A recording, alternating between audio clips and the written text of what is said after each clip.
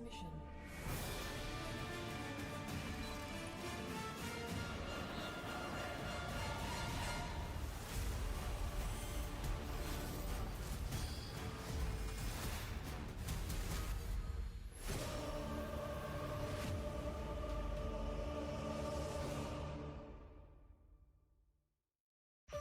GSL Season 1.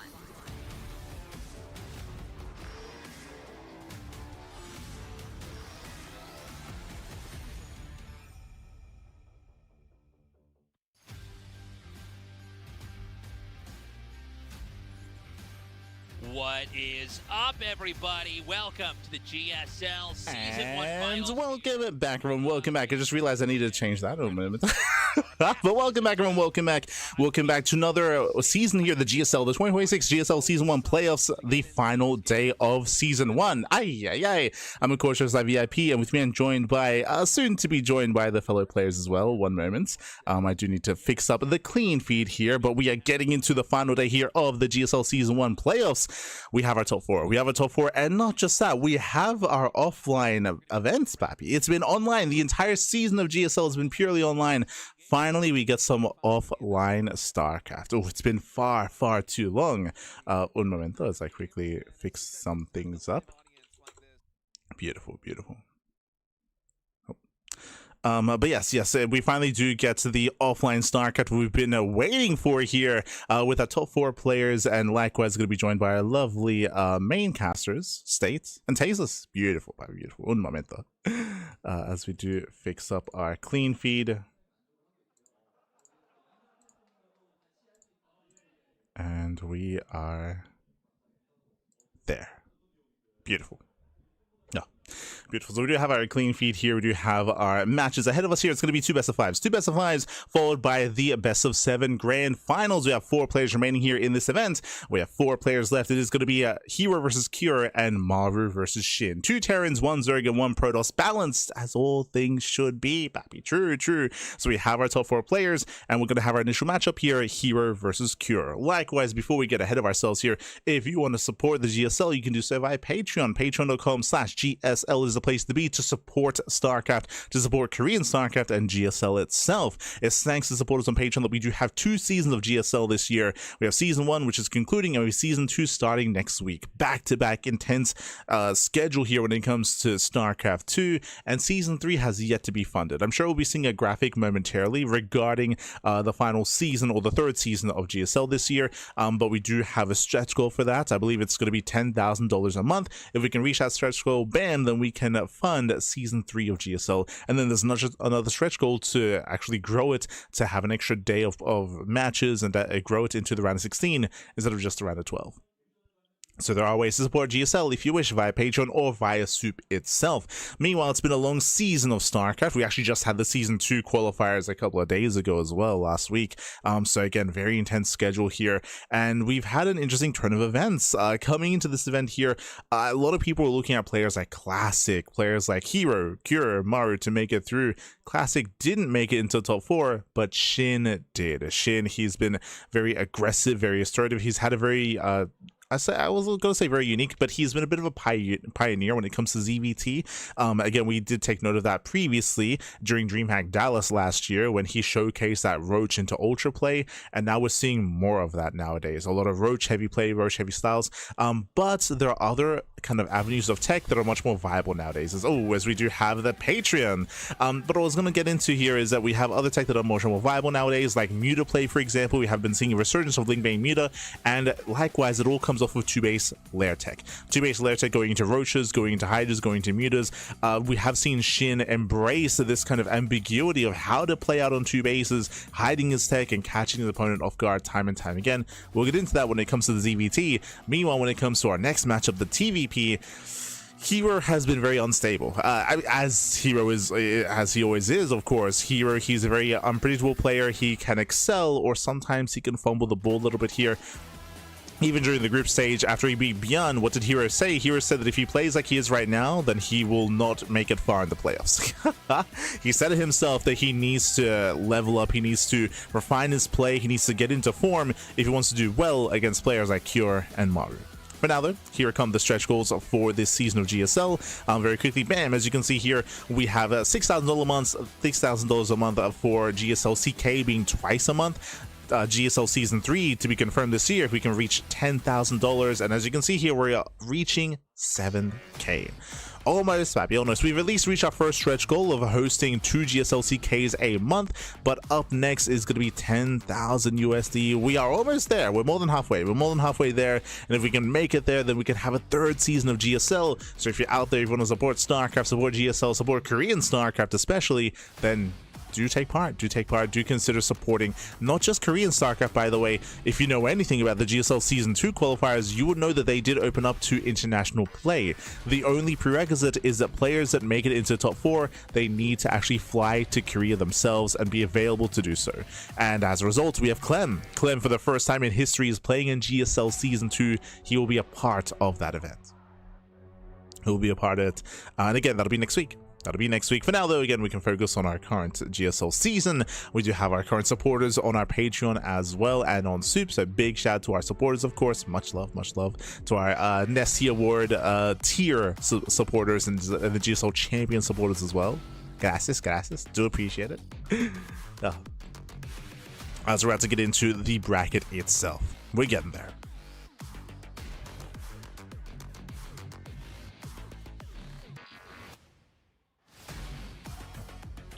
Bienvenidos, así ahí están en el chat. Ahí están. Bienvenidos. Evil as well. And our top fan. Oh, yes, here we go. Here we can see the trajectory of our group so far. One moment as I clear it up a little bit. There we go. We had our initial Group A and Group B round of 8. Kira and Maru made it through Group A over Rogue and Classic. That was a very stacked group, the group of death, if you will. Group B also took place with SHIN, Xian, herO, and herO, and both herO and SHIN did advance on as well. Personally, I was leaning towards herO and herO, but it was SHIN who popped off, and at least we have one Zerg player in the semis. We'll be able to have one in the finals. Yet to be determined, of course. As we have our 2 series, as you can see here, with our semifinals, bearing in mind that the grand finals will also take place tonight. They'll also take place. They'll also be here as that best of 7. Bam. As you can see, we have our matchups. Our initial Kira versus herO into SHIN versus Maru into said grand finals. I'm curious if we have any. I mean, I would imagine we're going to have some interviews ahead of time as well, showcasing players on the stage. Again, the crowd shots as well. I did notice the Korean casters. I also noticed, I believe there's no caster park, which is a bit of a feels bad, man. I think I did get a glimpse of the Korean casting setup. And yeah, I did not notice caster park there, so that's a bit of a feels bad, man. I didn't quite notice the others, but here we go. We do have our top 2 players here. We do have herO and Kira on stage. Oh, Sola's on the casting couch. Oh my god. Okay. Hi, Kira. Hi. All right, round of Is that applause, Rogue? please. They got Rogue and Solar on the casting couch. You're the only one started from the round of 12. No, wait, no, is that Ryung? And Sorry, now my you're here. apologies. He's not looking at the camera. So, how was the process has been? It's Ryung So, draft. has this it solidified you? Well, coming out here, I actually got the time to look back myself, and I did a lot of ladder games, but also I did a lot of custom games. So I tried to make a lot of counter. But yeah. So I think that kind of worked. Yeah, there's a lot of stories here. And finally, while your opponent got to be herO, how do you feel? Well, herO got him a lot of times. herO got me a lot of times in the big games. It stressed me a lot. So I really want to win this time. Well, you're kind of trying to be acting weak here. Well, so I'm trying to ask herO here. What do you think? Well, I mean, me myself also has a lot of track record of losing to Kira, so I think he's kind of backing out. How about you, Ryung? Any questions? Well, you said you have a lot of custom games here, practice. So, did you have any thoughts on Kira here? Well, personally, I didn't really feel good on playing custom games myself, so I just played a lot of ladder games. And I played a lot of custom games with Ryung, actually, so yeah, I think I can win. Yeah.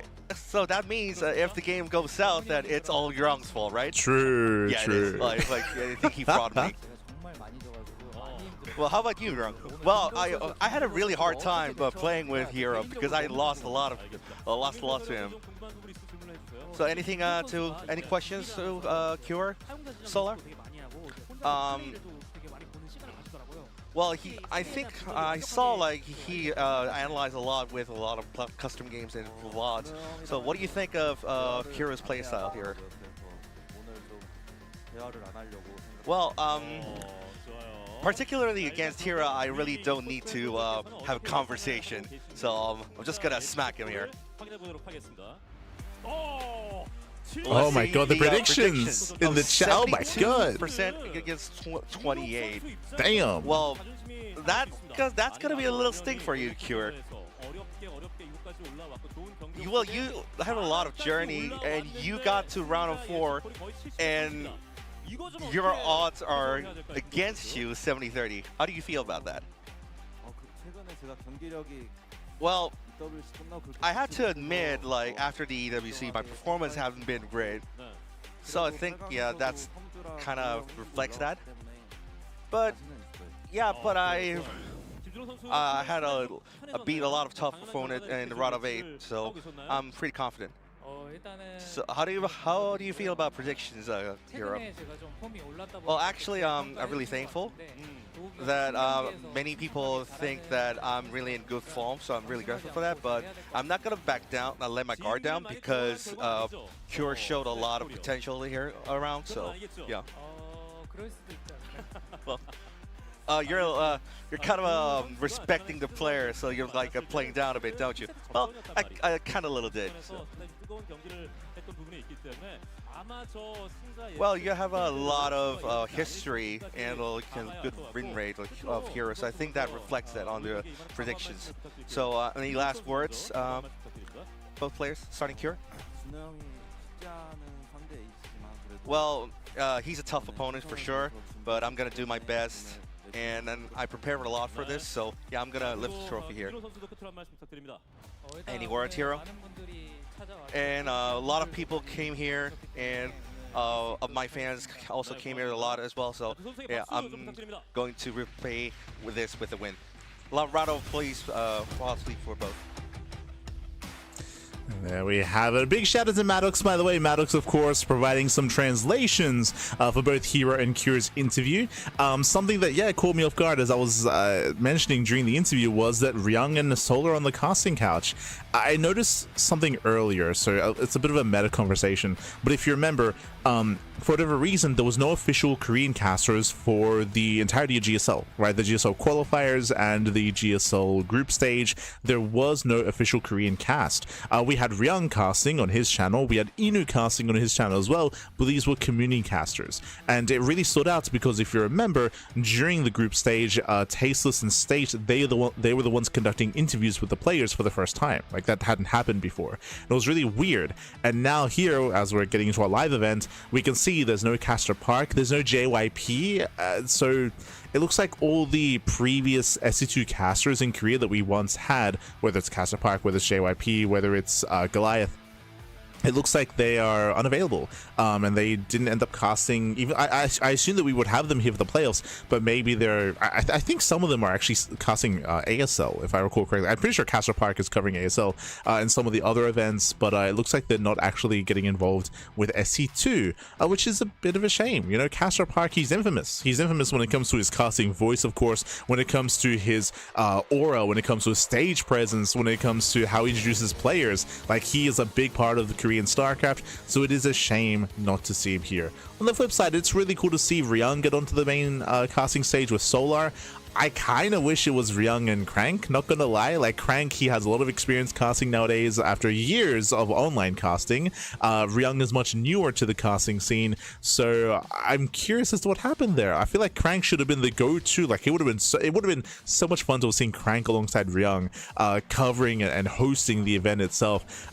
So I think it's a bit of a shame. Maybe Crank wasn't available, so they went for Ryung instead and Solar. I can't really say for certain, but it is a missed opportunity not to have Crank. I'll be honest. Feels bad, man. Feels a little bit bad, man.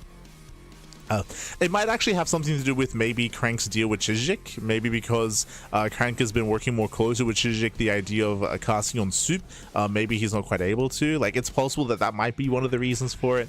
That could be a reason, because Soup and Chijik are competing platforms, and Crank has been working a lot with Chijik, so that might actually be some like streaming service politics that's coming into play there.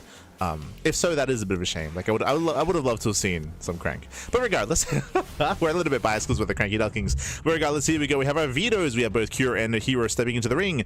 Game 1 is going to be on the Old Republic, followed by White Rabbits at 10,000 feet, Ruby Rock, and Tourmaline. We have our best of 5. When it comes to our vetoes, Cure gets rid of Title Citadel and Winter Madness. Okay, 2 of the larger maps. Meanwhile, oh wait, what? The vetoes that make sense, as both vetoed the same thing.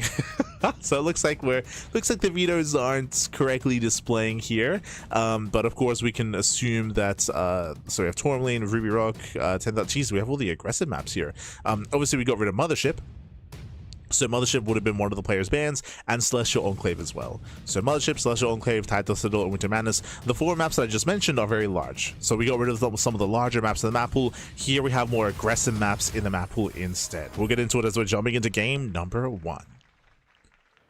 And spawning in the top right-hand corner of the Old Republic, we have the South Korean Terran player. We have the blue Terran for Team Liquid. It is Cure.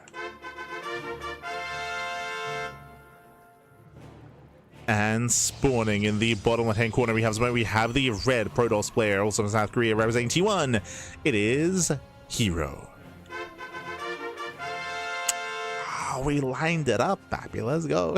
But here we go. We're jumping into our fresh best of 5. We're loading into Old Republic. Now, the Old Republic, it's not a small map. I should emphasize that. It's a relatively large map of the map pool. Decent rush distance by ground as well. Looks like the head-to-head record here is in favor of herO, heavily when it comes to online and slightly when it comes to offline. So Cure, he can definitely hold his own. But when it comes to the map itself, again, not the largest map of the map pool, but also not the smallest. Has a decent rush distance by ground. So you have time to move across the map. But what is most impactful about this map is how open the 4th and 3rd are. Because of that, a lot of mid-game aggression is favored. Let's go. We got some herO fans in the chat. We are GSL. True. Oh, was that Trigger? Did you see that? Trigger was in the background. He was there. He's in the crowd. It's the Trigger. Let's go. Trigger spotted. We'll try to keep an eye out for other people that we recognize, that we know in the crowd. I know that Kronos, he's also in the crowd as well. If you're in our Discord server, Kronos is also providing us some photos from the crowd of the stage. So big shout out to Kronos for, of course, being a part of the event as well. What we were getting at is that this map does favor aggression in the mid game. Specifically, 3-base play pushes towards the 3rd, pushes towards the 4th base. Can be very, very difficult to defend, and it is quite easy or easier to contain a player as a result of that, and they can have a really hard time gaining bases and gaining momentum if the other player has map control. This is often impactful in PvT. When the Protoss player gains momentum, they can contain their opponents, they can mass expand and get out of hand. That's very, very common in mid to late game PvT. Of course, Cure is aware of that, so we should be seeing more aggression out of Cure to get a lead early on, to get damage done early on, and to make sure that herO does not get out of hand. Let's go. For now, though, we're going to be opening up. It is going to be Rax Expand, Economic Start out of Cure, going for a Marauder follow-up here into Concussive Shell. So the goal here for Cure is he did go for an Economic Start, and herO scouted the Economic Opener. herO should be moving out with the Adept, and the goal for Cure is to catch this Adept with a Marauder, is to try to punish the punish. Like, herO wants to punish Cure, Cure wants to punish herO's punishment of Cure. That should be the goal here. So we're going to be hiding that first Marauder. This can lead into 3cc 3-racks or 3-racks follow-ups into heavy stim timings, but as we can see, that is a factory after the racks, not a second racks. So it is going to be a factory follow-up. We have a eBay behind the mineral line as well for our upgrades. We're building up into the mid-game, and oh, that is the creator. Is that you? That's a Robo Opener, not a Twilight Council. Okay, interesting build here by herO. So going for an early robo like this, and we have a gateway explosion behind this as well, we can go into a warp prism into early game aggression, but more often than not, robo opener means Colossus, right? It means fast Bay and fast Colossus is going to be available, but that is an early immortal already out of herO. And what's really interesting about this early immortal is that he hasn't scattered anything. Like, normally there's no reason to make an immortal this early on unless you believe you're being all in, right? If herO believes that Cure is being hyper aggressive and pushing across the map, then early immortals are amazing defensively. But because this is coming by unprompted, then it feels like herO is going to go immortal into prism with 2 more gateways into hyper aggression early on. Yep, there it is. There's that prism as we mentioned. So the early immortal screamed aggression, then we have the prism on the way, so it looks like herO, he does want to commit with 3 gates pressure. And what's scary is we do catch a stalker, very nice catch here by Cure, by the way, the power of the early marauders. But behind this, again, herO, he's going into something hyper aggressive, and Cure has not seen this. Cure doesn't know what's coming. Cure, he caught a stalker, but he has very limited vision across the map. The Reaper pokes in, the Reaper scout is denied. So nice move there by herO. He denies the Reaper scouts. We have a safety bunker on the low ground here for Cure. He is massing up Marines behind this. Cure, he does have a safety Cyclone. The Cyclone is going to be a big part of the defense. We'll see if we can get a lock-on on the Immortal or even a lock-on on the War Prism. As here comes herO. herO moves in, catching up the first Marauder. Very nice. Marauder is almost going down. Yeah, boys are being pulled. The tank is in position, and we catch both Marauders. Yeah, both Marauders are caught. There is a tank in position, but hey, the Immortal is a tank buster. So the Immortal can try to poke in. We see the Cyclone in position in the main.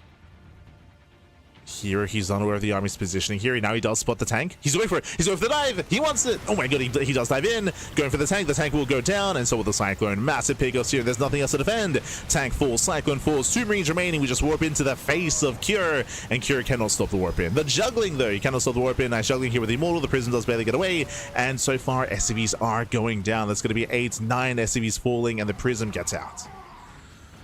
Whew. Prism does get out. The bunker is going to be killed. The War Prism does recall back home. Now back across the map, something that we didn't see as we were distracted. It looks like that might have been the Reaper. Yeah, when I say might have, looks like it was. It was the Reaper. 6 probe kills. If it wasn't for this damage, by the way, then herO would be miles ahead. herO would be miles ahead here, and he is still ahead. But at least that one Reaper that could got 6 probe kills, right? So with that Cure, he has some kind of semblance of a way back into this game. At least herO isn't too far ahead, but herO is still ahead, right? herO, he still killed the tank, killed the Cyclone, killed SCVs, and herO still has map control, and herO's not stopping. Now he has to be careful here. Now we have 2 tanks. 2 tanks have arrived, and herO, he wants to dive in. He's tempted for damage here, and herO has to be careful not to overextend. If he does, then he may prompt a counterattack. So Stim is on the way. Cure, he's turtling up. Once again, shout out to that one Reaper across the map that was able to deal some devastating damage. And charge is halfway done. Charge is on the way. Here we go. herO dropping into the main. Running into Marines. Oh, the Prism gets low. Yeah, War Prism gets low, but herO does pull back off. He does back off. Backs off. Charge is finishing. herO, he wants that tank. That tank on the low ground. Is there a bunker? Remember, the bunker was killed earlier. I don't think the bunker is replaced. Yeah, no bunker. No bunker in sight. herO moves in with the Observer. He's looking for his next targets. And again, that low ground is tempting. But there's a missile turret, right? The turrets will deflect the Prism. We can maybe drop Immortals on top of the tank on the high ground. Does he go for the high ground tank? He's going for it. Does dive in. Marines. So Marines in position. The tank is going to be focused down. Nice pickup. Tank falls. Now there's 1 tank left. Nice boy pull. The boys are pulled. We still warp in more Zealots. Behind this, remember, here he's on 3-base saturation. And there's only 1 tank remaining. He has to kill the turrets. Turret goes down. Brings down the time. Marines, they stim in, and Marines, they will punish. Cure's holding. Whew, Cure's holding on. He's got 1-1 Marines and combat shields. The Immortals, they should get away. Yeah, the Immortals, they back off. Stalkers, they not quite able to blink because there is no blink available. And Cure defends. Cure, he defends. He's moving out across the map. Oh my god, we're playing with fire. The Prism! Oh no! The Prism goes down! The herO, he got too excited. Far too excited. Now Cure's all in. Cure is all in. Remember, he has... Oh, actually, he throws down a 3rd CC. So Cure, he's expanding behind this. He is going for a big counterattack. He has potential. There's no shield battery back at home. Yeah, there's no battery. And again, herO got too greedy. He could have escaped, but he dropped back in again. He wanted to get as much value as he could. You go punished. Kira's coming. He's rallying across the map. Kira is rallying. herO trying to engage ahead of time. Does spot the army. Ooh, collapsing on the Marines. Doesn't get too many though. herO he once again pulls away. We have another warp into Zealots, and herO holds. Okay, very tense game. Very, very tense here. herO he does hold on. He does throw down his 4th base. At the same time, Kira's getting his 3rd. And as the dust settles, where exactly are we? So herO still has a superior economy. That is true. He's still up on 3 bases. But he lost a Prism. He lost 2 Immortals. Remember, 2 Immortals went down when he got caught in the center of the map. He lost some very expensive units. And it does take time. It takes time to rebuild, to replenish that. So herO needs time to recover. At the same time, a very ambitious move here. But it has a lot of risk. It has a lot of reward tied to it as well. That is the Zealot run by. This tells me that herO has less to defend, but the pylon does spot the army. Ooh, herO he spots the army on the right hand side. He knows that Kira is out of position, and here comes the mass Zealot counterattack. Now this does mean that this Colossus is exposed, right? The Colossus is more vulnerable. There's very little to support the Colossi, but here comes the mass Zealot run by, and he's pushing into the bases. Yeah, he does push in, getting into the mineral line. Zealots peel off in towards the main. Massive Widow Mine shots. Yeah, very nice connections. Marauder does hold the line, and Kira, can he break the Colossus? He's stimming in, and again, as we mentioned before, there are less Zealots here to defend, less gateway units. The Immortal gets focused down. No battery in position either. No shield battery, and he gets a Colossus. Oh my god. Colossus goes down, and Kira has done it. Kira, he has broken the 3rd base. As we mentioned, the move that herO just went for, high risk, high reward. Yes, he was able to get some SCV kills, but it also means that he is exposed back at home. The parents were down, the Colossus goes down, and so does the entire mineral line. And Kira is looking to start things off with a win, with a lead, as even more probes go down. Oh my god. 14 probe kills. 14 probes. You can see on the minimap as well, Kira's rallying. Kira, he's rallying across the map. He knows that he is so close to breaking herO here and now. herO, he has almost nothing remaining. He's got a Colossus. He's got a handful of gateway units. There's still no battery. There's gonna be 1 sentry with potentially a force field. Decent spread here by Kira. Very nice spread. Yeah, reducing splash damage. It looks like with the help of 2 Colossus, can we hold on? But there's still more Marauders. Yeah, so many Marauders. They're built to tank. They can take some Colossus swipes to the face. They're fine. He can just keep stimming. Yeah, he can just stim on in. Spending DPS on the Nexus. Bear that in mind. Nexus does take a lot of hits, a lot of damage. We're Kai back there. We go. Del snipe one of the Colossus. Gets 1. Yeah, gets a Colossus. Almost gets the other as well. Now, if only Kira was aware of the 4th base. Fun fact, if Kira knew the 4th base was where it was, on the top side, on the left-hand side of the map, then it would be broken immediately. Would be brought down. Colossus falls to the Vikings. Nice pickup. I mean, even not knowing about the 4th base, he's still breaking the main army. Like, he's still pushing into the 3rd. It's still happening. Zealots are buying some time, but nice kiting here by Kira. He trades very efficiently. And you can see the movement on the minimap. It looks like he's checking for the 4th. Yeah, he's finally checking. And again, there's no saving it. Here he rotates over. Does spot the expansion. There are 0 Colossus. Here is in position. He's made it. He rotates over in time. Kira still has momentum. Oh, herO collapsing in. Ooh, very nice force field. He looks down. Oh, the pickup though. Very nice pickup. Kira pulls away, preserves his Marauders. Nice control by Kira. Colossus rallying across the map. Hopefully not rallying into the main army. Hopefully. And I'm impressed that herO was able to hold on to his 4th base. Like, he's treading water and herO has not stabilized yet, but he's holding on. He's surviving. And herO needs more time. Again, herO just now starts +3. He's working on Blink. He's getting a 2nd Colossus. He still needs more time to stabilize and to branch out into more splash damage. Again, the fact that we have the 4th base up and running is keeping herO in this game. If Kira was aware of it earlier, then it would have been broken. And you can see here, Kira peeling off a double drop. Moving towards the 4th base. Sorry, single drop, I should say. Does him in. Yeah, Sims into the mineral line. Probe's going to be going down. Massive damage. There's the recall back home. And this is what we mentioned, this is what we mean when we say that herO has yet to stabilize, is that herO doesn't have the supply to defend, to attack, to be in multiple locations at once. Like, he's very limited with what he has. Here you have a Zealot run by, Cure is in position, he does deflect. And that's going to be 11 probe kills. Oof. Medevac goes down, but it was well worth it.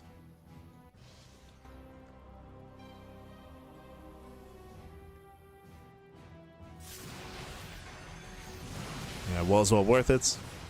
Cure moves in, sets up his liberation zones. He's got his freedom. The freedom is here. The fourth base is broken. Yeah, you can see here evacuate. He knows he cannot save it. You can see here going for the base raid instead, going for the counterattack. It's the only chance he has, right? Like, here cannot fight the main army, so he's going to try to cause some chaos. Cure does notice. He turns back around. And Cure's giving chase. And damage is being done. Does get into the mineral line. Jesus. Okay, that's a lot of liberation zones. Cure, he doesn't turn around with everything, which means he's sniping the third. He'll snipe the expansion. Zealous, they do camp the production. So we're getting messy. We're getting messy here, but Cure snipes the third. Now he's going towards the new fourth base. Oh my god, 24 CV kills. That's a lot of SCVs going down, but he does find another expansion. Another Nexus. Doesn't kill the probes, bear that in mind. It doesn't get too much worker damage, but does kill bases. The fourth, the third, and the fifth. herO taking top left. Hiding his ninja expansion. Again, herO getting desperate. But what I will say is that because hero's retained his probes, if he can get that base back up and running, he can have a superior economy. Meanwhile, Cure, he plummets in supply. That's mainly worker supply. Bear that in mind. When it comes to the main armies, Cure, he does have a more potent force. But when it comes to now the economies, I mean, herO potentially can recover faster. He's just long distance mining all over the place. You can see just workers all over the minimap trying to mine. So remember, the soup does lie, right? Like, in a head-on fight, Cure does have the greater army. He does find the ninja expansion. At the same time, herO, he has to be careful. Cure claiming a fourth.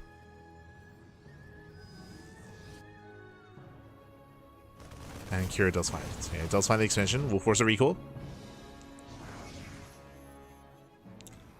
Does recall top left. Recall is now on cooldown. Bear that in mind. There are, what, 4 disruptors. Now, herO does have a chance in the main fight, and that is going to be these Purification Novas. If he can land with those Novas, he can recover, he can take a fight, but he needs them to connect. Once again, I mean, for the past almost 10 minutes now, hero's been behind. And Cure, he'll take the better fight if he's in position. Liberators are repositioning. Oh, Novas go off. Catch out some Marines. Couple of SCVs as well. Jesus. Not bad. Catch a couple of workers. herO rotating towards the low ground. Liberation zones are set up. Oh my god. Vikings, they blew back the Colossus. Bullies him back. Cure dropping once again. Remember, this time there's no recall. herO does try to rotate in. Does get into the mineral line. Does get a couple of SCVs.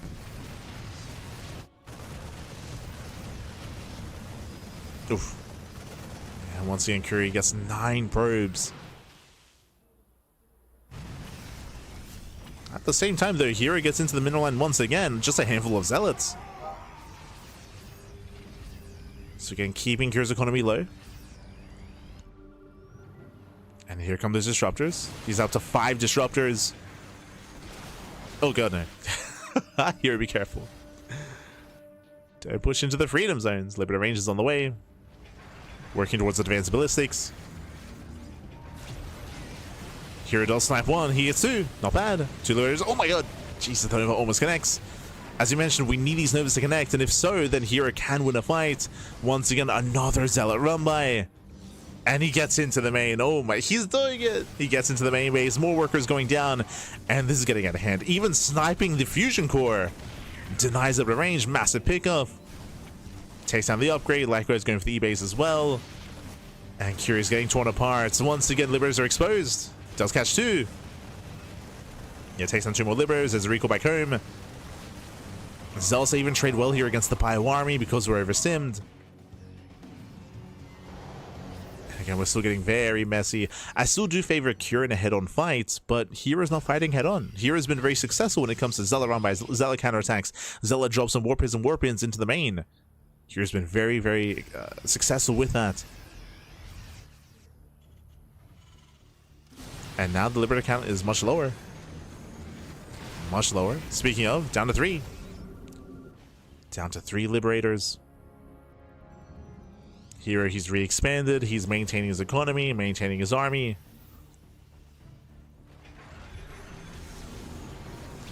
Of his zones.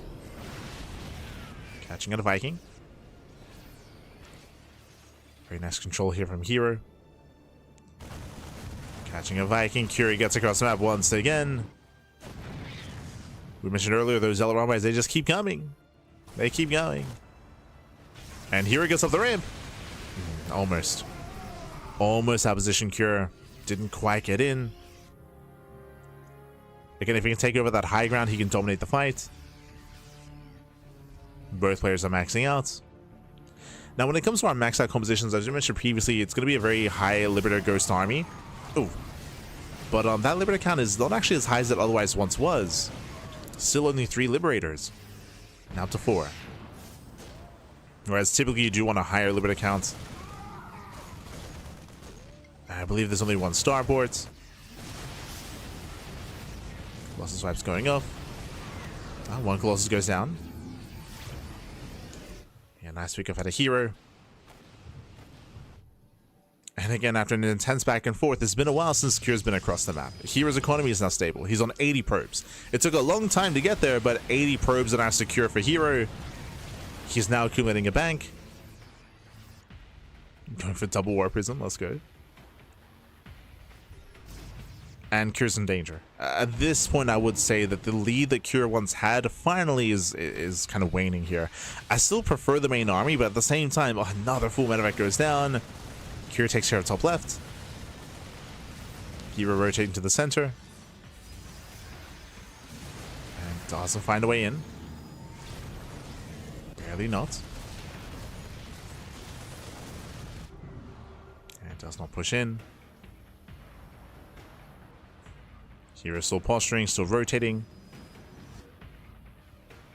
I'm loving the army movement here from herO. And we mentioned at the very beginning of this game how accessible the 3rd and 4th are, and that's what hero's been abusing, right? This location here threatening the 3rd and the 4th expansion.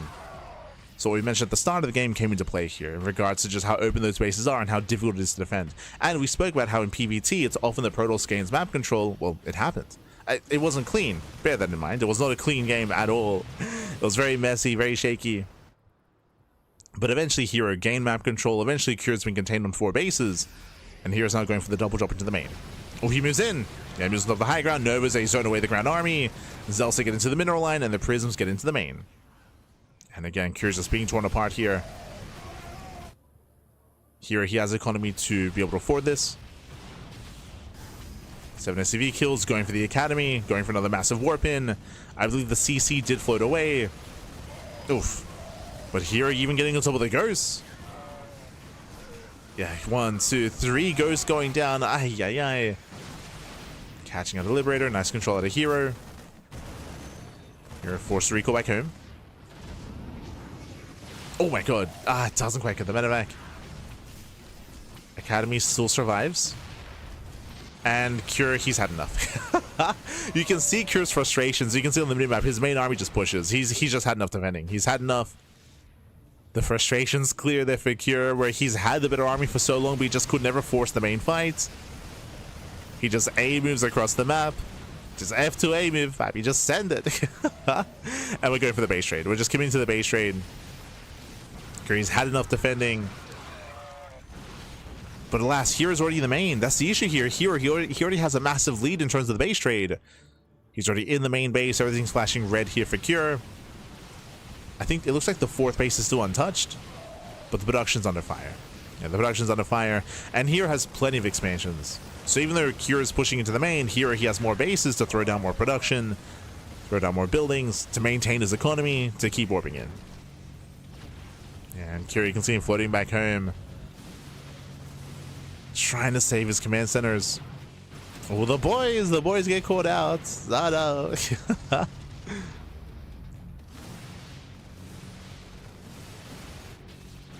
Yeah, SCVs do fall. CCs are being hunted down. herO, he's coming back home. He wants to go for the main fight. At this point, he has the advantage.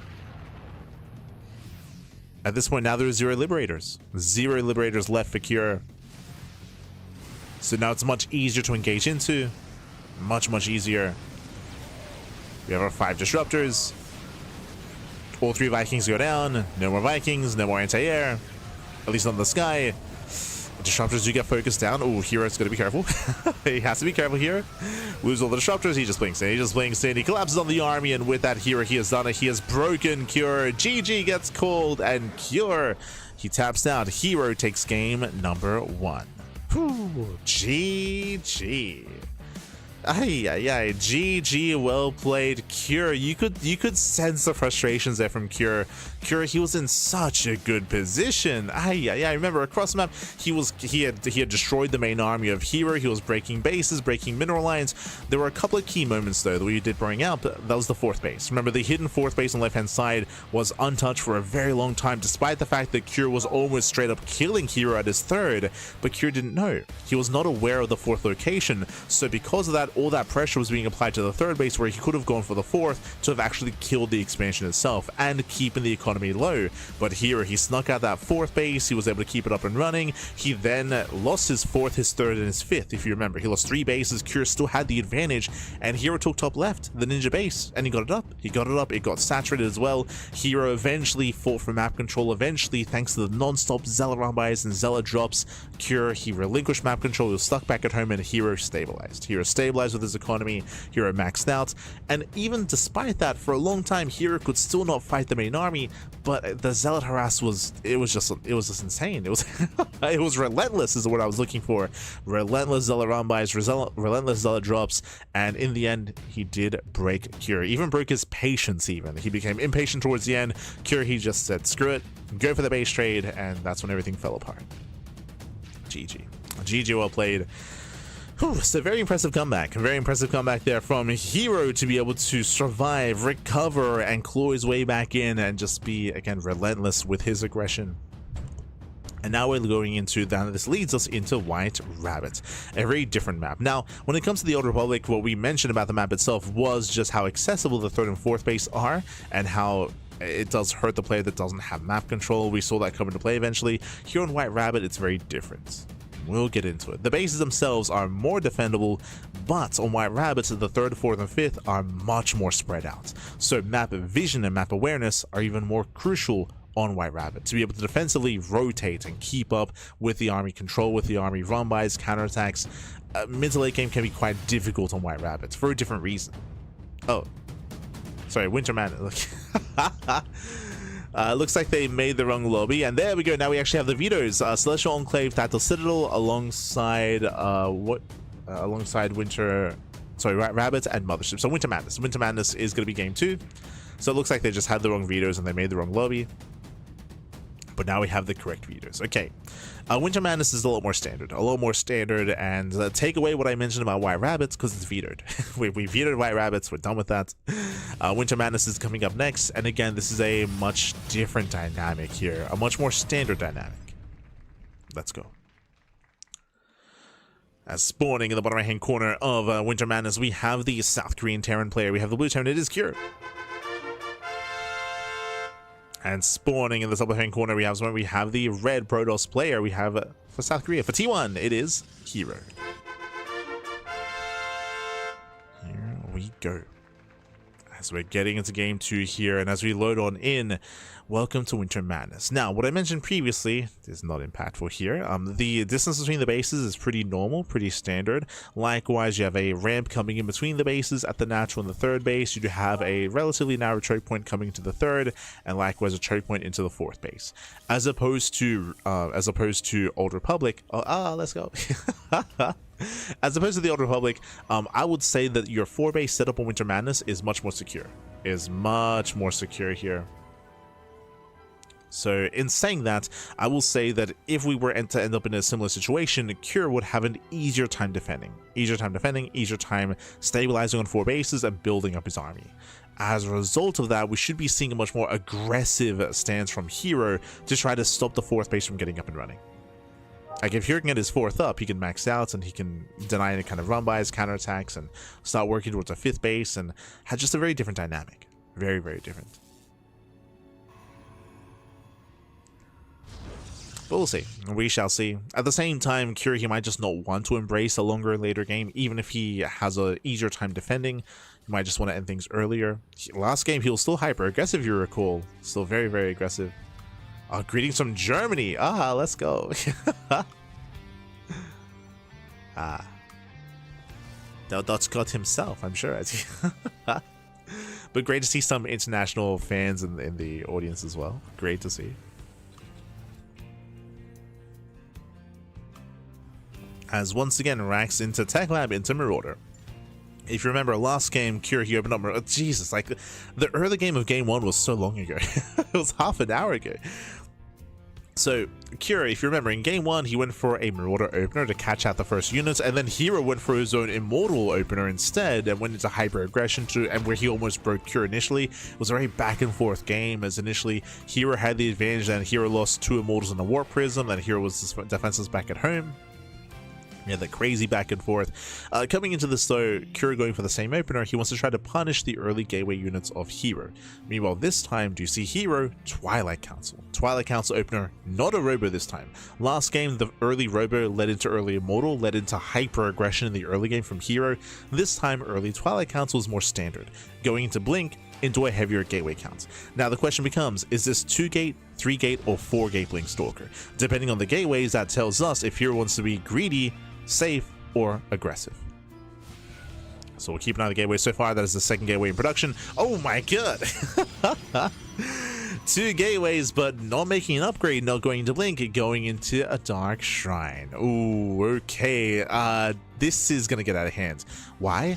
Cure is going for a proxy starport. What does that mean? That means he's going for a medevac drop. He's going for initially drop play into the bases. That also means that there won't be a Raven. So Raven play will not be an option for Cure, so that takes away some potential detection. Obviously he can scan, but now there's not going to be a Raven. Oh boy. So here we go. So typically when we go with proxy starport, it's for a Hellion drop, so there's no Hellion drop. Is this for proxy Banshee? Yeah, I was curious where the Tech Lab was. Tech Lab was across the map. It is proxy Banshee. So it's going for proxy Banshees into the bases. Meanwhile, there won't be any defensive starport back at home. You can reactively try to make a Raven, but that's going to be ill-advised. It comes down to the scan.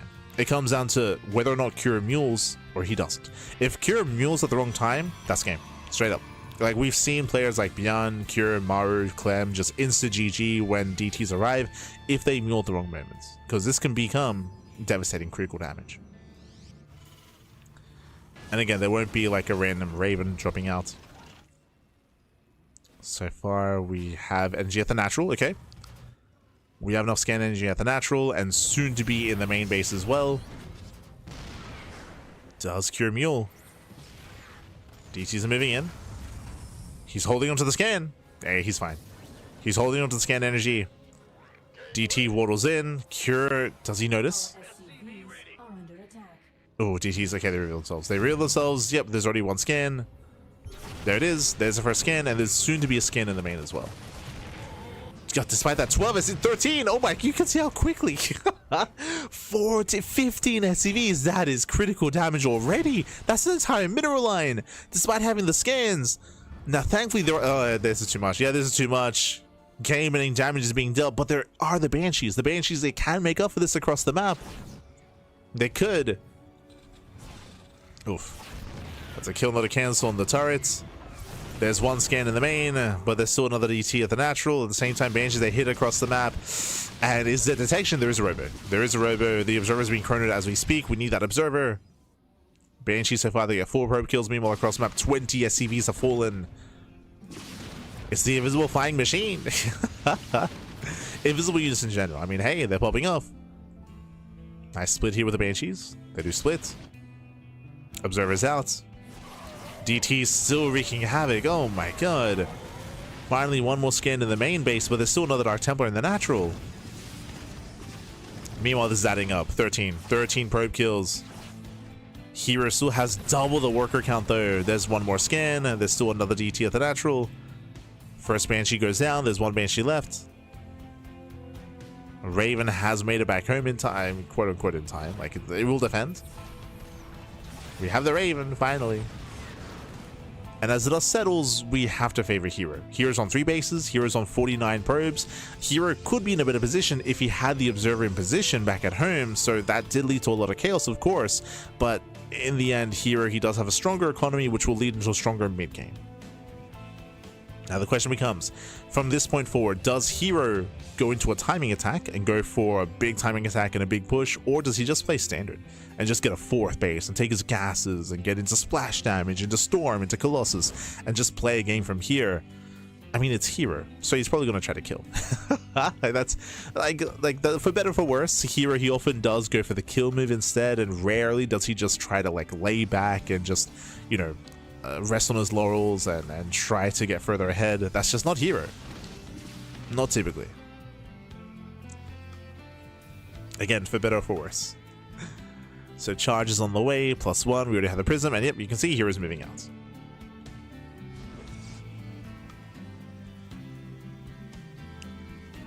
And again, herO doesn't need to. He doesn't need to. He can just chill and build up from here. But he's moving out across the map. He wants to go for the kill. He wants to end the game. Here come the warp-ins. Observer goes down. There are 2 tanks on low ground. Currently they're unsieged. Oh. Oh no, I think he was pulling the boys. He was about to pull the boys. Kira was about to go for his own all-in, and he runs into herO. And with that, SCVs are falling. A Cyclone goes down as well. There's 2 tanks left. Can he get on top of the tanks? It's close, but it looks like he shouldn't be able to. Yeah, Kira, he will deflect. But again, Kira heals mid-pull the boys. Kira was going for his own 2-base all-in because he had taken so much damage. I was talking about what herO should do, but again, Kira, because he sustained so many losses, Kira's all in. Kira's all in. Yep, more boys are being pulled from the main. They get pulled in from the main base, they get intercepted. herO confirms the all-in. He should be feeling good about this, and all he has to do is survive. Just survive back at home, warp in as much as he can. Warp in all the zealots. And he can even catch some of these tanks on siege. Yeah, he gets a free tank.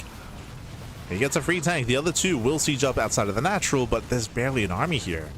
Defouls the Robo, that's nice and all, but decent positioning. The Immortal does move in. First tank goes down. There's 1 tank left. Down to 0. 0 tanks. GG gets called, and herO takes a 2-0 lead in the series. GG. GG, well played. A much more dominant game this time out of herO. Winding it back, if you remember, game 1 was more back and forth. Game 1, herO was the aggressor, and then herO overextended and herO got punished, and then Cure had map control and Cure was trying to end the game. Then eventually herO was able to stabilize, mass counterattacks. Like, game 1 was insane, was so close, so back and forth. Here in game 2, DTs did game-ending damage. Straight up, they did game-ending damage. Thankfully, the Banshees did make up for that a little bit, but the reality is there's a reason why Cure pulled the boys when he did, right? Because Cure was too far behind. He was too far behind. The only way to try to win the game from there was to just pull the boys and go for the all-in, but because herO was also being aggressive himself, then he ran into the all-in. herO ran into the all-in, was like, oh, okay, I'll just slow this down ahead of time, catch out the SCVs, catch out the Cyclone, weaken the all-in already, and by the time Cure got across the map, he didn't really have anything left. GG.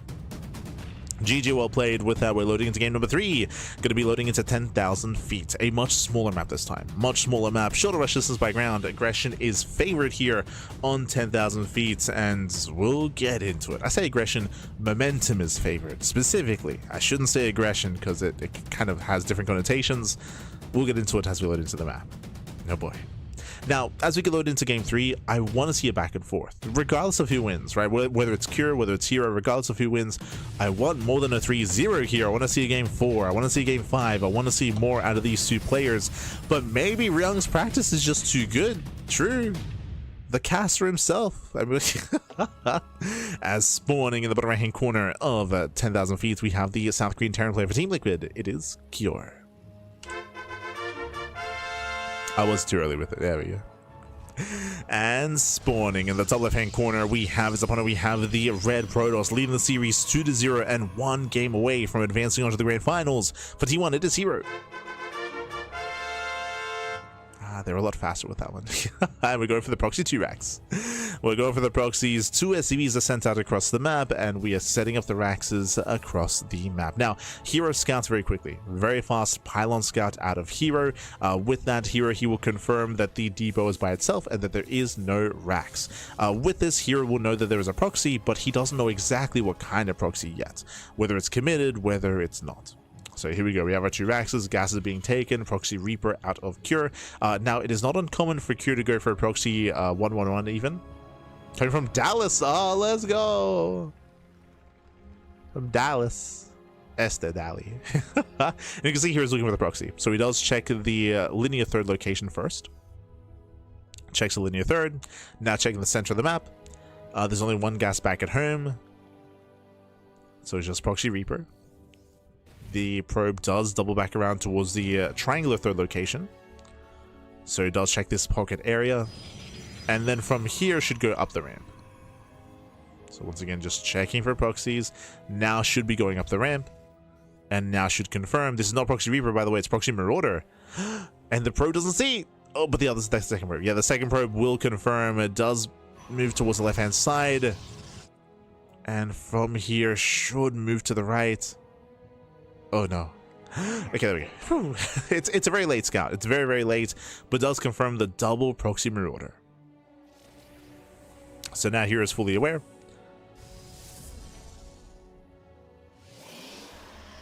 He did go Zealot first, but again, it was a late scout from herO.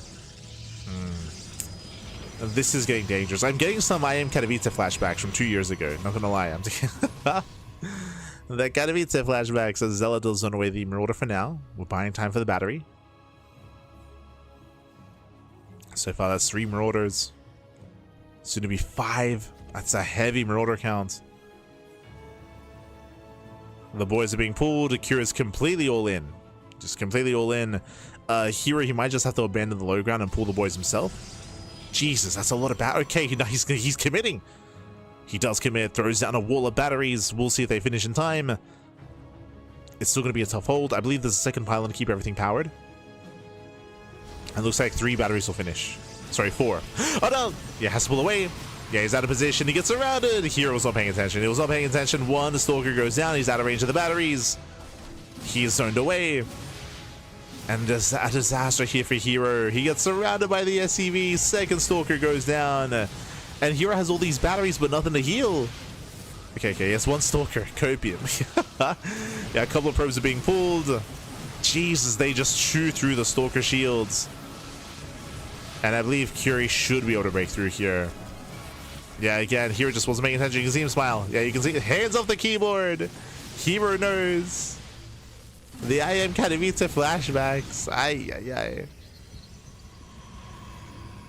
Yeah, herO, he has to fight without his batteries now. He can't force field the ramp. He looks in 5 Marauders. He gets 1. Jeez, but he's losing so many probes in the process. He gets 1 Marauder. Stalkers, they get tied up. Down to 8 probes. Down to 7. Oh, he doesn't get to the battery in time. Yeah, he doesn't get there in time. The batteries, they cannot help him. Cannot warp in either. GG. GG gets called. We have it back and forth. We're going to game number 4. Whew. GG, well played. For those who don't know what I'm referencing, by the way, back in 2024, so this was 2 years ago at this point, at I Am Katowice 2024, in the quarterfinals of the tournament, we had Cure versus herO, and it was Cure versus herO on, oh god, it was the Protoss looking map with the low ground 4th base, or I guess technically low ground 3rd. Was it Golden? No, it wasn't Golden Aura. Hold on, I gotta look it up.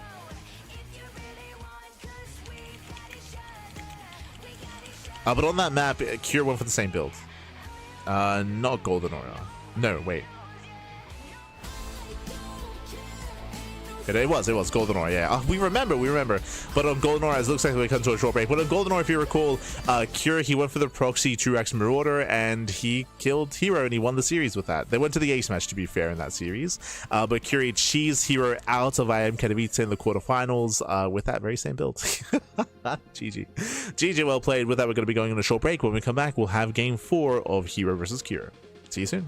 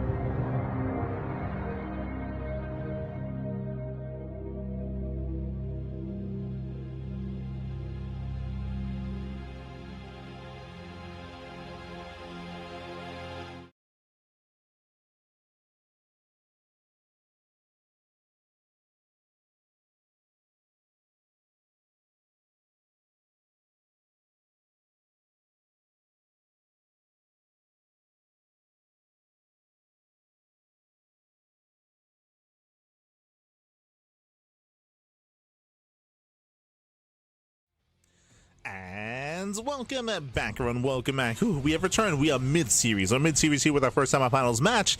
And honestly, the series has been looking a little bit more one-sided here, specifically game 2. Game 1 was more intense, more back and forth.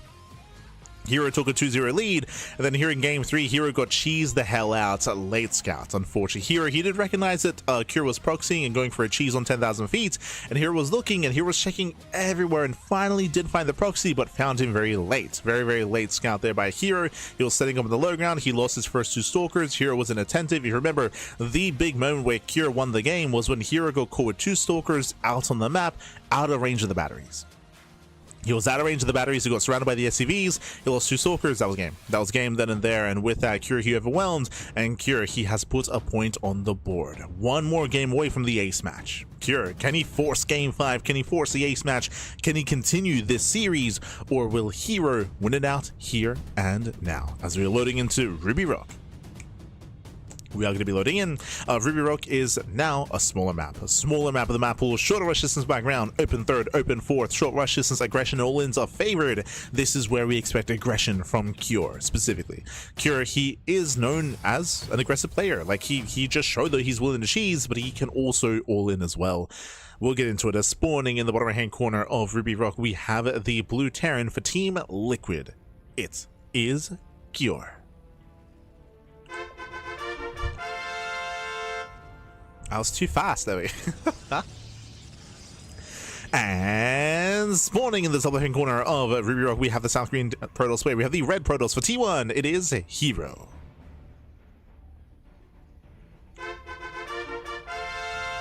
I sped through herO's one because usually the second player that they introduce is faster. Like, my apologies.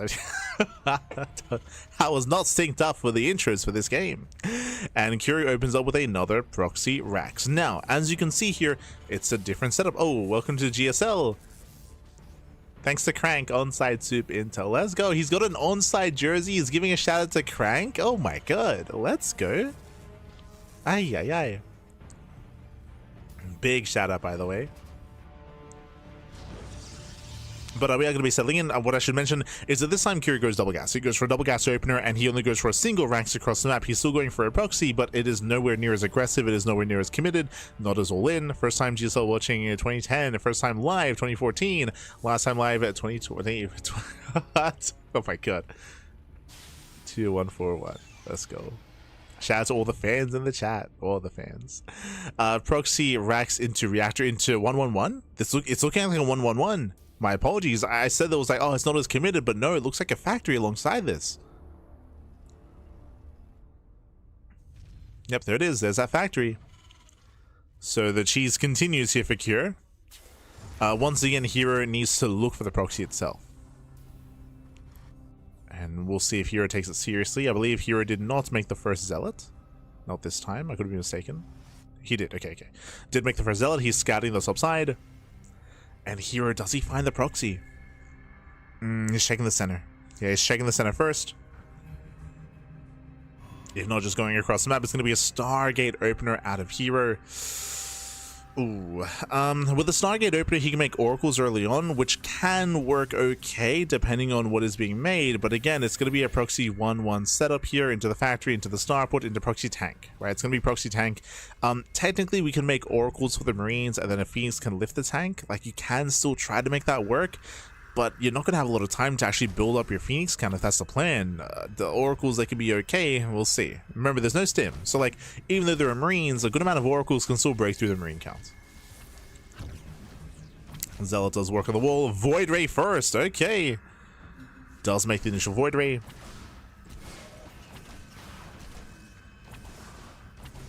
Tanks are underway. Boys are being pulled to repair.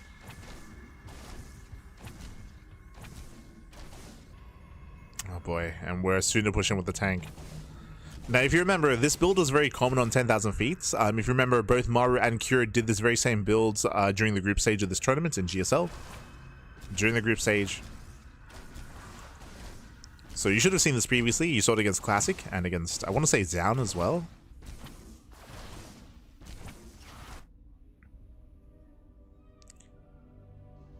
So herO should be aware of this build, or of its existence, I should say.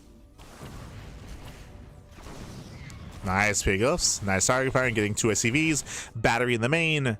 herO, he does not attempt to expand this time, so no low ground defense. Probes in position. He's on patrol. And here we go, dropping into the main. Yeah, it does drop in. Tank is revealed. Medevac is focused down. Very nice pickup. Takes down the Medevac, and there's no escape. Wow, there's no escape here. The Void Rays, they will clean this up completely. And the tank, there's only so much it can do to support. And there's no way out. There's no way out. Every Marine will fall. Massive pickups. And is this how it ends? The all-in is failing. The all-in is failing. Nice control. The Void Ray does pull back to the battery. The tank is exposed, limited anti-air. We mentioned this earlier when it came to the Oracle defense, but vanilla Marines without stim, I mean, they can't really hold their own against these air units. Again, 3 Marines left. Down to 2. We have more Marines reinforcing. And Cure, again, this all-in is falling on its face. We've seen this work previously, but again, against the Stargate opener like this, And against Blind Void Ray first as well, herO took it very seriously. GG gets called, the all-in fails, and herO will claim the series 3-1, advancing on to the grand finals. GG.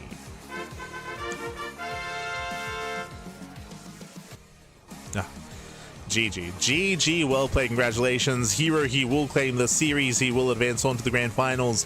My condolences to Cure as he's going to be knocked out. We saw a vast array of proxies and she's here, and I could have seen this series turning out very differently if game 1 had gone Cure's way. Remember, Cure was dominating in game 1. I say dominating, but like he was so close to killing herO. He was ahead, he was breaking through, was pushing across map.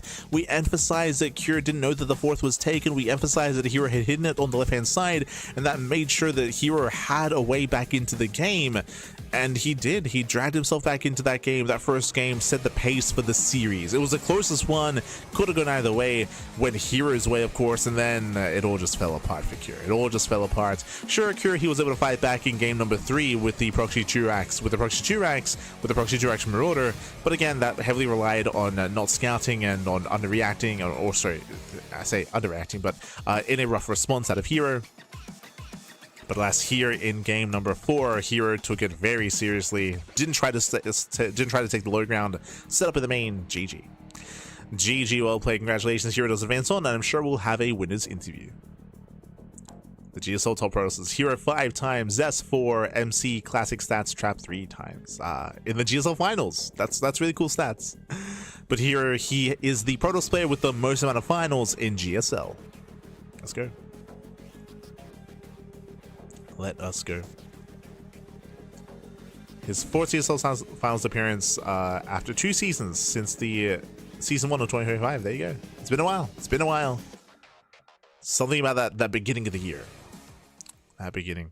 As again, we are getting our interview ready, I'm sure. Shout out to Maddox providing translations. Shout out to both Hazeless and State for being here on top of the casting couch as well. We can see Sola and Ryung in the background in their Team Salmon shirts. True. They're the Team Tuna.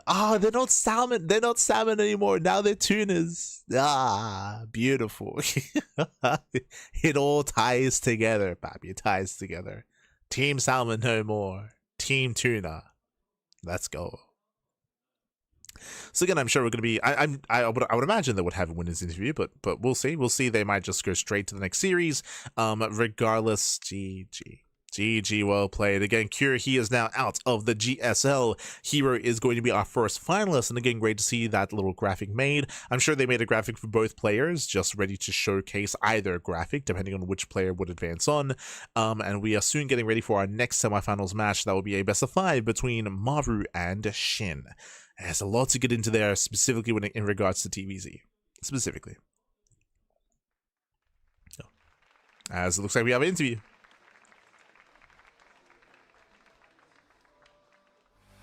No, never mind. Never mind. So we're going to be cutting to a short break. Shout out to the crowd, by the way. Let's go. Who do we see in there? I know I saw Trigger earlier. Yeah, cut into a break. Get some snacks, get some food, get some water, drain your disruptors, massage your marines, and we'll see you guys soon after the break with the next semifinals match. See you in 8 minutes time.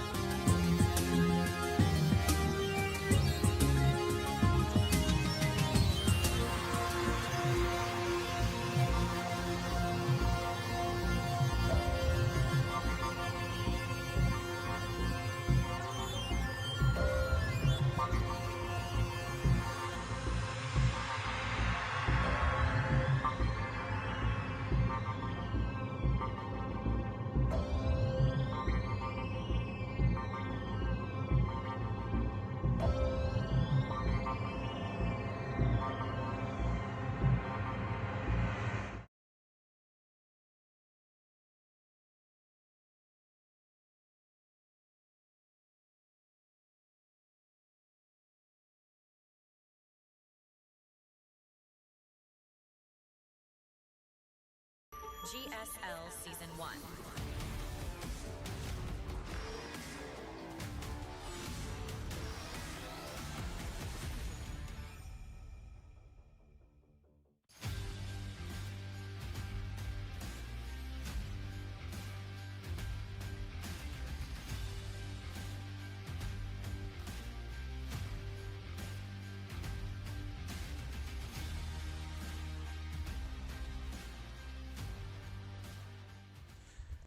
And welcome back, everyone. Welcome back. Do apologize. Apparently, it looks like the audio wasn't actually working for the for the intros earlier. So, thankfully, that has since been fixed, and we'll try to make sure that's fixed for future matches. But welcome back, everyone. Of course, to our 2026 GSL Season 1 playoffs. The final day here of GSL Season 1. We just wrapped up with the upper semifinals, and now we're going to be live with the lower semis. We just wrapped up with herO versus Cure in their TVP, and now we have our next matchup here. It's going to be a Terran versus Zerg matchup instead. Maru versus SHIN. Oh boy. Oh boy. Now, I imagine we're going to be seeing some interviews with the two players here on the stage. We did so for herO versus Cure, so we should be seeing it again here for both SHIN and for Maru as well. I'm curious to hear what Solar has to say and has to ask SHIN when it comes to the upcoming match here, but it's going to be a banger of a best of 5. Now, Maru is coming in as the heavy favorite. The top two players in Korea are herO and Maru. They are the top two players in Korea, and some of the best players in the world, of course. But SHIN has been popping off. He's been popping off as of late, and he has a unique style to TVZ that he's been showcasing more so than last year. Last year, of course, SHIN did pioneer his TVZ in regards to the Roach heavy style, Roach heavy opener in towards Infestors, in towards Ultras. But in recent months, we've been seeing a different style out of SHIN, going for a very heavy lair tech play, early lair into varying different openers. Likewise, proxy hatcheries as well. So basically, SHIN has been focusing and fixating on the early game, making himself very, very unpredictable and taking advantage of players that otherwise don't know what he's up to. He can go into 2-base Lair, 2-base Muta, 2-base Hydra, 2-base Roach, Roach all-ins, Roach safety play into the mid-game. He has a lot of variations to mix things up. For now, though, we have our interview. Hi. Hi, SHIN. You did really on qualifiers and on the round of 8 as well. So how do you feel about it? 근데 진짜 가뿐하게 올라오긴 했고요. 그래가지고 Yeah, it was kind of easy, you know. 그러니까 제 생각보다 Oh, right. 올라와서 Well, it was easier than I expected. So. Oh, it was easy. True. Yeah, it was easy indeed. But right next to you, the opponent right next to you is a mountain. Like, what do you think about it?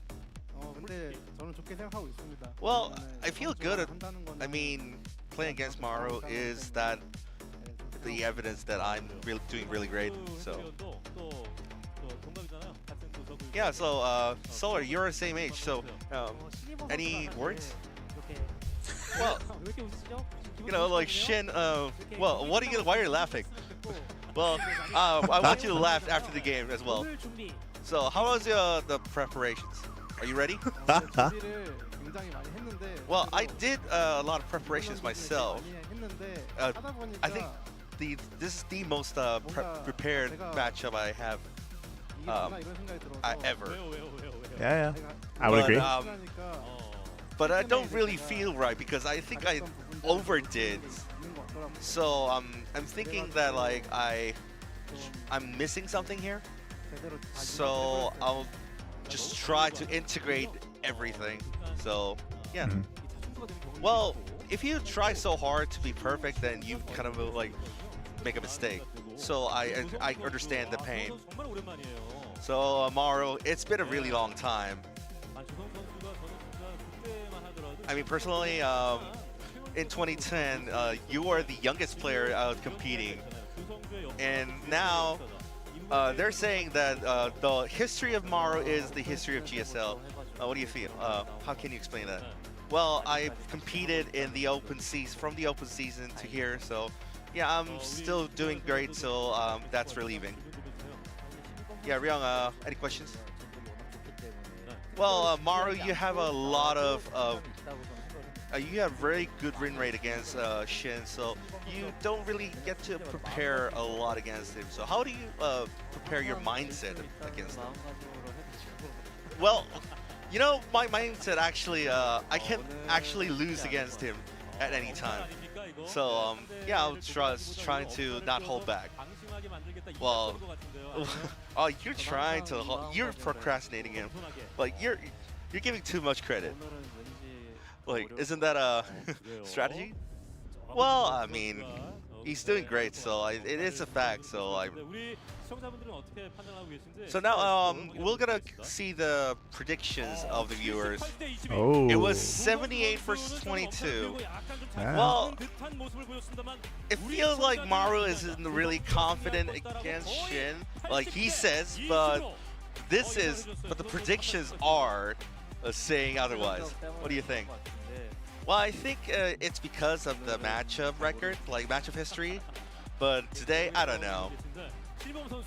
You're smiling.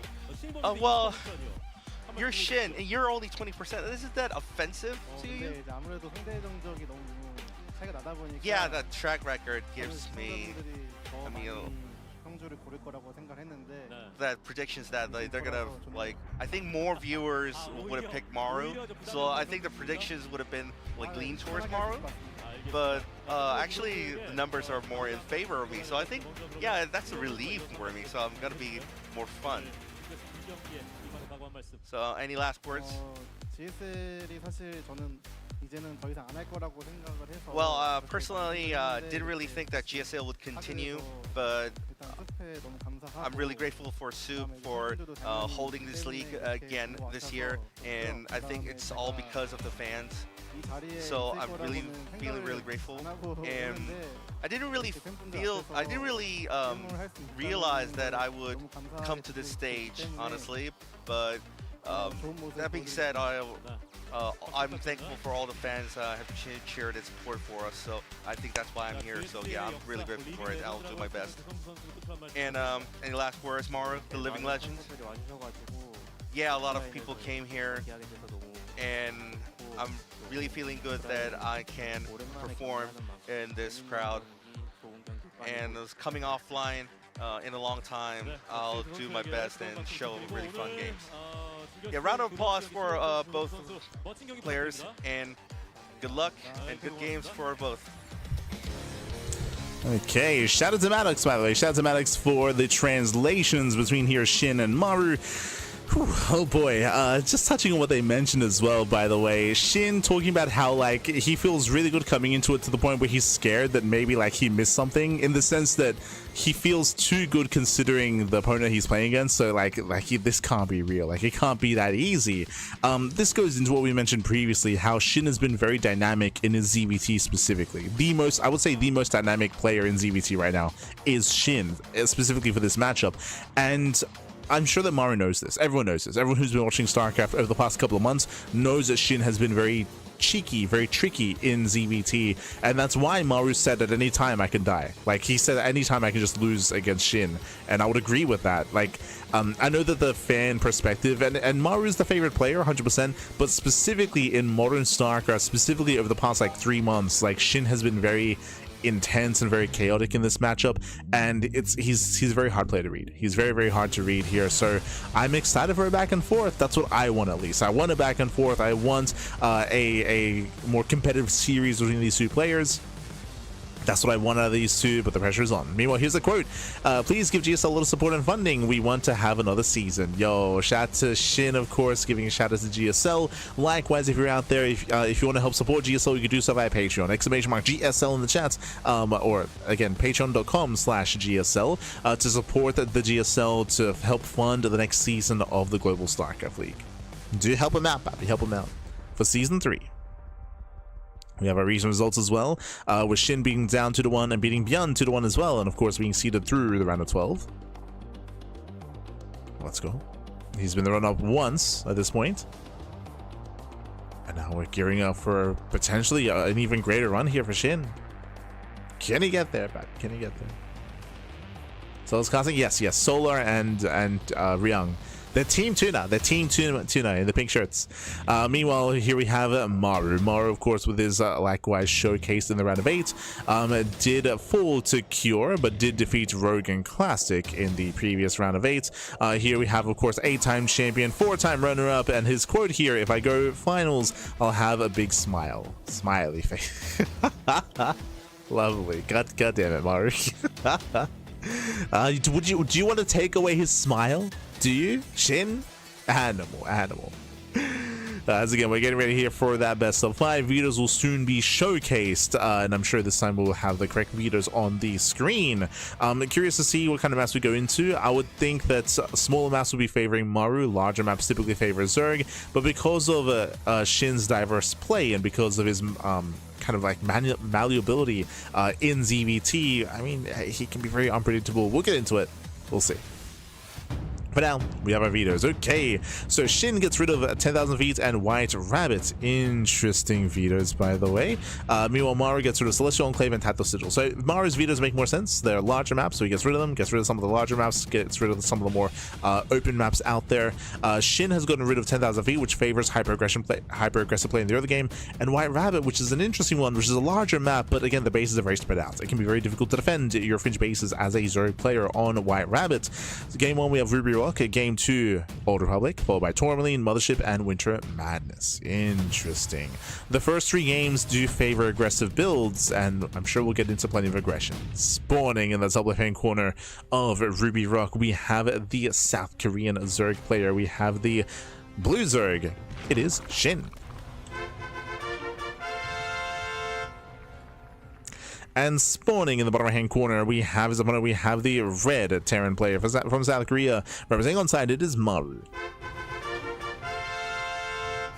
Let's go. Let us go. We are jumping into our fresh best of 5 semi-finals match, and eyes are on Shin here when it comes to the openers. So far as opening up hatch first, Shin is not afraid to go into proxy hazard across the map, and y'all, it's Shin time. We got some Shin banners in the crowd. Let's go. Let's go. Hashtag on side. Ah, beautiful. Great to see. Great to see the balls in chat. Oh, as we go. Wait, hold on. We're opening up 2x Reaper on the high ground. That is bold. That's crazy. But okay, there's a lot going on here. So I like this from Maru. Typically 2x Reaper as Maru break his shins. Calm down, Papi, calm down. Oh my god. He's crazy. Now typically 2x Reaper is done on the low ground, so you can wall off quickly and expand behind it, but the downside of going 2x Reaper on the low ground means your production is exposed and you're vulnerable to roach all-ins, because typically your Raxes are on the low ground, your add-ons are on the low ground, your factories on the low ground for the add-on swap as well. Everything's on the low ground, and because roach all-ins often break the natural quite easily, then you break your production, then they can end the game. Here 2x Reaper in the main base is very uncommon because it will delay and it will mean that the natural base is going to be more exposed, but it also means that Maru is going to be safer against a roach all-in counterattack. So I do like this here out of Maru. Likewise, also harder to scout. Shin does move in with the Overlord. He sees nothing on the low ground. Little does Shin know that it is 2x Reaper. So Reapers are flooding across the map. Shin, he pulls out of gas. He pulls out of gas. That means late link speed for Shin. Very nice mind game out of Maru. Very, very nice. As Reapers, they move in, link speed is going to be delayed. Shin, he claims his third, and now Maru has access, has potential to deal damage. Pokes in so far, dancing with the Zerglings. The second Reaper is on the way. It's being rallied as we speak, and again, Shin has no idea. Shin, he has no idea. So far, Shin, nice control. Does pull back his Lings. Queen does zone away. Second Reaper has arrived. It's going to be up to Shin to minimize the losses. We have 6 more Lings in production. Ooh, that's a big wave of Lings on the way for Shin. But again, he has to hold on. He does have to. As we have more Reapers arriving. Getting up to 4 Reapers. Nice positioning with Lings. Oh! Ooh, he barely does not get the Reaper. Maru pulls away. Maru, he backs off. He pulls away. Still chipping away at the expansion itself. Third TC on the way for Maru. Third TC. And Maru's transitioning into his factory. So far, these Reapers, ideally, they want some more damage. She's going for the Queen. Oh, gets the Tumor. Does settle for the Tumor. Dancing with the Queens. Threatening to dive into the Mineral Line. Shin does pull away, and Shin will lose. Oh, nothing yet. Drones are kept alive. Lings are in position in the main base. Ling speed is almost done. And from here, Maru, he'll back off. He will back off. Now, remember, Shin, he's aware that there is no production on the low round, so the likelihood of going into like a big counter all-in is not really there. Shin, he's already pulled out of gas. He will gain link speed. He will gain map control, but Shin will drone behind this. We're joining, we're saturating. Maru going for zone 3 CC 2-on-1 into heavy bio play. Reavers, they get caught out. But they get surrounded. Very nice catch. Whew. As not a single Reaper will escape. Lings, they move to low ground. They're denying mining here, and the Hellions are not out yet. Oh no! Yeah, Hellions are not out. Mining is denied. Hellions will shut this down. But nice counter damage here by Shin. Nice damage catching out the Reapers. Behind this, Shin, he has a lot of droning to do. He's running up as hard as he can. And we have our 2-on-1 setup here. We have Stim on the way and Banshee play. Ooh, okay. So what's happening here is something that Maru is very fond of. But going into Banshee is something that Maru and Beyond popularized as of late. As the Hellions exposed. Does he get in? No, he gets around. Yeah, he does get in. One Hellion will fall, at least one. Oh, I spoke too soon. Never mind. Does get picked off a couple of SCVs, but nice positioning here with the Hellions. Maru holds. Maru does hold. Now, again, when it comes to the Banshee follow-up, usually 2-on-1s skip Banshees. Why is that? Well, because a 2-on-1 means 2 axes, 1 factory, 1 starport. You're prioritizing Stim. You're prioritizing Stim, and typically you're prioritizing Marine production as well to be able to hit with that Stim timing. And to support that, you need medevacs, and you go for reactor medevac production. It is very uncommon to go into Banshees because this means that the Stim timing is going to be late because your medevacs are delayed.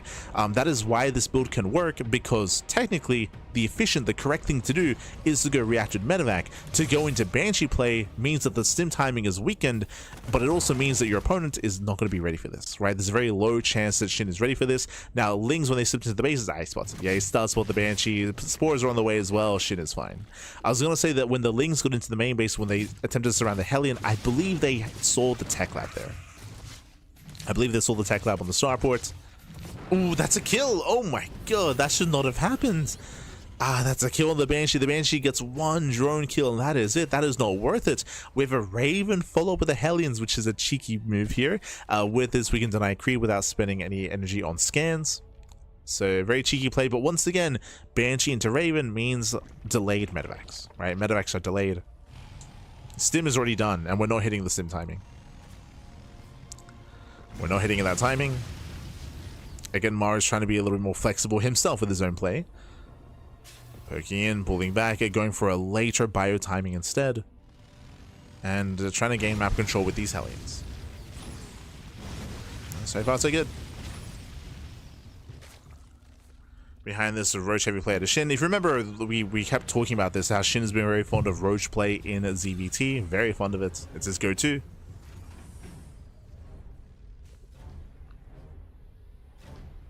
+1 carapace into Roaches. Now from here, Shin has a choice to make. Does he go for an all-in? Drone up his 4th. For now, Roaches are amassing. Maru, he's pushing out, so Stim is now done. No armory, so no Hellbats, but he's getting over the Queens. Roaches are popping out just in time. It's still close though. Yeah, still very close. Lings, they attempt to catch reinforcements. They fail to do so. Mineral line is somewhat exposed, and the base is going to go down. Yeah, the hatchery is so low. No transfuse. The hatchery falls. Massive pickoff. At the same time, Lings, they keep moving in. They catch SCVs. Yeah, they catch a handful of SCVs here. That's going to be 4 SCVs going down. Denying mining. Ideally forcing a lift. Ideally. Oh, as the Queen gets focused down. Nice target firing there to Maru. That's a kill! No, he didn't lift! No! He lost the CC! No! I was about to bring that up. I was about to joke that, like, yo, is Maru gonna forget to lift the CC? When we saw the Lings focus fire and Maru was focusing across the map against the Queen. But Maru, he was inattentive. He was inattentive. He was focus firing the Queen. He was hyper attentive to his army. And he did slip his defense back at home. He slipped up in the defense with that. Shin may have lost a hatchery, but Maru lost his CC. That's a bigger blow for the Terran. And Shin's all over this. Shin, he's all over Maru. Catching out the Marines, zoning back the drop. Lings, they move in. They shouldn't get much done. But again, Maru is hurting. Ay. Yeah, Maru with the long distance mining. Maru, he needs time to recover. Now, Shin, does he go for the 1-2 punch, right? Shin, he knows that he's ahead. And as you can see on the production tab, Shin, his cutting works at 71. That is under 4 base saturation. That's 3.5 base saturation. Lings are amassing. Roaches are amassing. 1-2 upgrades are on the way. No Baneliness either. It's going to be purely Ling Roach Ravager. Ling Roach Ravager here out of SHIN, and soon he will commit across the map, and the goal should be to break the third. Remember what we said at the start of the game, at the start of the series. What does Ruby Rock favor? Ruby Rock favors aggression. This third base specifically is very open. It's a very open third expansion here, and a short rush distance by ground. All ins are favored, and SHIN should be pulling the trigger soon. He should soon pull the trigger. You can see that SHIN is not droning, even though he has a fourth. He could drone up his fourth if he wanted to, but no, he's choosing not to. We're doubling down. Likewise, no infestation bit, no Bailey Nest. We need more Ravagers though. Yeah, we still need a handful more Ravagers. And we'll see if he can break this position. He's coming in from 2 angles. There's 3 tanks. Sorry, there's 4. There's 5. Yeah, there's 5 tanks. One of them gets caught on siege. So yeah, 1, 2 tanks going down. The Ravagers are exposed. They pull back, but the tanks are going down behind this. The tanks. He gets 3. He gets 4. 4 tanks go down. There's 1 tank left on the high ground, and now it's pure marine. It's pure bio here, and Maru's being broken. Maru's being broken. Maru, he'll lose all the workers. 19 SCVs going down. The boys are pulled into the roaches. The third base is denied. There's still that 1 tank on the high ground, but with that, SHIN is pushing towards the natural. He's going for the kill. Going for the kill. Going for the throw. Show us the Biles. Oh, Biles A zone away. We break down the front door, and Maru cannot hold. Cannot hold. Cannot defend. Not like this. Biles and the Liberators. The freedom is denied. There's no freedom here, Pappy. No freedom. And again, SHIN is just snowballing out of control. And for Maru to lose his third base was crazy, Pappy. It was crazy. To lose the third. And we spoke about this earlier, but again, the aggression all-ins are just favored here on Ruby Rock. It is so difficult to defend the third base. It's just so open, so exposed, so accessible. And SHIN takes full advantage of that. Does take full advantage of the Biles they connect. They deny the depots. There's still that 1 tank on the low ground and on the high ground. A tank goes down. Massive Biles. And now we're going for the kill. GG gets called, and SHIN takes game number 1. Whew. GG. GG, well played. SHIN takes the lead in the series. Ay, ay, ay. But again, it was a very unorthodox early game as well. Bear that in mind, as game 1, we had Maru opening up 2x Reaper from inside of the main. Not just that, his follow-up was a 2-on-1 into Banshee Raven, where the Banshee did no damage. The Banshee was not worth it, so Maru, his follow-up did fall behind. We saw the Hellion Raven follow-up snipe the expansion, and he did snipe the third, but he lost his own CC.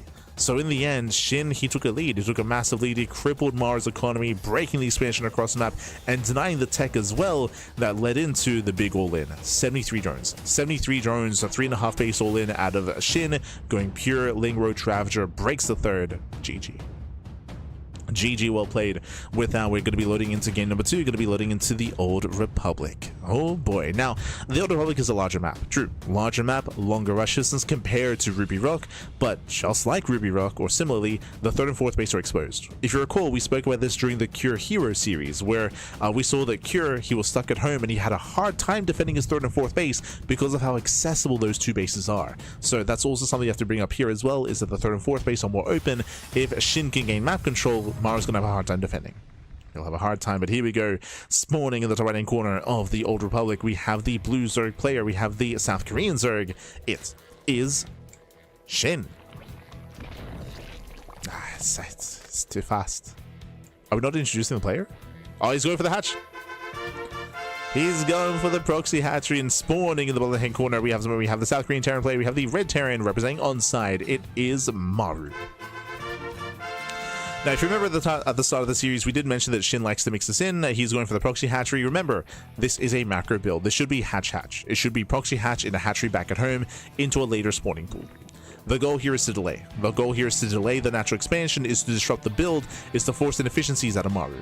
Oh, it's SHIN time! Shout out to the banners in the crowd.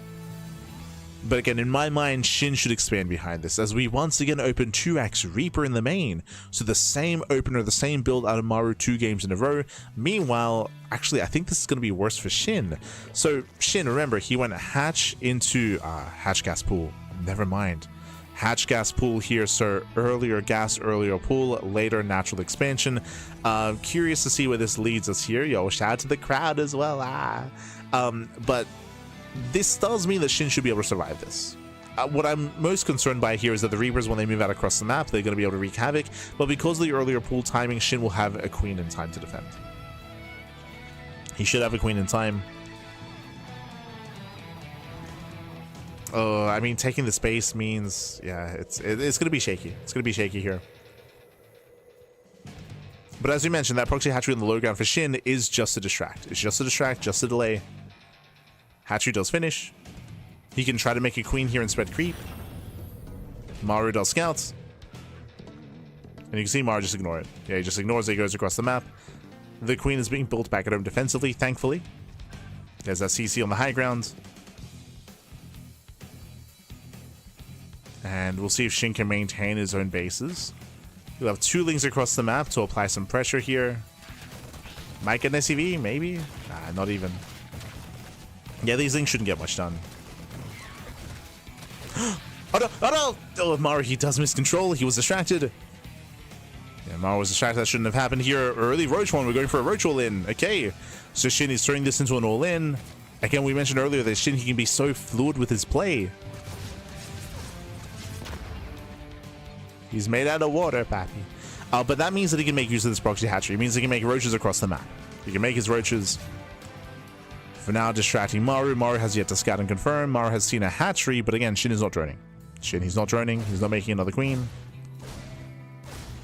He's just building up lings, then soon to go for a flood across the map. Now, thankfully, Maru, he's taking it very safely here. He gets a bunker back at home, factory into tech lab, into what should be a tank. Oh no, Jesus. As Reba say, pull away. And I believe a tank is on the horizon. Now, if Maru can get that tank up and running, then he can hold. But before the tank arrives is the window in time where Shin can just kill.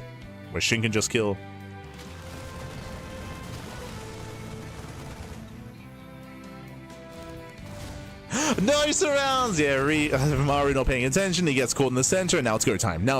The tank is in production, as we mentioned before. If Maru can buy time for the tank, then he can hold. But until that time, Shin is droning? Shin is droning up. We'll see if he can break through. We'll see if he can break through here. The bile does connect, gets 1 SCV. Gets 1, 2, 3, 4 SCVs are being focused down. Nice target firing here out of Shin. Oh, but he will lose the Ravager. Yeah, the Ravager goes down. The tank has arrived. And Maru holds. Maru, he does hold on.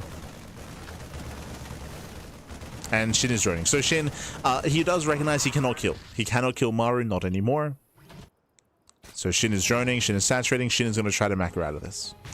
And the goal of this army here is just contain. Just contain for as long as possible. The purpose of that queen should be to spread creep. To spread creep backwards across the map, to force scans to be able to expand. Likewise, Maru, he has his high ground CC. So also the goal should be to break out and expand. As Stim has begun working towards a starport, working towards medevacs to eventually break out. And again, we'll see how much time Shin can buy. Maru has to be careful. These are vanilla marines. And Tumor is being thrown down the left-hand side behind the gas geysers. Shin is still droning. Again, getting up to proper 2-base saturation. From here, Shin can take a third. Oh.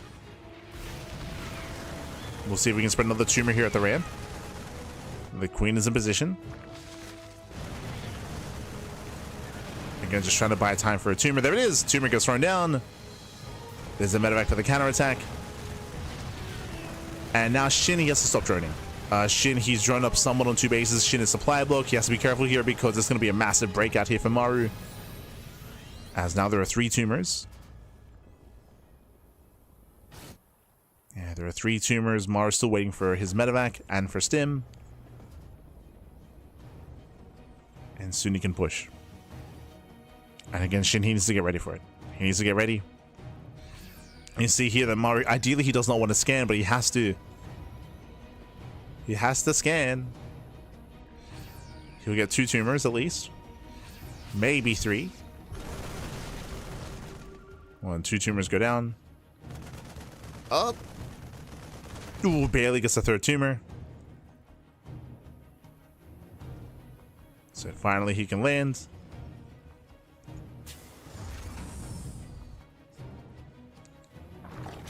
Shin does finish his lair. Now I can work towards right speed. Here comes the drop. Now what's important here is that Maru doesn't push. What I mean by that is that Maru keeps the tanks back at home. If he wanted to, he could have unsieged and pushed everything across the map, but no, he will keep the tanks back at home, only going for drop play. This is still quite threatening and still very mobile. And the pressure still on Shin to survive and to defend his 3rd. Pressure's on SHIN. And Marines, they stem forward. They get on top of the expansion. SHIN is out of position. Oh, and he's going to be forced to cancel.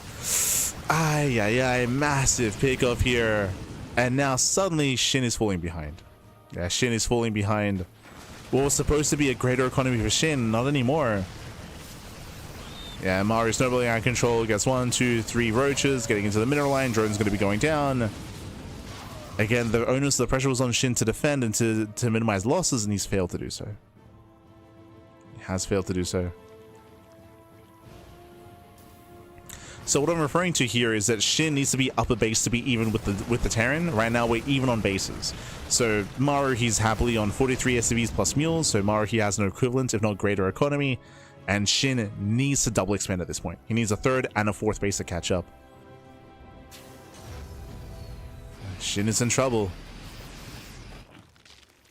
That early game damage was not good enough. I mean, honestly, it would have been fine if SHIN saved his 3rd. That is the reality. If he had saved his 3rd base, it would have been okay. Oof. Yeah, more roaches being focused down.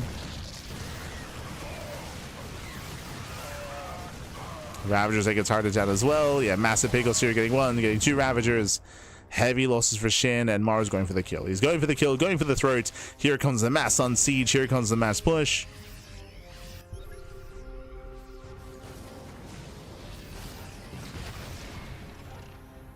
As Maru, he's snowballing out of control, has a massive army to work with. He looks like we bottled the first tank. 1 tank goes down. Oh my god, the tank shots are brutal. Yeah, massive tank shots. Now we're up to 4 tanks. Oh my god. Yeah, crazy tank shots going off. Roach is getting bullied back. SHIN needs more time for reinforcements. Trying to collapse in. Does get 1 more tank. Okay, 2nd tank goes down. There's still 3 tanks behind this. Biles are coming in. He gets 1 more. Sorry, there's 4 tanks behind this. Brings out 1 of the tanks. Marines go down, and whew, SHIN, he will clean this up. He barely does clean this up. Clutch unsiege, clutch pickup, and Maru does pull out, and SHIN holds. Whew. SHIN, he barely does hold on again. Just was not enough Marines. Not enough Marines on the bio there to buffer for the tanks. SHIN does hold, and SHIN is still behind economically. Look at the worker count. We're even. 55 to 58 workers. So Maru's up in SCVs plus mules. So Maru, he has the better economy. And SHIN still needs time to stabilize. SHIN needs a 4th. As we mentioned before, like, he needs a double expand. Like, we need a 4th. We need a 4th base as quickly as possible. We need to build up our tech and get into either the infestation for infestors, or Bailey Nest is going for infestors in the hive tech. And if SHIN is given time, he can excel by going into the infestors, going into the hive, and going into ultras. That's where SHIN can really hit his stride. But SHIN is stumbling his way into the mid game. He's still stumbling. And Maru's here to make sure he gets knocked down. As Maru's dropping, denying creep. SHIN trying to fight for map control. Oh. Doesn't quite connect. Yeah, not quite.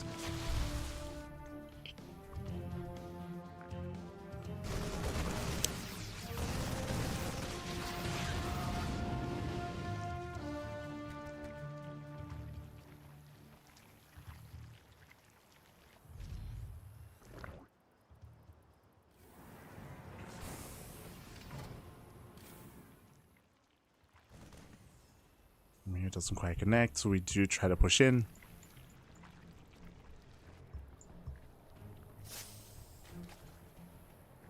Oh. Almost catching the army. Mars is going for the main push. He's got 3 tanks with the main army. Again, that's a mass. Oh, sorry, 4 tanks even. Ay, ay, ay. Now, this has potential. SHIN, he cannot fight head on, so he's going for the counterattack to try to force Maru back home. Because, hey, Maru didn't really leave much to defend. He turns around. Yeah, massive move here for SHIN. Maru turns back around. Every second counts. And SHIN, he preserves his Ducklings. So he gets 4 CV kills, does buy some time, and preserves his army. So far, so good. 5 tanks. 6. Whoa. Maru, he's on double factory. Yeah, he's on double factory, making 2 tanks at a time. insane tank count. Fungals, they can make or break a fight here for SHIN. He's holding onto those infestors. Getting ready with those fungal growths. Ling's ready to get ready for its around. Nice fungal. He connects. Yeah, he connects. He does collapse in. A massive fungal on the marine. Does the second fungal as well. And where are the Ducklings? They come in from behind. They surround. They get one. They get 2 tanks. 3, 4, 5, 6 tanks go down. Massive fungals. And with the surround, SHIN holds. Whew. Oh my god, SHIN, he does barely hold on here. Very nice fight. And more importantly, he preserves the infestors. He still has 2 infestors in his main army. He now has 2 more vipers as well. SHIN is holding, SHIN is gathering more energy, and we spoke about it. SHIN, his win condition is Hive Tech and Ultras. That is his win condition. That's been the condition as soon as you saw the infestation bit, as soon as he had to drone up, the end goal is Ultras. Can he get there? He's almost there. He's almost at Ultra Tech. The kindness plating is on the way. Kindness plating is on the way. Upgrades are on the way. +3 carapace. No fungal, so a bit of a messier fight here for SHIN. Lings get into the middle line. They force friendly fire. Ooh, 10 SCVs. 10 workers going down. We have Maru going for a double drop, going for a split push, I should say. We have a June drop on the right. We have a drop on the left. Ooh, fungals land. Biles do not. Nice splits. Nice splits out of Maru. We need to preserve those fungals, as there aren't really that many. There are only 2 infestors. And Maru's backing off, and here comes the first Ultra. Ultralisks, they're arriving. They're coming, Pappy, they're coming.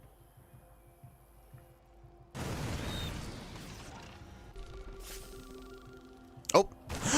He gets one! Oh my god, massive pickoff. He does get one of the Vipers.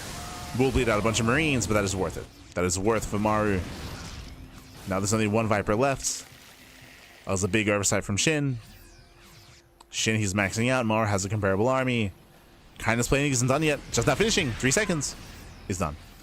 It does finish up in time. +3 carapace still on the way as well. Viper moves in.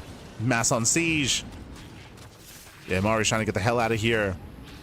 And we're still holding on to that I said parasite bomb, blinding cloud. We're holding on to it. Oh no! Ooh, the Viper falls once again. SHIN with the miscontrol. Yeah, he does overextend. 2 Vipers go down. Baileys make their way into his army. Oh, they will not connect. Yeah, they don't quite connect here, but the planetary goes down. A nice pick off, takes down the 4th. Now, this is where, if you recall, we said this in the previous series. Old Republic. Old Republic. What is the big feature about Old Republic that we kept mentioning? Open 3rd and open 4th. Massive fungal. But open 4th base, it is going to be so difficult for whoever doesn't have map control to maintain that 4th. And here it's Maru. Maru, he cannot maintain that 4th base. Massive fungals on the main army. Oh, but the Ultras go down. And SHIN has to get the hell out of here. That tank line was brutal.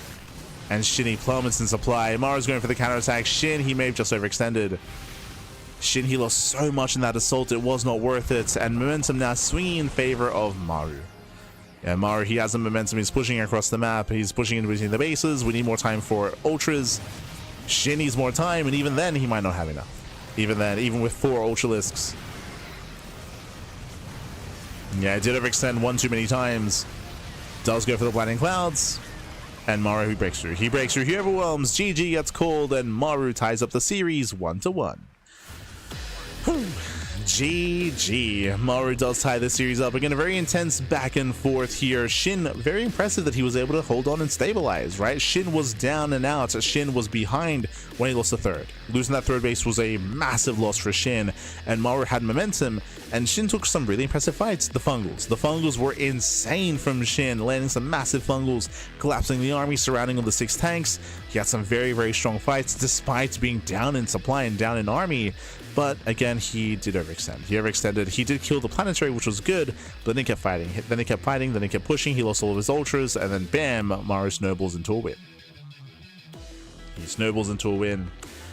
With that, we're tied up 1-1, and we'll see if we continue with the series or if we go for a break. I know that often production does cut to breaks here, but oh, no, okay, we're going. We're going for it. We are continuing here. Game 3 is Tourmaline. Small map. Ooh, small map. Short rush distance by ground. Open 3rd, open 4th, open natural, open everything. it's all open.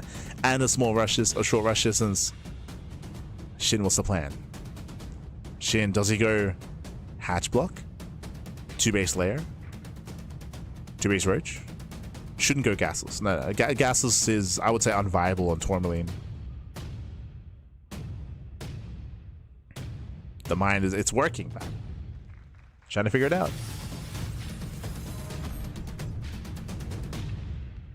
Here we go. We're getting into our next game, and spawning in the bottom hand corner of Tourmaline, we have the Blue Zerg player, himself. It is a SHIN for Central Side Series. And spawning in the right hand corner, we have the South Green Terran player, we have the Red Terran for onside. It is Maru.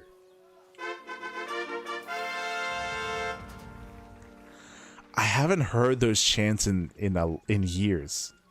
Hana do set. Maru fighting. I haven't heard those chants in so long. Obviously, I didn't say Maru. They say his Korean name. But oh my god, the nostalgia. It's been a long time.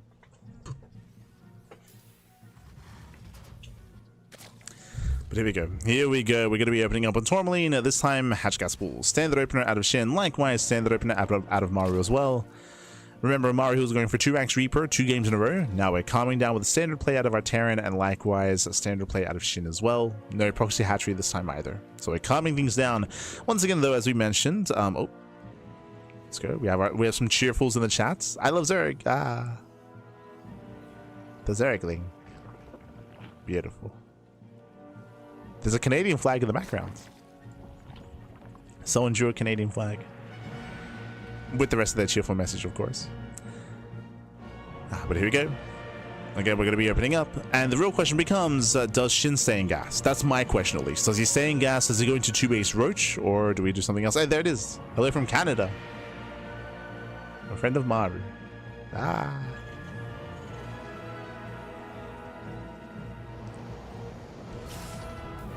Let's go.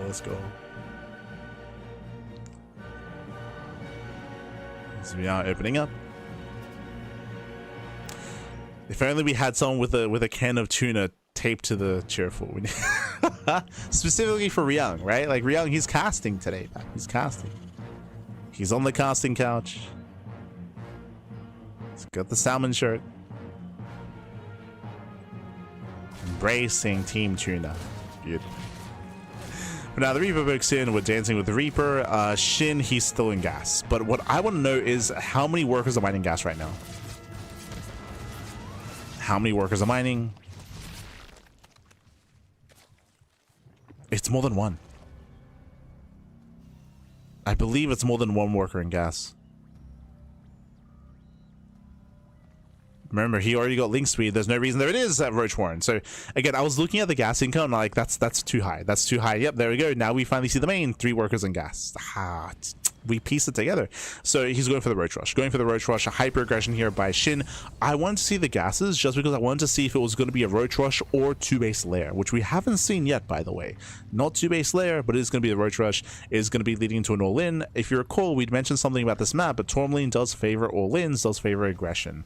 Short rush distance by ground, shorter than almost any other map. Open natural, open third, open fourth. It's all open, and the rush distance is also very direct. Like there's no high ground, there's no like points of elevation to engage with the army ahead of time or anything like that. Now, I'm curious to see if SHIN makes anything else. He's got 6 roaches on the way. He's getting a 3rd expansion. He might drone, or 7 roaches. He's getting up to 7. We might even go up to 9. SHIN, he's committing. Meanwhile, Maru went for a 1-1-1 in towards Banshee play. Wait, is that 3CC Banshee or 1-1-1? I mean, he's building up his Banshees, which will help in the defense. 3rd CC just now starting. Okay. So it's going to be a 2-1-1 build here by Maru. Delayed 3rd CC. Hyper aggression out of Maru. So he has the best chance to defend. And remember, SHIN is not all in. SHIN is droning. SHIN is going for an early Roach push. But because of the... I think build order-wise, Maru's ahead. Yeah, he spots the Roaches. Oof. He spots the Roaches. The Banshee should stay back at home. Maru's going to defend. And Maru's going to have a massive counterattack available.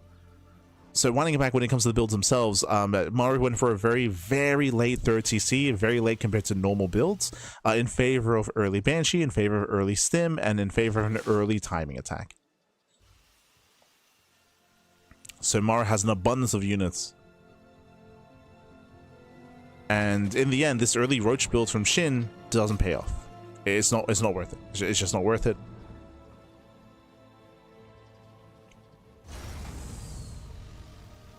So this feels like an almost build order win for Maru, but we'll see how much damage is dealt, right? Here come the metamax, and here comes the timing. Now, my concern here is that right now SHIN has incentive to drone, and I believe SHIN is not scouted the main. So SHIN doesn't realize how committed this is going to be. SHIN has very limited information at the moment. So if SHIN drones too much, he will just die. And he's still droning, by the way. That's my big concern. I think droning up until this point is okay. But, any more than that, and things might very quickly snowball out of control. Okay, still droning.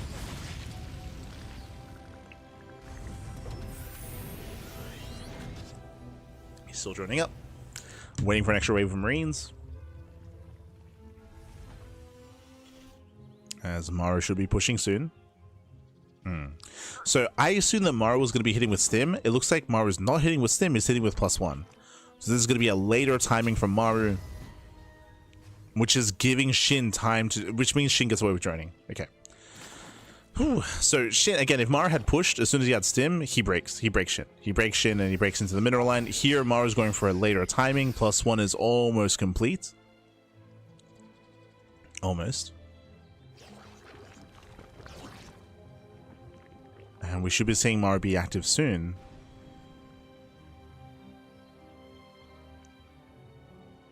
Is he just playing scared? Like, Maru's misreading this. If he just stays at home, then SHIN gets away with so much. Here comes what should be the move out, but it feels like Maru's only setting up to defend. No shot. Wow. Okay. Yeah, SHIN, he's in a better position. Again, Maru's just not attacking. Like, he missed his window. There was a massive window in time where Maru could have punished SHIN, but Maru, he missed his Stim timing, he missed his +1 timing. This tells us that Maru was playing scared. So big mind game there. Maru, he was playing scared. He was scared that SHIN was going to come at him with an all-in, and SHIN gets away with all the droning. Now he gets up to 70 workers. Now we have a much more delayed push, and Maru does keep his tanks back at home. Shout out to the Observer, does point that out. Tanks staying at home, so Maru, he's only harassing.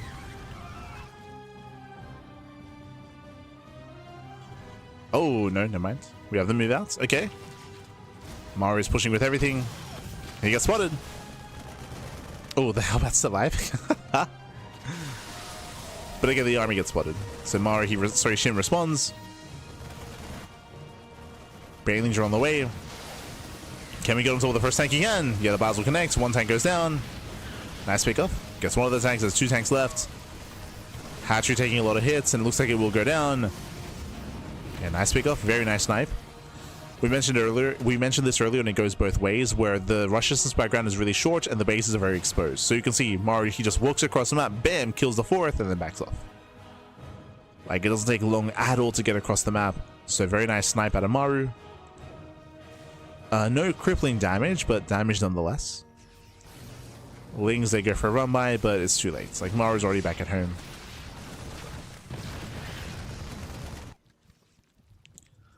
So SHIN doesn't get much done. Maru, he will threaten the 4th base. SHIN, he desperately needs that 4th. And we're looking to max out. Now, once again, just like last time, SHIN's goal here should be to work towards Hive Tech. Viper production has begun. So SHIN already has his Hive. No Ultra Cavern yet.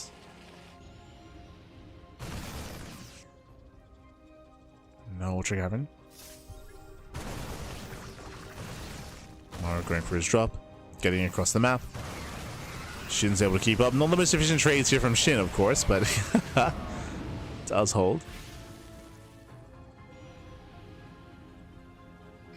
And again, we're still waiting for that cavern.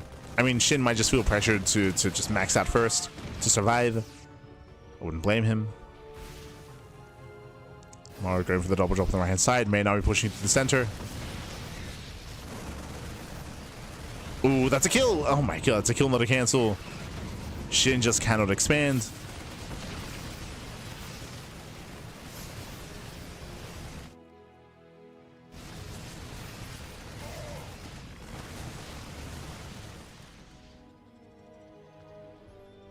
That's just another 2 bases falling. Massive Pagos. SHIN losing his 5th and his 6th.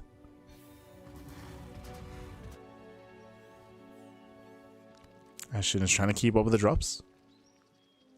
Vipers are moving in.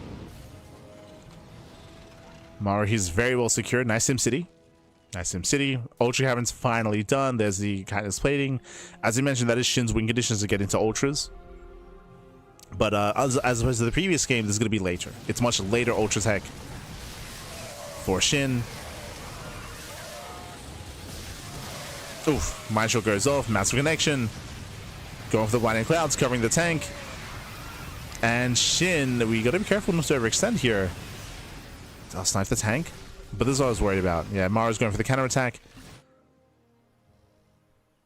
SHIN, he needs to be careful here. One bad fight, and Maru, he'll just push through. He'll just break on through.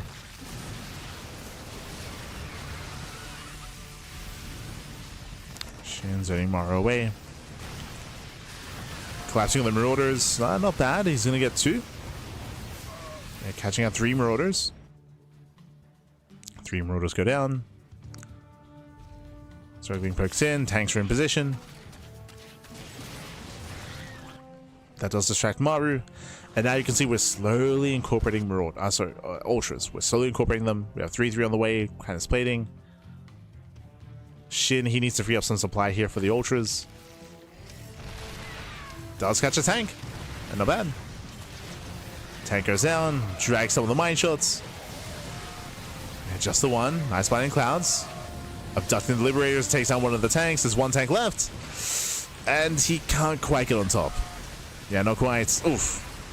Ultra goes down. SHIN has to back off. Once again, he has to be so careful about overextending, but he does get into the mineral line. Not bad. SCVs are going down. Yeah, 3 SCV kills. Very nice.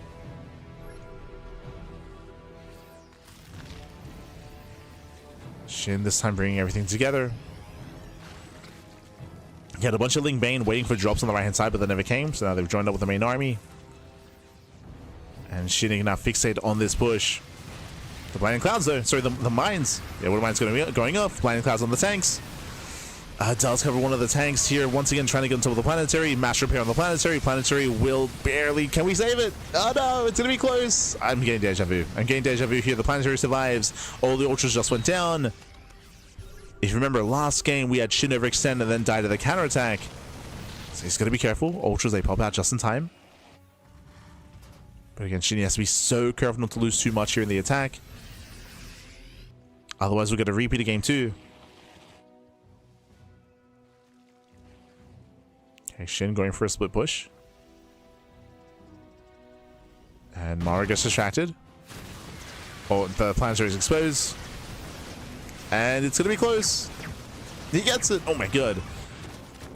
Yeah, planetary goes down. Lings get into the mineral line. SCVs are falling. At the same time, Maru gets across the map. But there's an Ultra. Yeah, there's an Ultra list to defend. SHIN holds.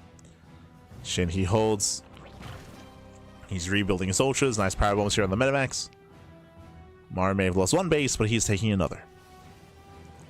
And again, this is still very tense. Still very, very tense. What adds to the tension here is just because of the size of the map. Like, again, like if SHIN takes a bad fight, if he loses too much, then bam, Maru's across the map. So SHIN has to be so, so careful and balance this on a knife's edge. In regards to his commitment. 3-3 upgrades are finishing.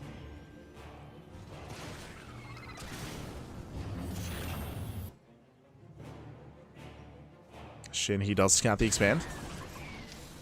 SHIN, he's aware of the planetary. Maru's spreading himself a little bit thin. As all the ghosts are here on the right-hand side.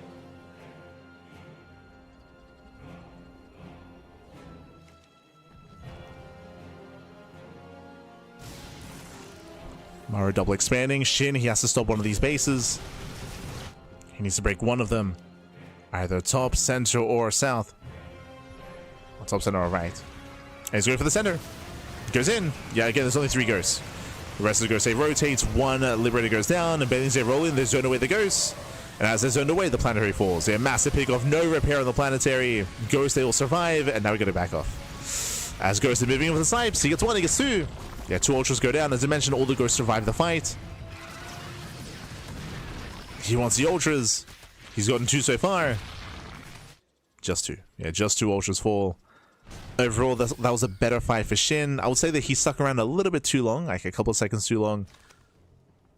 But overall, he gets away, preserves some of his ultras. Oh, cleaning up some of the mines. Not bad. SHIN gets ready for another counterattack. Maru's out of position. The mine shot. Oof. When the mine does connect, Links, they bust into the mineral line. Biles are connecting as well. They get the SCVs, and the planetary will get picked off. Massive pickup here. SHIN, he dominates these fringe bases. No planetary on the top side. More SCVs going to be going down, and Maru's being torn apart. He's being torn apart here. Oh, his economy is hurting. Maru, he just lost 2 bases and 1 mineral line. SHIN has momentum. Momentum is on SHIN's side. There's a lot of mining going on here at the northern 4th. SHIN, he needs to break that expansion. Once again, the pressure's on SHIN.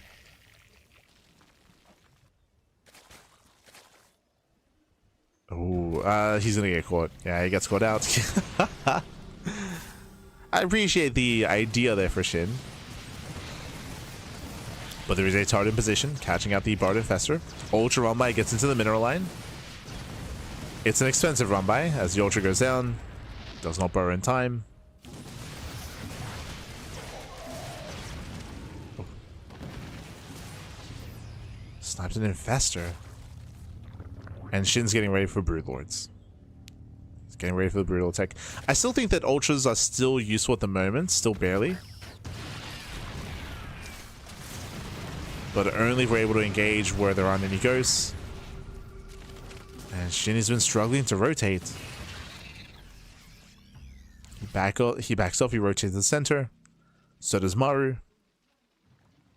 SHIN, does he double back? I'd want to see that. I want to see him double back to the right hand side. Because this is a big rotation to the center here for Maru.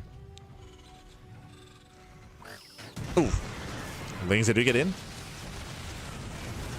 They somewhat get in. SHIN, now's the time to strike. Ah, he's late. Yeah, this push on the right hand side is a little bit late. Ultras, they back up completely. Maru has time to respond. You can see on the minimap, I think those are the ghosts responding. What are they? Yeah, they are. Yeah, all the ghosts make it. So SHIN, he missed it. He missed that window. I say that the ghosts actually, they retreat. They go to the center. Okay, there's an opening again. There's an opening once again. Ah, but SHIN goes to the center. And Maru, he takes the bases. He maintains his 5 bases now. Sorry, 6. 6 expansions. This is a rough position for SHIN.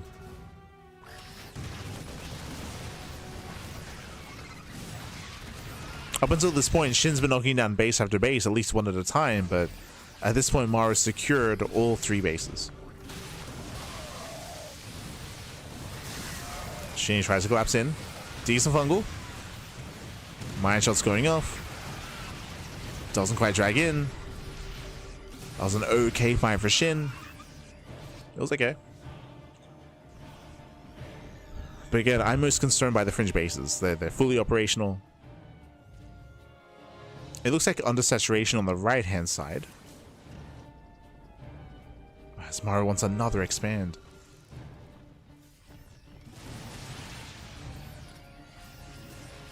And it is difficult. It's just been purely positional play. It's been pure positional play so far. Where SHIN's just been trying to strike wherever the ghosts are not. Now he commits in. He does get 1. He does get 2 tanks. Oh my god, massive mine shots. Massive little mine shots, and it looks like he will get 4 tank kills, so pushing into the mineral line, and it looks like the center base is going to be broken. Ghost, they will get away. And nice splits from the ghosts. Despite that, 1, 2, 3 ghosts go down. Does get the mineral line at 19 SCV kills. And I believe in this assault, SHIN did not lose that Ultra. He didn't lose the Ultras, but he will lose the Vipers. Yeah, Vipers go down. There's 1 Infestor left. Ultras did survive. He's got 5 Ultralisks.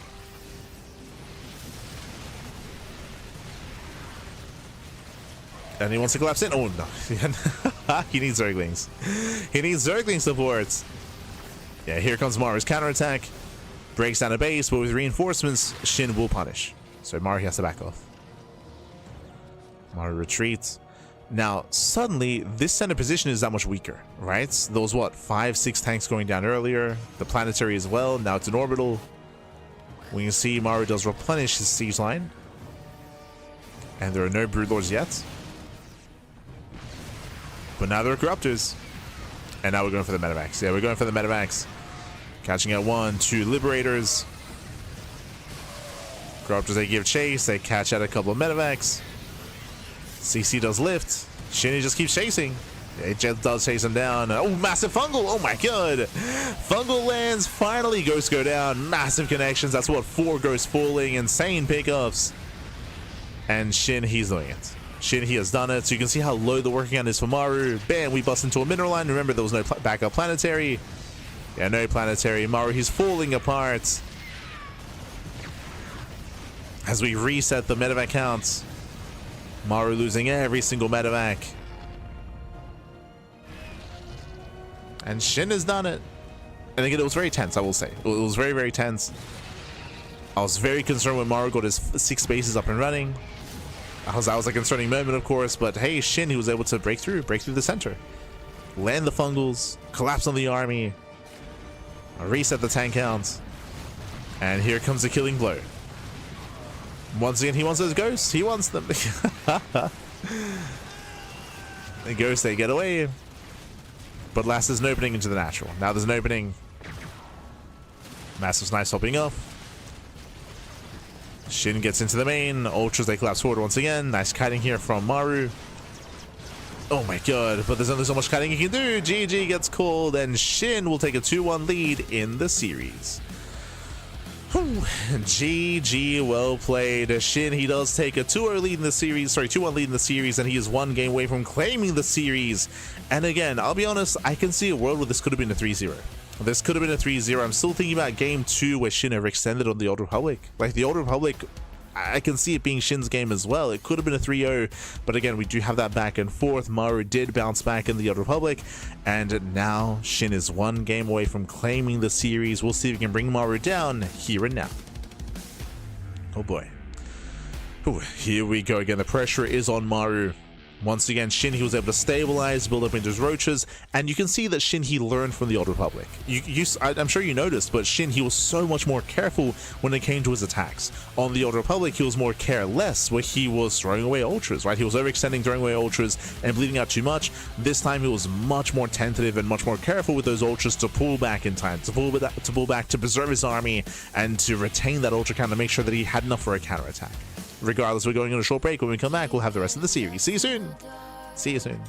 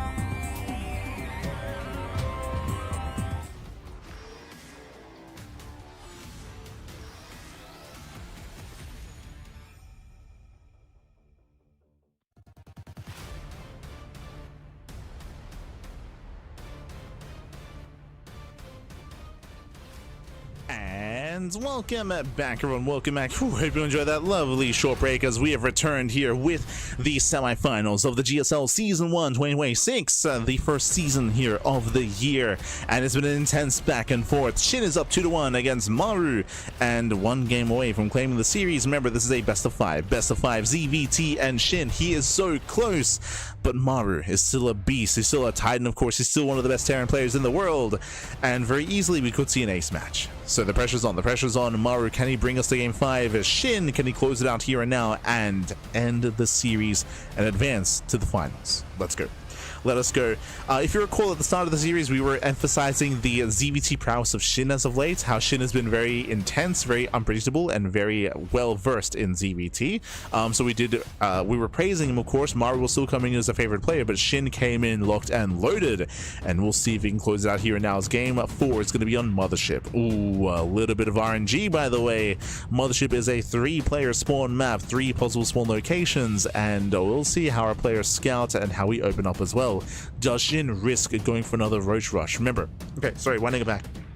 We actually didn't really get to even talk about game 3. The game on Tourmaline was really weird. Remember, it all began with SHIN going for a Roach Rush. He went for a Roach Rush, and Maru perplexed us. Do you recall how we were reacting? How Maru, he opened up with a fast 2-on-1, delayed third base. He missed his stim timing, he missed his +1 timing. He was very passive. We'll get into it. In the one side of Mothership, we have SHIN, the Zerg. And top right hand corner, we have the red Terran player for onside. It is Maru. Let's go. Let us go. But if you remember, we were perplexed because Maru, he was missing his timings. He missed his stim timing, he missed his +1 timing, and he did not push with his tanks, despite SHIN being greedy. And SHIN got away with that greed. And our assumption here is that Maru, because of the early Roach Rush that SHIN was going for, Maru assumed that SHIN was going for an all-in, and Maru played overly safe. As a result, SHIN got away with the droning, he got away with the economy, he got away with building up back at home and securing himself. That led into, of course, SHIN snowing out of control. Oh, let's go. Finally we made it. Go SHIN for the swarm. Let's go. But again, it kind of led into that gameplay where SHIN got away with his economy, got away with his greed, got away with map control, and then was able to hammer down the base after base out of Maru. Of course, we still had it back and forth. It was still very intense, but regardless, GG. GG, and with that, SHIN is 1 game away from claiming the series. For now, Hatch Gas Pool. Hatch Gas Pool, standard opener out of SHIN. Meanwhile, Maru going for his own racks expand. Standard openers abound. I bring this up just because we have been seeing some early aggression with proxy hatcheries, with 2-axe Reaper, for example, as well. We have been seeing our players vary things up a little bit, but here, everything's looking as it should. Now, the first big sign that we're waiting for here is, does SHIN pull out of gas or not?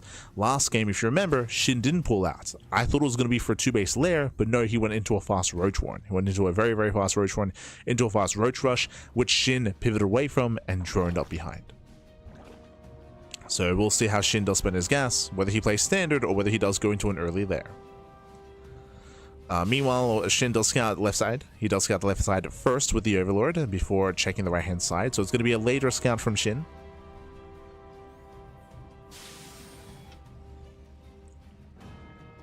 Will be that later scouts. SHIN going for a 3rd hatchery at a very standard timing here. So this is the most standard game that we've seen out of SHIN so far. The most standard build, I should emphasize. So standard opener going Hatch Gas Pool into a 3rd base for the first time this series here from SHIN. As has been very chaotic and dynamic in the early game. Very much so.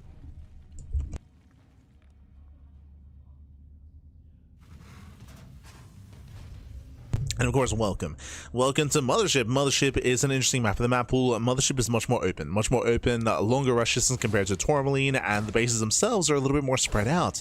Typically, we favor Zerg players in longer games. Like, if we can get into a 4 and 5 base setup, then typically the Zerg player will have map control, and it'll be the Terran, similar to last game actually, the Terran player stuck at home, struggling to keep up with the rotations to defend the 3rd, the 4th, and the 5th base. That's usually the dynamic in longer games on Mothership, if we can get to a longer game. Because do you see what I see? I see a third CC into a second Rax. That is a 3 CC 2-on-1 build here by Maru. Maru is going for an early sim timing. He's going, I mean, I say early, not as early as a 2-on-1, but early nonetheless. This hits at around 5:30. Like around 5 minutes 30 is when Maru should be pushing out, hitting with 2 Medivacs, Mass Marine, and a stim timing as well. Ooh, that is a fast double eBay setup here. I'm curious.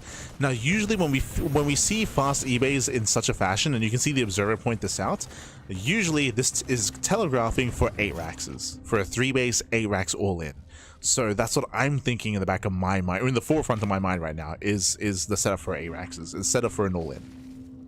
If you're curious what that is, an 8 Rax all in is when you take a third base, you don't take the gases, you go into fast 1-1, fast 2-2 upgrades, into 8 Raxes of course, into Mass Marine Tank. Mass Marine Tank, because you don't take your gases, you don't have a setup for a 4th CC or a 2nd factory, as it is an all in. That's kind of like the trajectory that we're looking at here. Oh, the Hellions get caught. The Hellions, they do get caught out here, and one Hellion goes down. Nice pick off here by Shin. That should not have happened. And Shin is going for the early Roach Horn into Evo Chamber. Now, I say early Roach Horn, this is not as early as last game. So this is not a Roach Rush. This is a Roach Opener. That means it's going to be an Evo Chamber into +1 Carapace, into a Roach Heavy Style, into 3 base Saturation, into an Infestation Pit most likely. Technically, Shin can turn this into a 3 base all in. That is true. Where Shin can cut workers at around 66, get a 4th base just for Larva. But on Mothership, I can see Shin getting a 4th base and joining. But we'll see. It's still a little bit early to really confirm. So now Lings are poking. They're trying to gain map control. Extra Raxes are now being thrown down for Maru. We have a handful of Roaches amassing. And Shin does cut worker production here at 57. He's killed both Hellions. So Maru doesn't see what's going on. I can see more Roaches amassing, and now we join. Okay.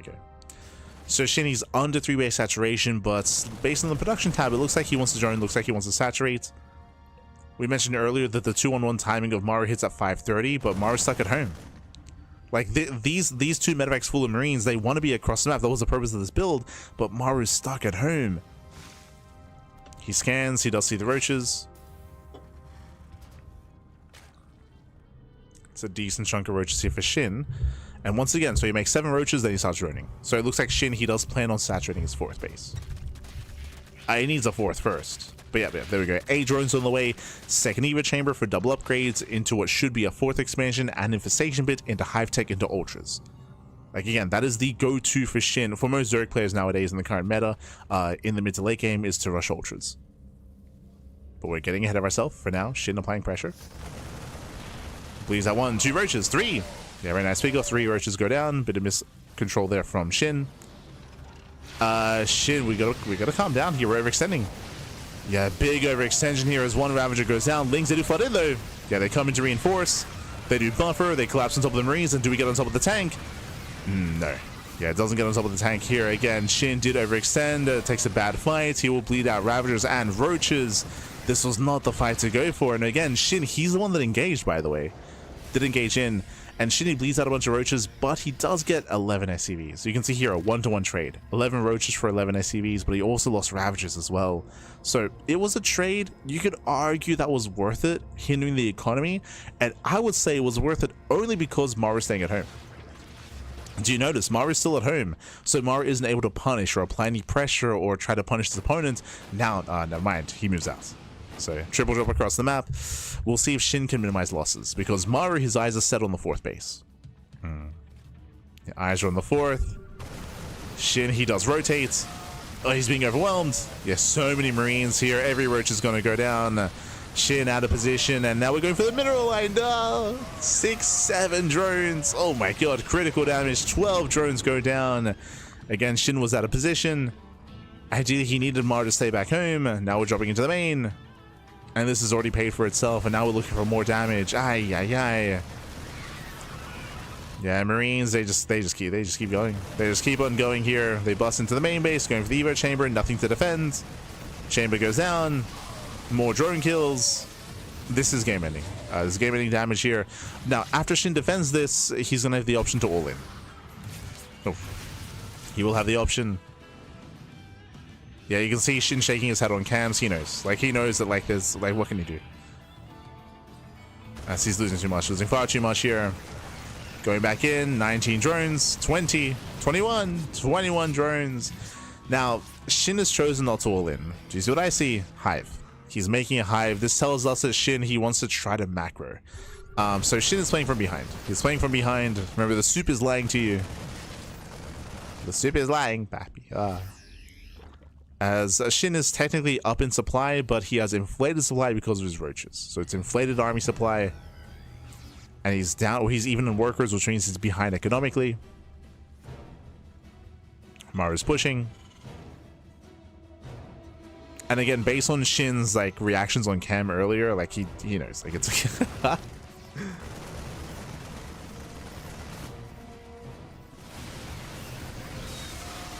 as he does get into one of the tanks and the medevac. One tank and one medevac go down. Rebroadcast does him in.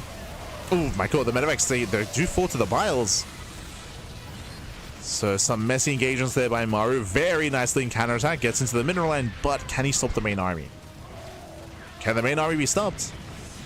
As Maru's now pushing into the natural. We have Vipers on the way. Baliness goes down, denies Baling speed. But can Shin pull this off? Can he survive? Oh, his drones are getting picked up here. Violence over one of the tanks.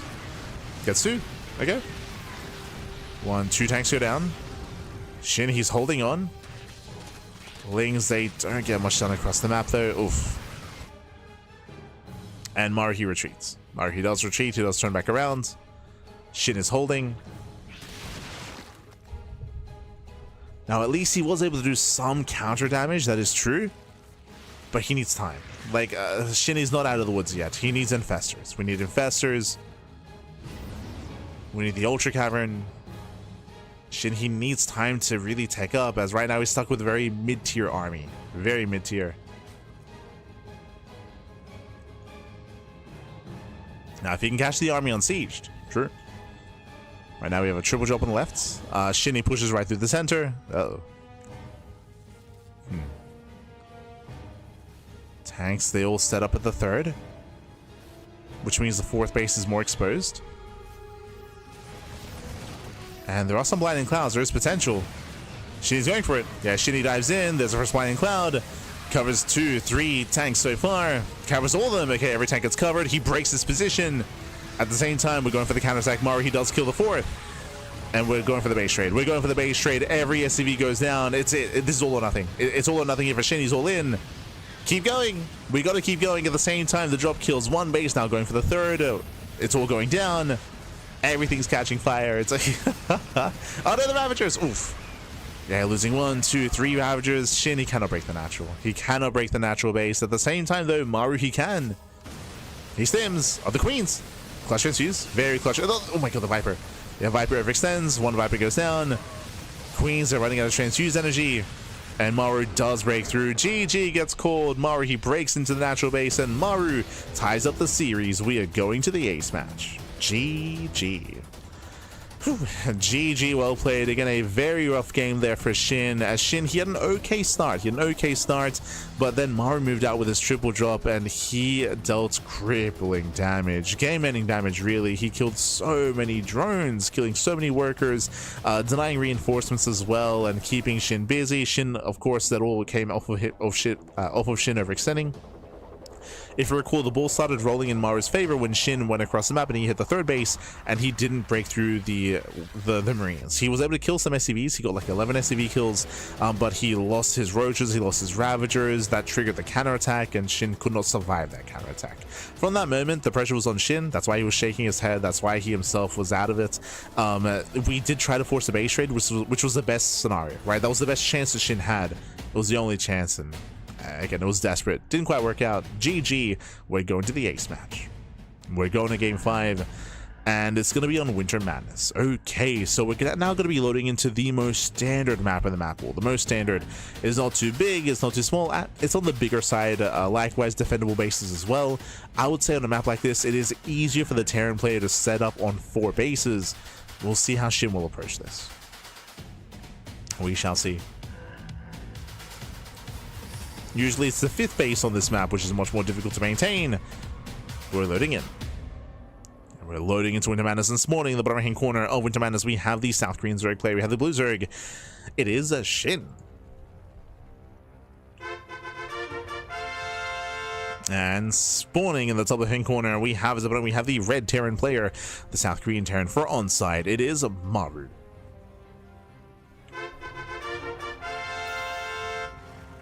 Let's go. Let us go.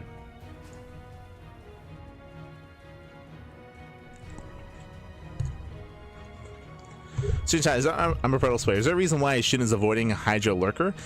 So currently in the meta, it is viable to go Lingbane Hydra, but SHIN's preferred style is to rush Ultra. So I should emphasize that almost every game that we've seen outside of early game aggression, the goal here has been to go Roaches and then to rush into Hive Tech and to rush into Ultras. If he can get there, then you can win. And that's how, I mean, we've seen that, right? We've seen that already in these games. Is you have a big power spike once you get into Hive Tech and once you get into Ultras. Oh, let's go. Oh, yo, let's it's Mr. Che. Shout out to Mr. Che. Yeah. All the cheerfuls in the crowd.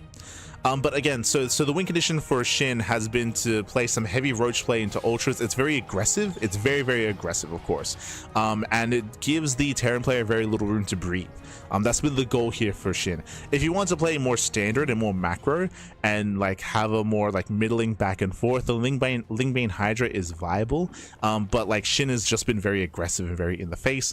And the goal here, of course, has been to rush into Hive Tech, rush into Ultras before there are any ghosts out. It's a specific style that is preferred here. You can, if you go into Lingbane Hydra, it's usually a lot more passive. It's usually a lot more passive. It's usually a lot more defensive, more importantly.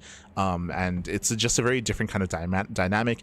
It does allow the Terran player typically to kind of easily and kind of expand back at home and have control of their own map. And it's just, again, just a very different dynamic, and it's very different stylistically. So SHIN, he's the kind of player that wants to keep the Terran player on the back foot. He wants to keep the pressure on, basically.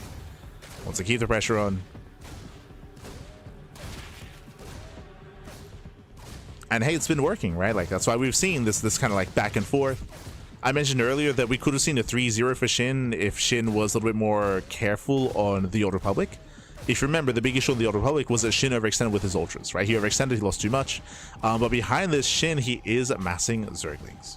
Ooh, he's going for a Ling Flood. Yeah, you can see SHIN, he does skirt his Lings around. The Reapers are distracted. It's 2x Reaper at Maru. Sorry, I was a little bit distracted. But 2x Reaper at Maru, he's distracted by the hatchery. Meanwhile, SHIN, he's going across the map. Yeah, Ling speed is more than halfway done. At the same time, again, getting across the map. Hatchery's getting low. SHIN still needs a little bit more time. Oof. And he delays. Yeah, he barely delays the CC. Very nice pickoff. Delays the command center. Catching more SCVs. The boys are being pulled. Oh, we'll lose a queen. Does lose a queen. Picks off a couple of SCVs. Link speed is done in 6 seconds. Yeah, link speed is now done. And this is getting... Oh, this is too much. 6? Yeah, 6. 7 SCV kills. 7 SCVs going down. We flood across the map. And is the wall going to be open? Nah, the wall is closed. Okay, the wall is closed. Lings are here to nibble away at the wall. Reapers are not so far behind. Reapers, they make it back in time. They will defend. Oh, the deeper, no, he breaks through. He breaks in. Oh my god, he breaks into the main base. He needs to surround those Reapers. He avoids it. He avoids it, going for the SCVs. Gets into the mineral line. More SCVs going down. This is getting out of hand. It's getting out of hand here. Maru losing a little bit too much. He does have a CC in the main though. Oh my god, he went 3 CC? Jesus. He went for a 3 CC 2-on-1, so he can sustain this. He can sustain some of these losses. It's still some heavy losses there for Maru. Oh, the close-up on SHIN. He's locked in. But remember, Maru has a 3rd CC. He can make 3 SCVs at a time, and he has triple mules. He has a lot of mules available as well. So Maru, he does have a way back into this game. If he didn't have a 3rd, like, SHIN will be massively ahead. Because of the 3rd base, SHIN is in a decent position, but Maru, he can stabilize. He can stabilize. Double E-base, double upgrades. Maru's building up.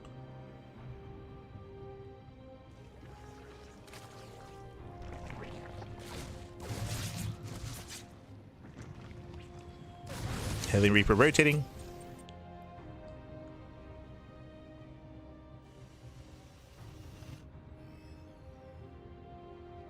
And does rotate. You do see Shin poke in, pull away, keeping Maru busy. And we'll see how Shin techs. He has options. Like we've been mentioning recently how Shin's been playing very roach heavy into ultras. So far though, Shin, he has a choice to make. Like he could go into Hydras if he so chose to. But one Evo Chamber feels like roach play. Just one Evo Chamber into +1 carapace.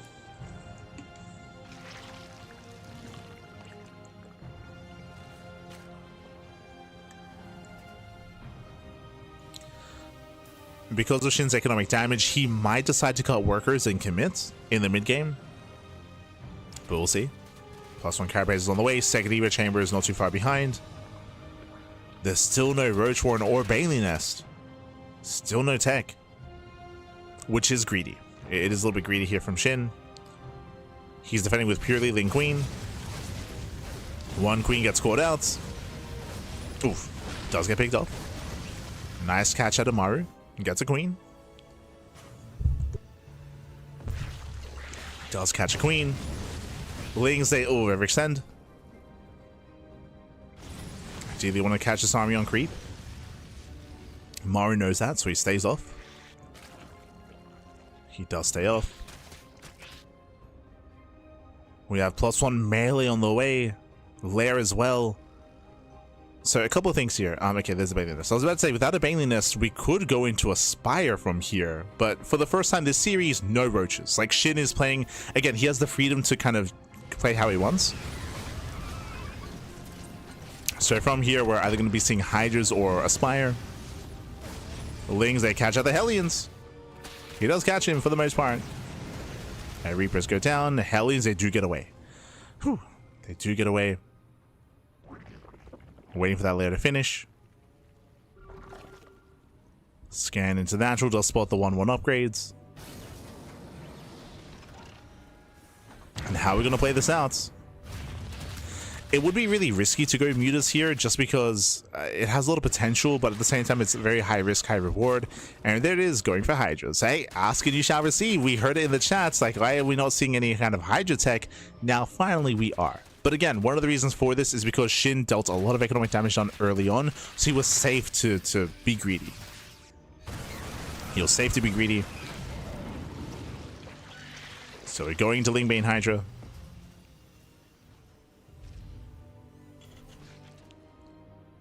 Now this can lead into Lurker Tech as the kind of Hive Tech option, of course.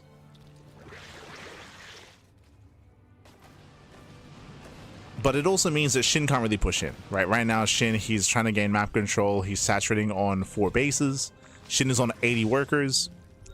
Now, because of the high economy for Shin, he can soon max out. He can soon start to max. And we'll see if Shin can break the 3rd. Ideally, personally, I would want Shin to wait for a 4th. To wait for his opponent to get a 4th base up and then collapse in. Pushing into Maru, turtling up on 3 bases, it can be difficult to break a turtling Terran player. Specifically Maru. So it would be a risk if Shin tries to push into the 3rd, but as you can see, Maru is taking a 4th base, and that is when Maru starts to spread himself thin a little bit. So this does give Shin some opportunities. So now Maru is being active, Hydras are amassing, Infestation Bits on the way, that'll be for the Hive Tech.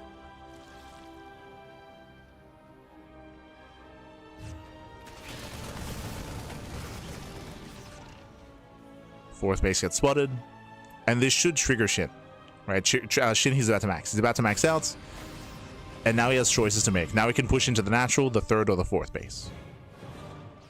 He can kind of like rotate and pick which area to assault.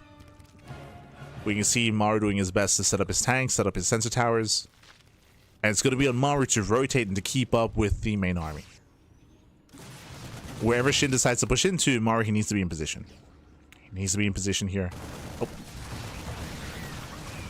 As Maru, he trades well. Trades well against the Zerglings. Hive is on the way. You're going for Pneumatized Carapace. That'll be for Dropper Lords. As you can see here, the goal should be to drop into the natural. That's how Shin will break through. He's going for the drops.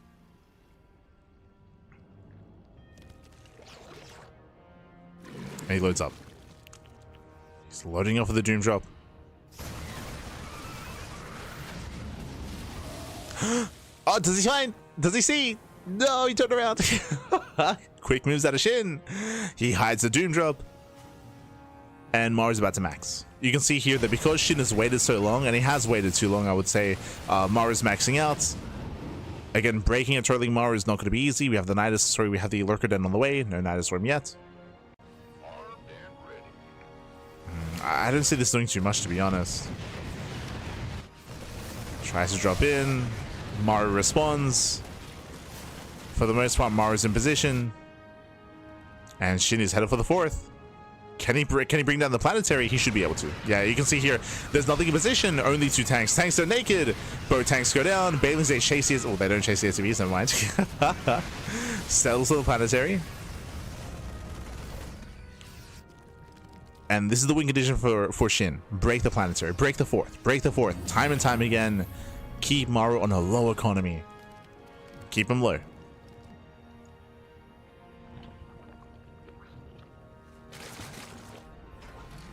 Lurker Den is on the way. Has just finished, I should say. Followed by the upgrades. Vipers are popping out. And Shin, he's gearing up here for the next wave, for the next push. Now, this time, Maru's in position. You can see here, this time he's got 5 tanks setting up outside of his fourth. He's got a good amount of bio. Shin, he's gonna be careful. Ooh. Yeah, Shinny has to be careful here. Now, the moment that Shin stops breaking through this defensive line, and the moment that he starts being too inefficient, we need to start taking up.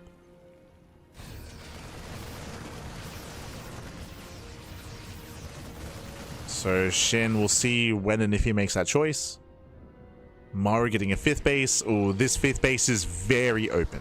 We mentioned at the start of the game, if you remember, Winter Madness is an easier 4-base setup, but the 5th base, that is very difficult to defend. This location here, it's much more open, much more exposed.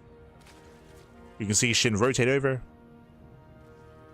This is Shin's moment to break the low grounds. Double Nidus for him, double Nidus here with the Lurkers. The goal here is to distract Maru into ideally Nidus into the main. I believe that's 6 Lurkers, and here's the tech. So we mentioned earlier that the moment that Shin can't break the 4th base, we got to start taking up, and now we have the Ultra Cavern and the Spire. So now we're getting ready for Corruptors, for Broodlords, and for Ultras. Decent Blinding Clouds. Shin does hit the 4th. Lings, they get on top of the tanks, getting 1, 2, 3 tanks, not bad, and the Planetary. At the same time, double Nidus. Yeah, double Nidus Worms on the way.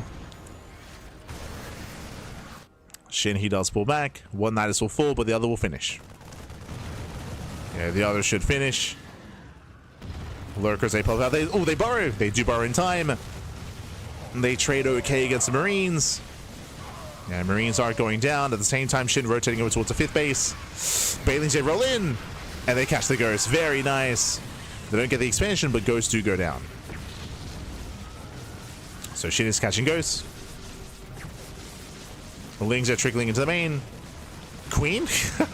what are we doing? Yeah, a little bit of everything, a little bit too chaotic here, and Shinny gets punished. Shinny gets punished. He's going to be cleaned up. Yeah, a little bit too ambitious there from Shin. But so far, this has been decent damage. Now, the one critical thing that I would say about Shin is that he has not prioritized mining on the fringe bases. Like Serral, for example, and Classic as well, and herO, they're all very good at saturating those fringe bases. As soon as they get top right and bottom left, you pull the boys. You may not over towards those bases because they're the most crucial bases to take resources from. To make sure that Maru never gets them. Regardless, the planetary will fall. As we mentioned, this low ground 5th base is very difficult to maintain. So it takes down the 5th. Lings, they hit the left-hand side. Looks like they're not killing any SCVs. Yeah, there's a planetary. Shit, he's rotating towards that planetary. We have the upgrades on the way for the Spire. So the transition point from here should be for Broodlords. We're getting ready for that. We don't want to get there too quickly, but at a certain point, like, we will have to get ready for a potential Broodlord Infestor. Again, Maru, he's the best Terran player in the world when it comes to turtling. Better than Clem, better than Bjorn, better than Cure. So if anyone can turtle up on 5 bases on Winter Madness, it's going to be Maru. And now we see the Maynard. Kind of. Like, center left hasn't been saturated yet, which is concerning.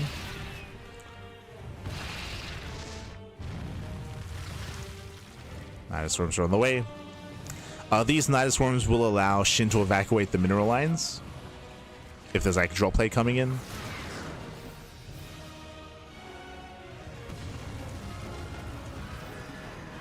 Okay, Nidus Swarms across the map. Maru, he's stabilizing on 4 bases. Maru, he's building up a bank. That is dangerous. A Terran play with a bank.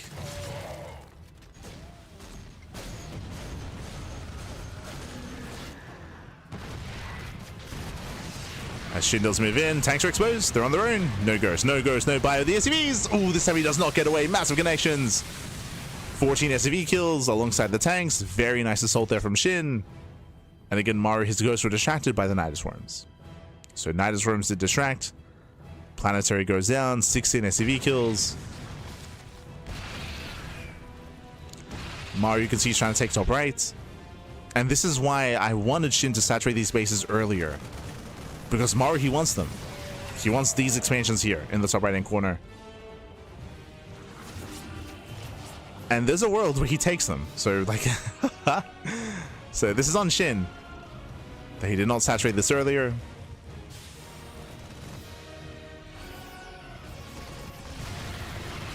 Moving in, nice fighting clouds. Gets 1, gets 2, gets 3. Maybe 4 tanks. Oh, there we go. 4 tanks go down. Not bad.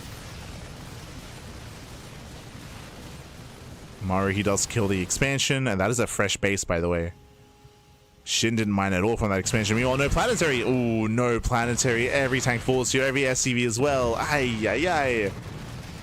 There were so many mules. CC will lift. Nidus into the main base. Maru's being torn apart. He's being torn apart, Pappy.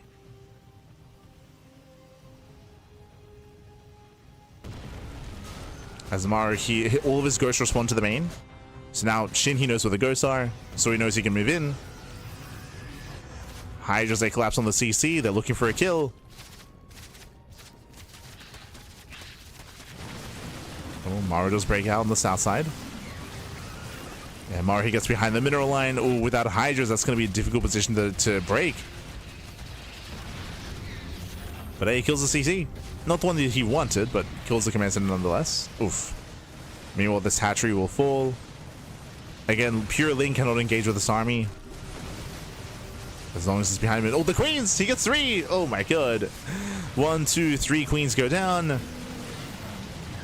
Nice Worm as well. Nice drop out of Maru. Wings force the counterattack. Getting into the mineral line. Oh my god. They catch out the mineral line. That's 18 SCVs going down. Getting into reinforcing tanks as well. Yeah, catching out the tanks. He wants that final tank. He wants it. Oh, bit of an awkward move command, but he does get it. Hey, gets a tank. That's 3 tanks going down. Shinny moves in on the right-hand side, catching out more tanks, more tanks, more CCs.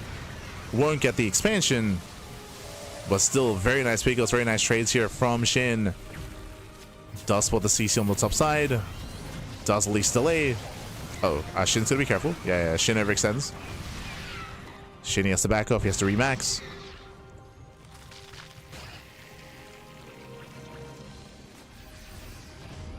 He does need to remax here. See, I said in the chat.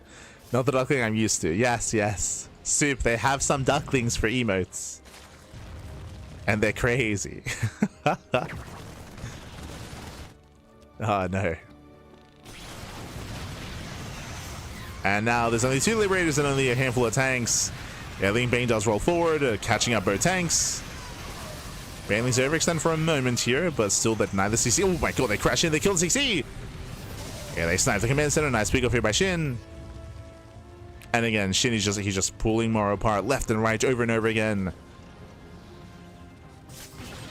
Maru, he's burning through his bank, trying to keep up.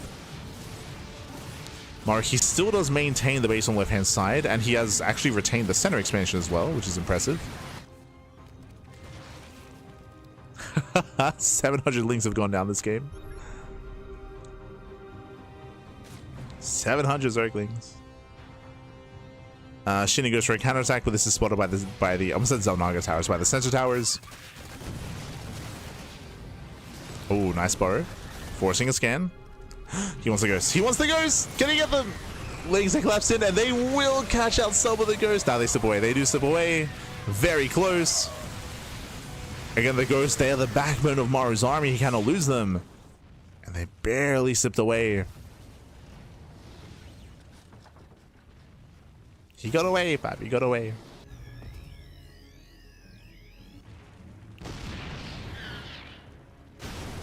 Oh, Shin's gonna be careful. As Shin tries to move in. There we go. Nidus does finish in the main. We got 2 more Nidus worms on the way. Oh my god, there's so many Nidus worms. Yeah, all the Nidus worms. Came with the production. Catching out a good chunk of bio. Going for the CC on the high ground.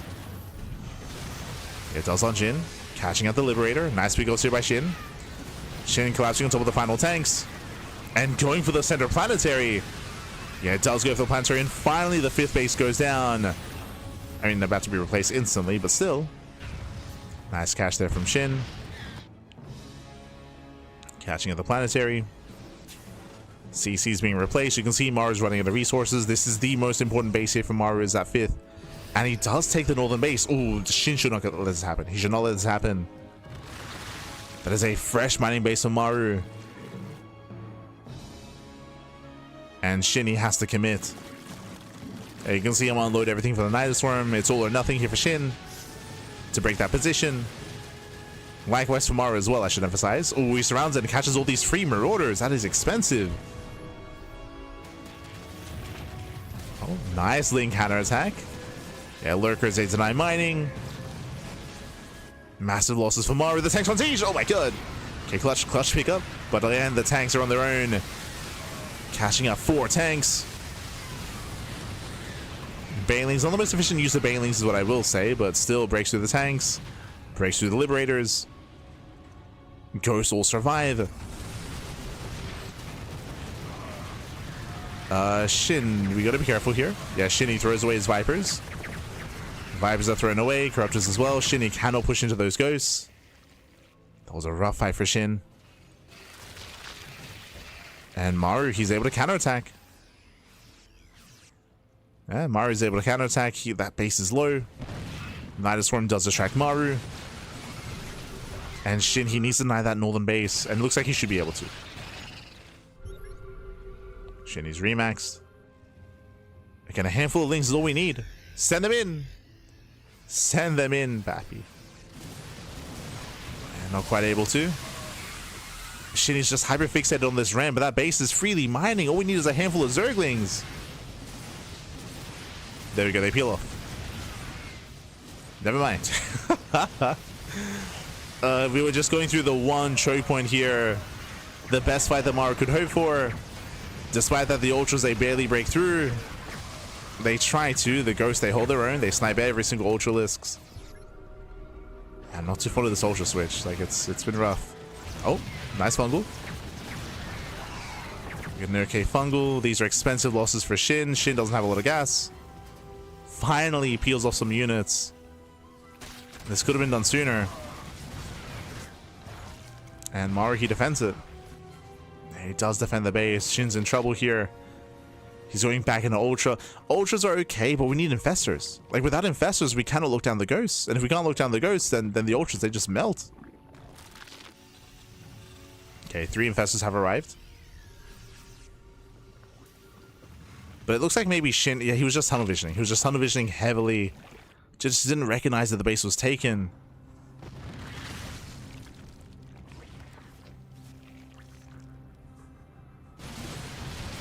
Did not recognize.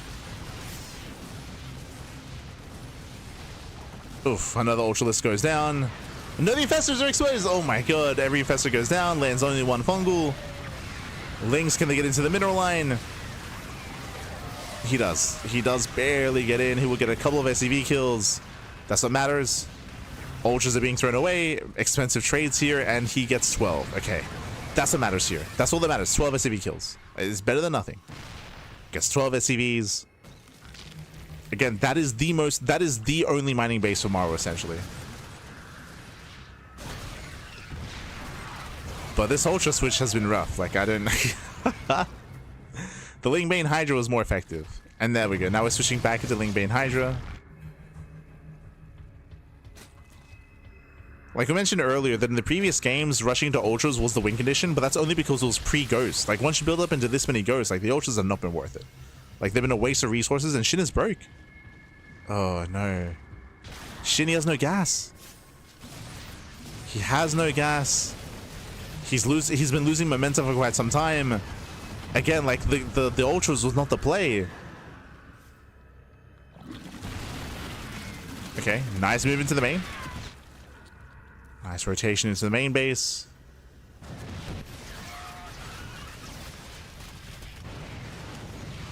We're picking up some units here in the main.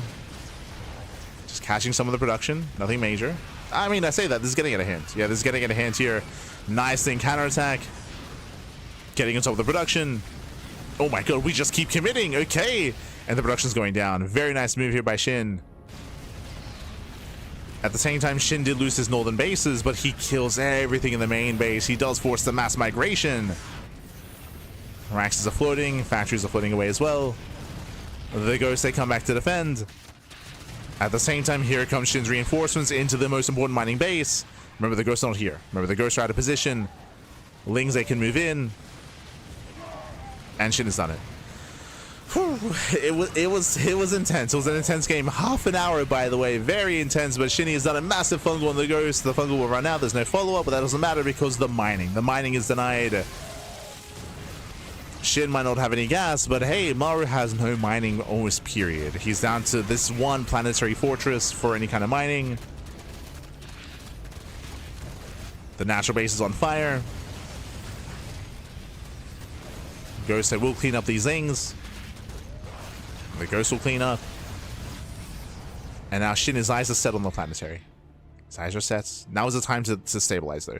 Like SHIN, he just lost 3 bases. He needs to retake them. And this is also why, if you remember, we mentioned this like 20 minutes ago, how important it is for SHIN to have started mining the top right bases as quickly as possible. And he didn't. So like, and now he doesn't have them. No one has them, to be fair. But those were the more natural bases for Maru to work towards.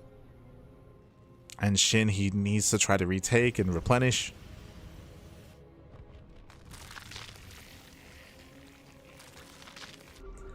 And I'll be honest, I don't see a world where Maru can take those bases anymore. Just because at this point, it's almost pure Ghost. Like, he doesn't have any kind of buffer for his army. Like, Ghosts are good, but they need some kind of meat shield to make sure that they don't get surrounded and they don't get locked down. Nice scan. Catching the Infestor. Tanks are getting in position. You can see Maru fixating everything here in this center location. SHIN, he ignores it. Nice move. Ooh, does catch long distance riding SCV. Sorry, he does catch the transferring workers. 4 SCVs. Now collapsing on, I think, the planet center, the orbital. Oh, okay. And you can see Maru just give up on that location. He's just giving up on that area of the map, and he's transferring everything over towards the top right. And that's what matters, right? That's the area of the map that matters now for Maru. Is those bases. Lings, they collapse on the production.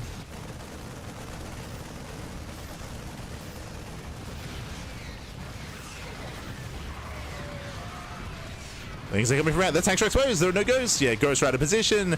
And he cleans up every single tank. Whew. Yeah, SHIN, he cleans up the tanks, cleans up the Liberators.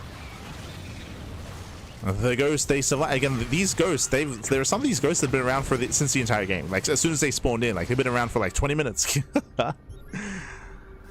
The Ghosts have been around for a long time. They persist, they persevere. But as you can see, no mining. Currently, 0 mining for Maru. He needs this expansion. At the same time, Lings, they backstab. Once again, trying to force the Ghost out of position, and they will. GG gets called, and SHIN, he will claim the series 3-2, advancing on to the grand finals. GG. Whew. Ay. GG, well played. Again, SHIN, he had momentum from the very beginning. Oh, the crowd, Pappy, let's go. GG, well played. From the beginning, of course, SHIN, if you remember, he was able to get a lead early on. What did he do? Link Flood. Remember, he went for the early Link Flood. He killed so many SCVs. Now, Maru didn't die because he went for a third CC, if you remember. He went for a fast third command center, but he went down to a very low SCV count and he was stuck at home. Now, if you remember, that was the moment that we mentioned that SHIN had the opportunity to actually play however he wanted and not play roaches. The reasoning and the rationale for that is because SHIN crippled the economy, Maru was stuck at home, which meant that Maru wasn't applying pressure, so he didn't need roaches. Roaches, they can be a very safe way to play. They're very lava efficient style, as they take less lava to build up and to gain any kind of control. Because of SHIN's lead early on, he had the freedom to build up into Lingbane Hydra, a very mobile composition, and with that Lingbane Hydra, he was able to deny the fourth base. If you remember, he couldn't really apply pressure to the third, but it wasn't until the fourth base was taken, and that's when SHIN, if you remember, he droned up to 80 very quickly. Droned all the way up to 80, built up his Lingbane Hydra, and maintained map control. There were a couple of moments where Maru was able to break out with some drops, but only a handful of moments. For the most part, SHIN had map control. SHIN was denying the fourth base, denying the fifth base, over and over again, rocking back and forth. Again, the big criticism for SHIN is that he did not fixate and prioritize mining and saturating top right. That is the big thing that did kind of make things a little bit scary, is that we had to fight hard for top right, and SHIN was late to saturate those bases. But outside of that, he was still at least denying expansions. He was still making Maru work for trying to max. Maru, he never really maxed out. He never built up his army. SHIN was there time and time again to knock down the fourth or the fifth or the third, or Nida storms into the bases, drop play as well, non-stop aggression, keeping Maru busy back at home. And Maru failed to defend. He failed to defend, but again, he was playing from behind from the beginning, right? So like it was a shaky game from the start for Maru after losing all those SCVs, and with that, SHIN does snowball out of control. Another big weakness for SHIN was his switch into ultras, right? We speak about it all the time when it comes to the previous games. Like, ultras give you a big power spike, but that is pre-ghost. When he was making ultras, there was already a heavy ghost count, so it made no sense to go into ultras, and SHIN was wasting resources, and that gave Maru another opportunity because it was taking better fights against the ultras. Eventually, SHIN went back into Lingbane Hydra, which was which was a cheaper army, much more efficient. And with that, GG, well played. SHIN will claim the series 3-2, and we're going to the grand finals. It's going to be a best of 7 between herO and SHIN. There's a lot to discuss regarding that matchup. We'll get there. We will get there. For now, we'll see you guys soon after the break.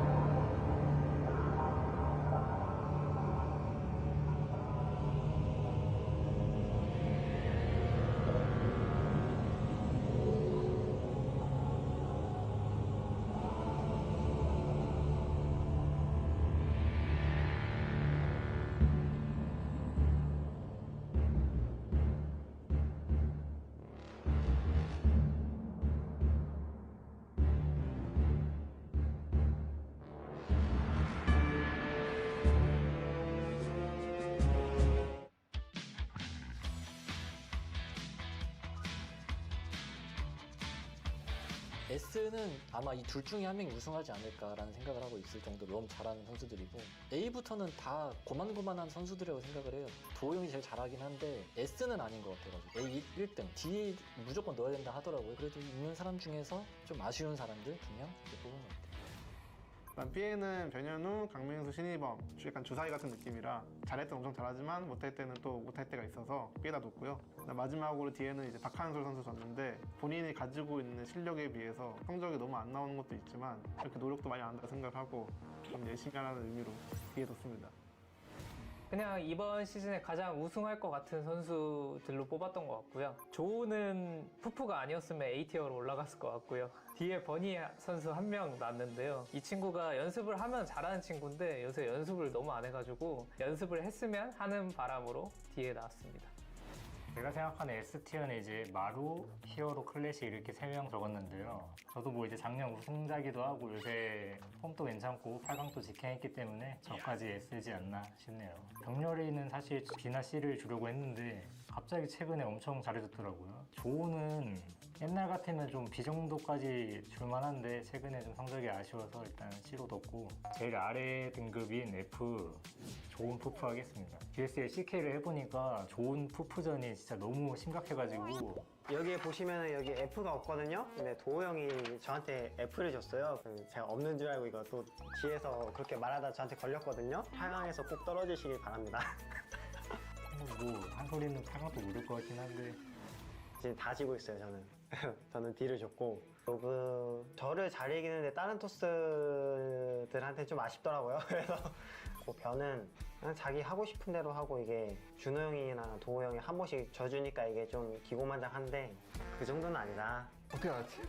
좀 자기 좀 잘한다고 이제 머리가 좀 커진 모양인데 우승하거나 뭐 결승이라도 올라갔어요? 아니잖아요. 그래서 한 소리 말은 이제 흘리겠습니다. S급에 올라올 수 있다고 생각하는데 저는 지금 프로토스는 조금 과대평가되어 있다고 생각하거든요. 그래서 한 티어 내렸고 거기서 성품도 안 좋고 커리어도 좀 더 떨어지는 B 플러스는 이제 변현우, B의 강민수, B 마이너스에 이제 김도우 이 셋 중엔 제가 좀 더 커리어가 높지 않나. For me, A tier is like someone who has a small chance of winning a tournament, and I don't think there's anyone who has a small chance except for the S tier. So T tier, Byeon, Bunny, Sound, Trigger. I think it's like most people would agree, but I think some people would pick Byeon in B tier. But I feel like Byeon, he doesn't make like super deep runs usually. He does like average in every tournament. Like he has good results in every tournament, but he never like makes finals or top 4 or whatever. So that's why I put him in C. 천해천들이죠. 천해천들이어서 딱 이 2명 뽑았습니다. 일단 큐어 선수 같은 경우는 원래는 A급이었는데 이제 좀 최근에 폼이 조금 안 좋은 것 같아가지고 살짝 늦춰서 이제 B급으로 조정을 했고요. 그리고 3명의 저그 선수들을 B급에 넣었는데 이거는 4강이나 결승권은 자주 가는데 이제 우승을 하지 못해서 저그라서 이제 B급이다. 조금만 더 올라오면 S라고 생각을 해요. 왜냐면 최근에 폼이 점점 올라오고 있어가지고. B는 좀 우승권 선수는 아닌데 좀 항상 뭐 4강, 8강은 항상 갔던 선수들이라서 그나마 좀 자신 있는 선수들로 버니, 조은, 트리거가 있습니다. 물론 지금은 제가 좀 잘 못하고 있긴 한데 그래도 예전에 해놓은 게 있어가지고 이 정도로 넣었고 준호 형이 저는 S까지는 아니고 A라고 생각을 했는데 클래스가 확 느껴지는 그런 생각을 해서 성주에 이어 준호 형을 넣었고 변현우 형은 원래는 인정을 크게 안 했는데 근래 좀 경기를 많이 해봤을 때 제가 너무 못 이기겠어가지고 정렬님 그 가비시군주 한 5억 마리 뽑아가지고 온갖 곳에서 한 30마리씩 들어오는데 변신수 잡다가 날이 다 가요. 네. 변님 움직임이 좋다기보다 좀 이상한 데로 온다 그런 느낌이 있어요. 그 다음에 저는 저를 밀어놓기는 좀 민망해가지고 뒷급입니다. 준호 형이랑 도호 형인데 그냥 종족이 좋으니까. 근데 제가 제 이름을 S 쓰기에는 그래가지고 그러고 싶은 마음. 도우 형이 아까 자기 B급이라 해가지고 그래서 위에 저거 원래 A에 넣고 싶었거든요.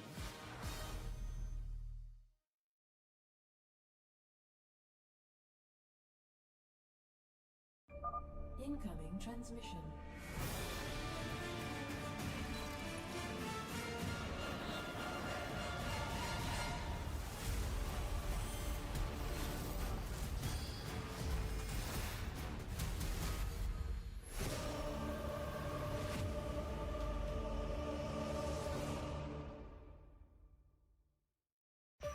GSL Season 1.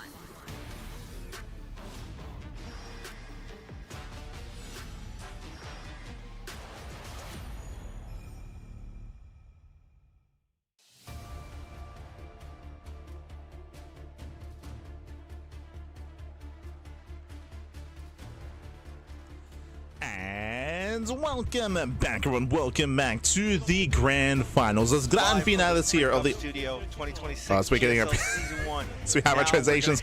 But welcome everyone to the grand finals of the 2026 GSL Season 1 playoffs. We're here with the grand finals, and let's take it over to Maddox. Maddox with the translations. Let us introduce the players and have our initial interview. Let's go. It's been a long time back in esports because I was like casting traditional sports, and back here and feeling the heat here is actually very good.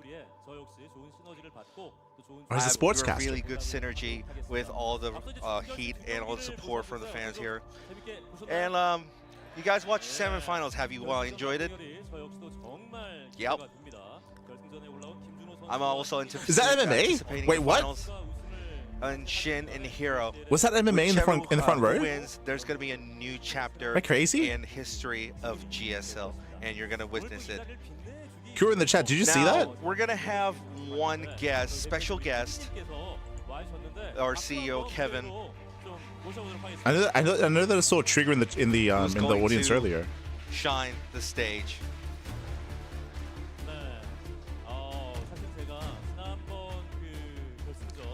Mr. Che. Now, my producer said actually last GSL finals was and like to practice it, and you ever show up and shine it, and you every show the love in every GSL. So how do you do it? Well, because I love this game, because I love GSL.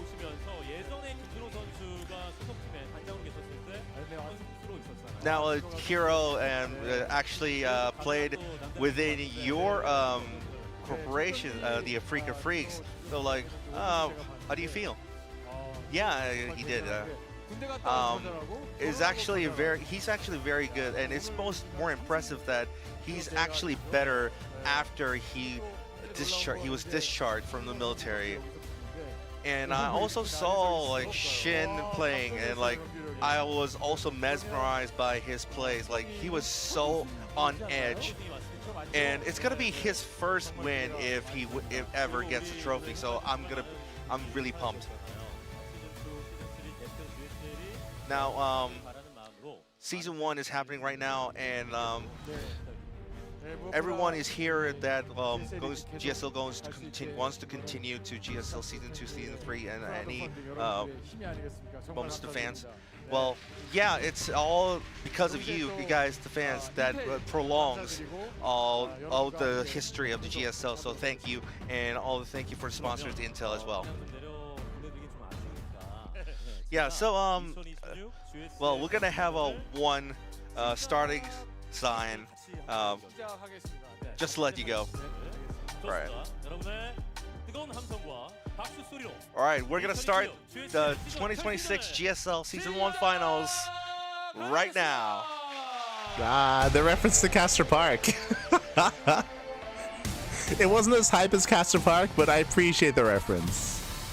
Let's go, let's go. But yeah, so I wasn't familiar with the caster or the host. I think he's more of a host than anything, because it sounds like he's less familiar with StarCraft. But apparently he used to be in esports way back when, and he has been doing some sports commentary and is just now jumping on. So really, really cool to hear.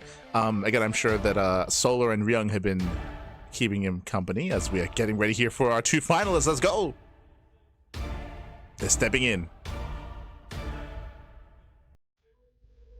Stepping in here, it's going to be a ZVP Finals Best of 7. herO and SHIN. The trophy.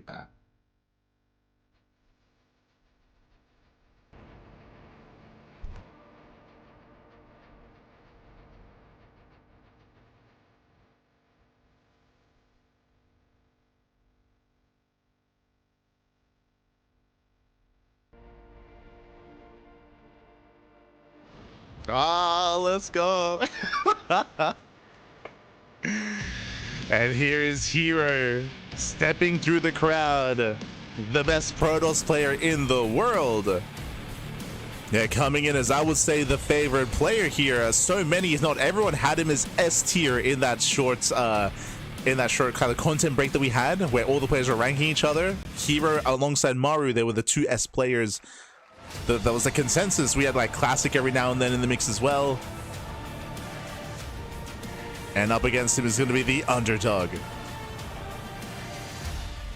He was the only for casting. Well, all four players, I couldn't even predict anything. Like, how did you feel?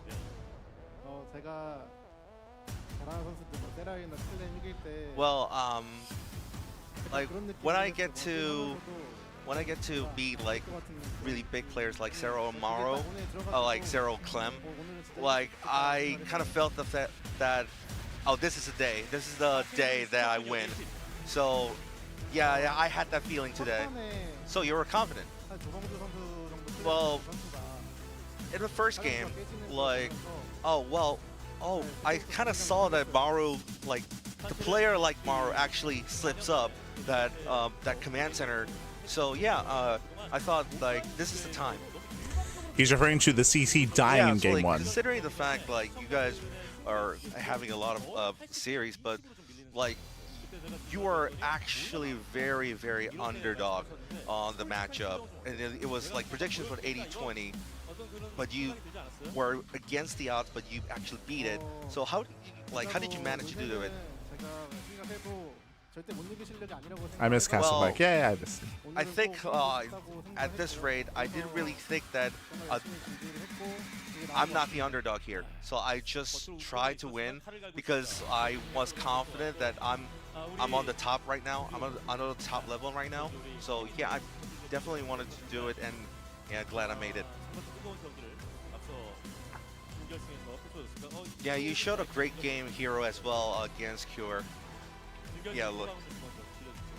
So how do you feel after the game?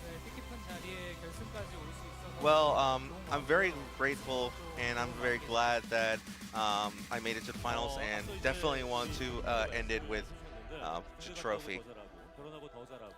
Yeah, like Kevin also said, you're after the military, after the marriage, you actually pumped up, like even if you're your age. So yeah, like you age a lot after all those years, but still you keep getting better and better. Old man here still got it. Yeah, what's the secret about that? How do you make that results? Well, it's not that far. It's right here. Oh, you're talking about your wife. Oh, yeah. Yeah, it's like. See, that's. Am I crazy? Is he actually a family man? Oh, well, his wife says no. Could you see? Is that MMA in the front row? Yeah, so try to break the ice here. With the glasses and the white shirt? So, let's get down to business. So, now the opponent's herO. How do you feel? Do you feel that you could beat him?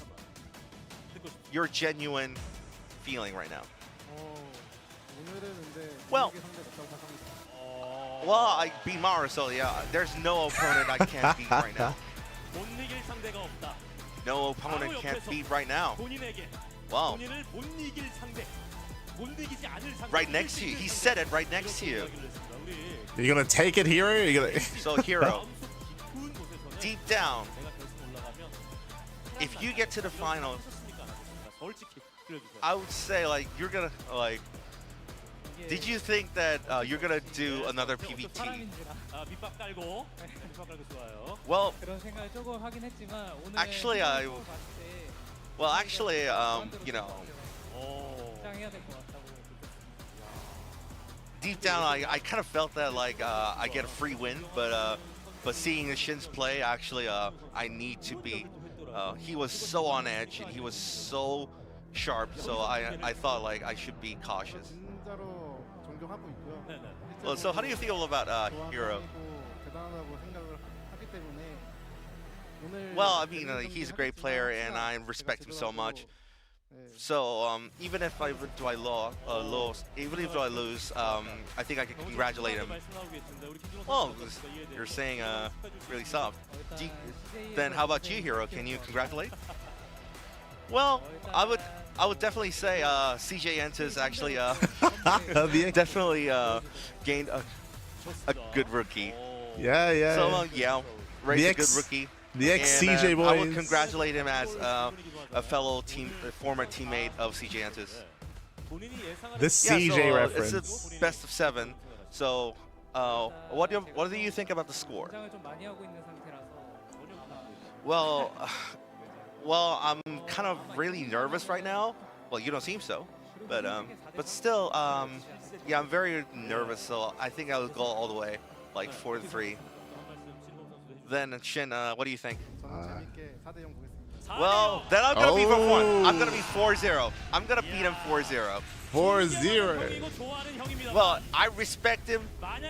It's a respected brother. I mean, a revered brother. I like him, but still, 4-0. Shin wins. Well,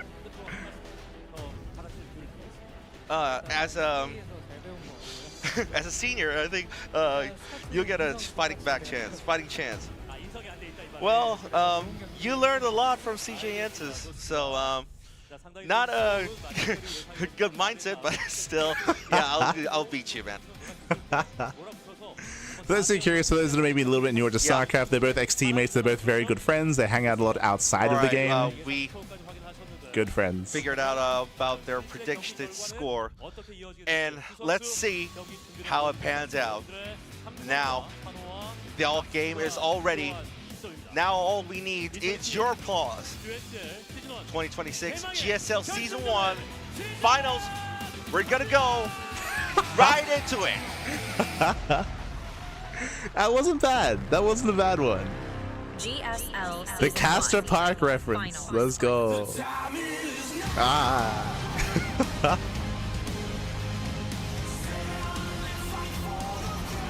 But here we go. We're getting ready here for the grand finals. Again, some fighting words, confidence out of Shin. Be like, nah, I'm gonna take this clown down 4-0, baby. Would also, of course, paying some respects, saying that they're like brothers. Again, they've been friends for a very, very long time. Been together for a long time as well. You can say they have roads here to the finals as well in the most recent history. Offline, barely in favor of herO. Online, heavily in favor of herO. And let's get ready for that best of 7. That best of 7 vetoes are underway, I'm sure, as we get ready to dive into our grand finals. Now, coming to the finals here, herO, again, he is the best Protoss player in the world. He's coming as a favorite player.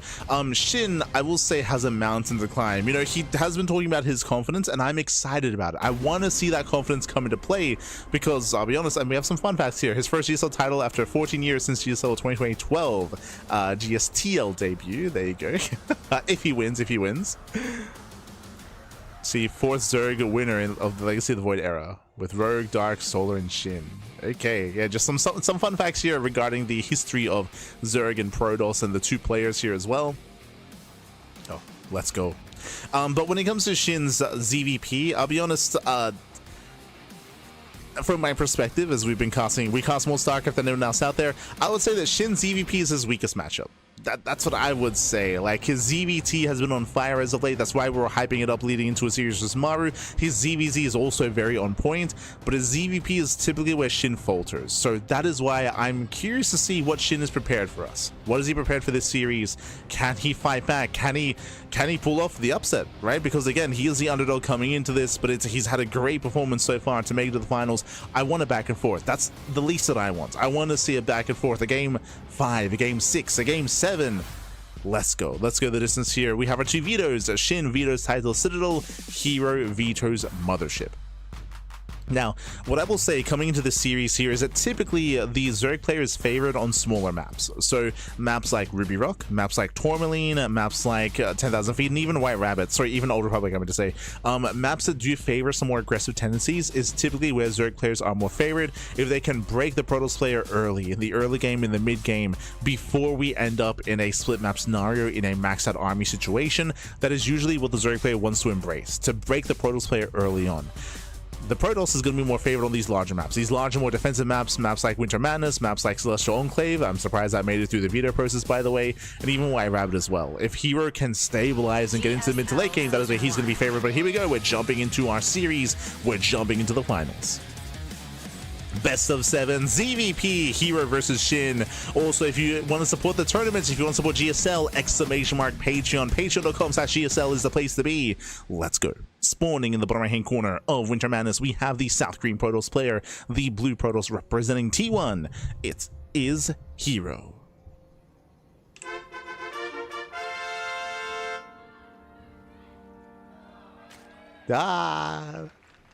The fan chants in the crowd. In the spawning in the top left-hand corner of Winter Madness, we have the South Green Zerg player. We have the Red Zerg. It is SHIN. Let's go. Let us go. We are jumping on in, and welcome to Winter Madness. Winter Madness is one of the larger maps of the map pool, a more defensive map as well. And typically we do favor Protoss coming into the early to mid game, specifically in the mid to late game, I should emphasize, getting to a longer game stage. SHIN, you're my hero. Oh my god. Meanwhile, GSL 2026, SHIN, vámonos. Oh, we see Mr. Che in the crowd. He's got both banners. He's got both banners in there. No bias from Mr. Che. No bias. Oh, meanwhile, Hatchgas will stand open out of SHIN. Likewise, herO going for his own gate expand as well, or gate cyber expand. Now, when it comes to our early game, when it comes to our setups here, everything's looking normal so far. What are we expecting out of SHIN? So, when it comes to ZVP, it's a very different dynamic compared to what we saw against Maru, of course, when it comes to SHIN ZVT. Oh, been watching GSL since I had hair. Y finals worth the wait after 10,000 years. Oh my god. Meanwhile, we would appreciate any translations in the chat because, yo, we got some hype in the crowd, baby. Got some intense cheerfuls. Let's go. His hair is going. What I was going to get at here, though, is when it comes to ZVP, as we mentioned before, we typically expect aggression out of the Zerg player, but on Winter Madness, aggression is not favored. Aggression, it's hard to really get going here on 2 and 3 base play, so we often do see more mid-game play instead. Something that is viable in ZVP is Spire and Muta play. If you can throw down the Spire unseen and unscouted and throw it down and build up into your Mutas and catch a Protoss player out of position off guard with their pants down, then you can overwhelm. And that is seen quite often at this level of play, to hide the Spire to go into Muta play. So that is going to be in the back of my mind on these larger maps like Winter Madness, like White Rabbit. These are the maps where I'm going to be thinking about potential Muta play. But now though, Stargate open out of herO, Stargate into the Oracle into a third expansion. From the side of herO, early on, we are waiting to see the timing of his Twilight Council. I know that I've been saying that Protoss players are going to be favored getting into longer games on these larger maps. That is true, but herO, he does like to mix things up himself. That's what makes him such a scary opponent. He's not like Classic or Max Packs. Classic and Max Packs, they're a lot more standard, they're a lot more defensive, they're a lot more willing to just slow things down and build up into a standard game. herO, he's different to that. He's a little more willing to be aggressive, to be dynamic, to go for early timings and go for early tech even when he doesn't need to catch his opponent off guard. Meanwhile, nice Lings, two of them move towards the natural, 2 into the main base as well. Probe's going to be going down, getting 1 probe so far. He gets 1, he gets 2. Ooh, very early pickoffs here. This should not be happening. 3 probes. Oh my god. 3, 4 probes going down. herO distracted, herO underreacting, and this is a brutal start for herO, losing 4 workers already. That should not have happened. That should not have happened. So herO does slip up, he does mess up early on, and SHIN start things off with the lead. SHIN does take lead early on, going for a link flood behind this. Link speed is done, and SHIN moves out across the map. He wants a Stalker. He wants that Stalker. Stalker moves out of position. The Oracle is back at home to defend. Adept gets cool. Ooh, nice catch on the Adept. Here he's where the Zerglings. Airload goes down, does supply block SHIN. SHIN supply block, SHIN moves in, surrounds the Stalker, but we have the Oracle to support. Despite that, the Stalker still goes down. Yeah, nice pickoff so far. SHIN, he's getting win after win here. It's small wins, but wins nonetheless, and that's why we close up on herO. herO lost 4 probes, he lost the Adept, and he lost the Stalker. These are 3 losses that should not have happened. Ooh. So some rough losses so far here for herO. herO, we need to tighten up. We need to tighten up here. That is an early Twilight Council. Okay, so early Twilight Council out of herO. If we see 2 gates thrown down, it looks like glaives. Yep, there we go. You see in the production tab, 2 gateways. 2 gateways get thrown down. We're building up into what looks to be glaive adepts. That is my assessment here, considering that there's no forge. But there's also no robo. And it's only 3 gates so far. So eyes are on herO. We'll see if we do come into glaives or into early blink. Meanwhile, yep, there it is, Glaives. So as we mentioned, 2 gateways alongside the Twilight Council Screams Glaive Adepts. That's why we brought it up. So Glaives are on the way. herO, he did take some losses early on, so this feels like a reaction. Instead of herO kind of dictating the pace of the series, this feels like a reaction to falling behind early on to try to catch back up. Unfortunately for herO, SHIN is playing safe. He already has a Roach Horn on the way, right? He's got the Roach Horn on the way, so he's going to be building up into early game Roach production. We do have the later lair into, I believe, Eva Chamber as well. Seeing this many adepts isn't too out of the norm here, but again, SHIN has access to roaches, which is what he needs to defend. As long as SHIN doesn't drone up too heavily, he should be okay. Adepts are moving out. Wait, did herO cancel Glaives? Did that just happen? Am I crazy? As Blink is already on the way. Okay, herO. Going for a delayed Forge, delayed +1. herO, yeah, shifting gears, he canceled Glaives. With that, herO's not going to be as committed. Oracles, they poke in. They poke in, they pull away. So far, SHIN, he's maintaining his position. Pulls away in time. And does pull away in time. Likewise, Station Trap into the main base. SHIN, he does react. He reacts, he responds, going for his own counterattack. We have Roaches amassing links as well, and SHIN is going for the all-in. Yeah, he's going for the all-in here. As I mentioned before, all-ins are weaker on Winter Madness, but SHIN has been getting win after win so far this game. It's been building up. It's been building up over time. And herO's in trouble. Remember, herO, he started Glaives, he canceled Glaives, he warped in Adepts, he didn't make use of them, and now Blink is delayed. And herO, can he survive this all-in? Can he survive it? The Queens are walking.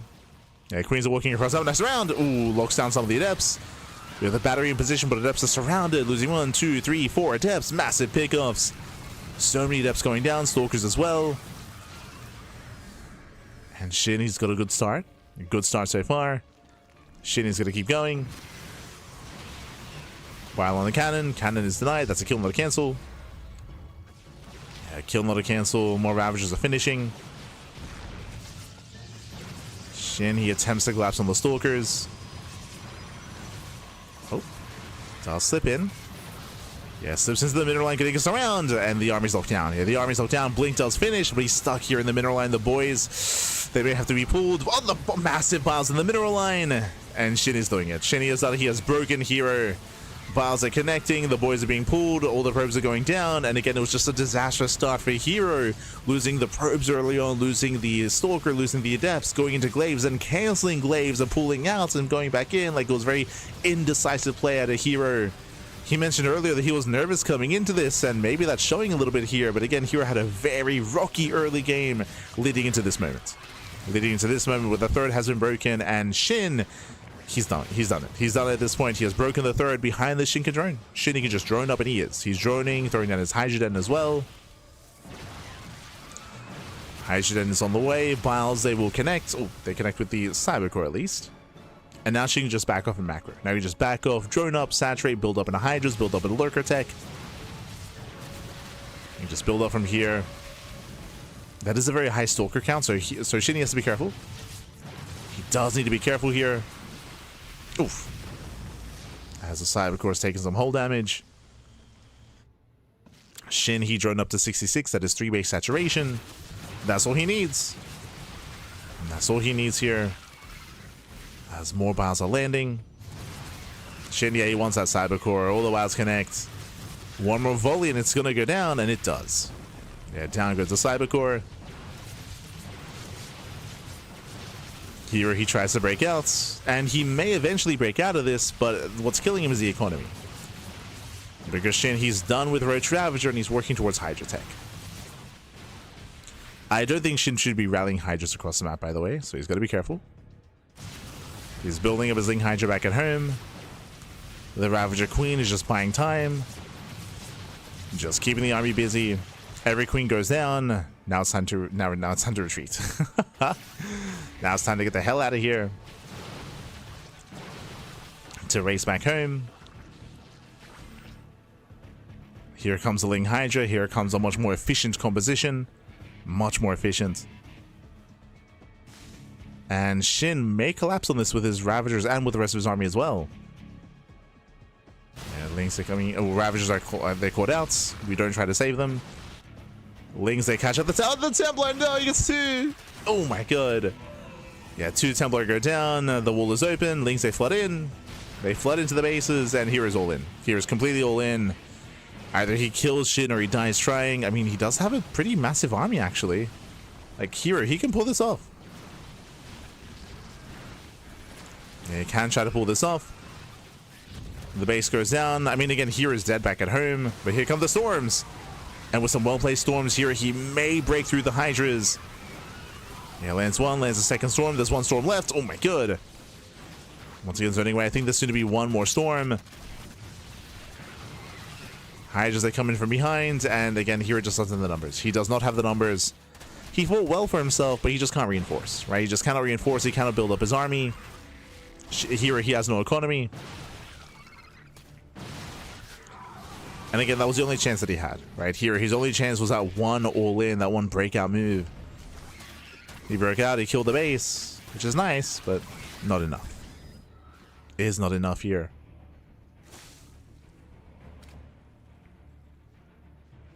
And with that, SHIN, he can now double expand, or now he can retake his 4th base. There's still creep covering the 3rd. Creep all over the place.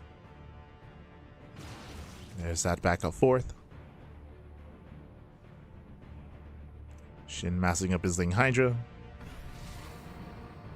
He's massing on up.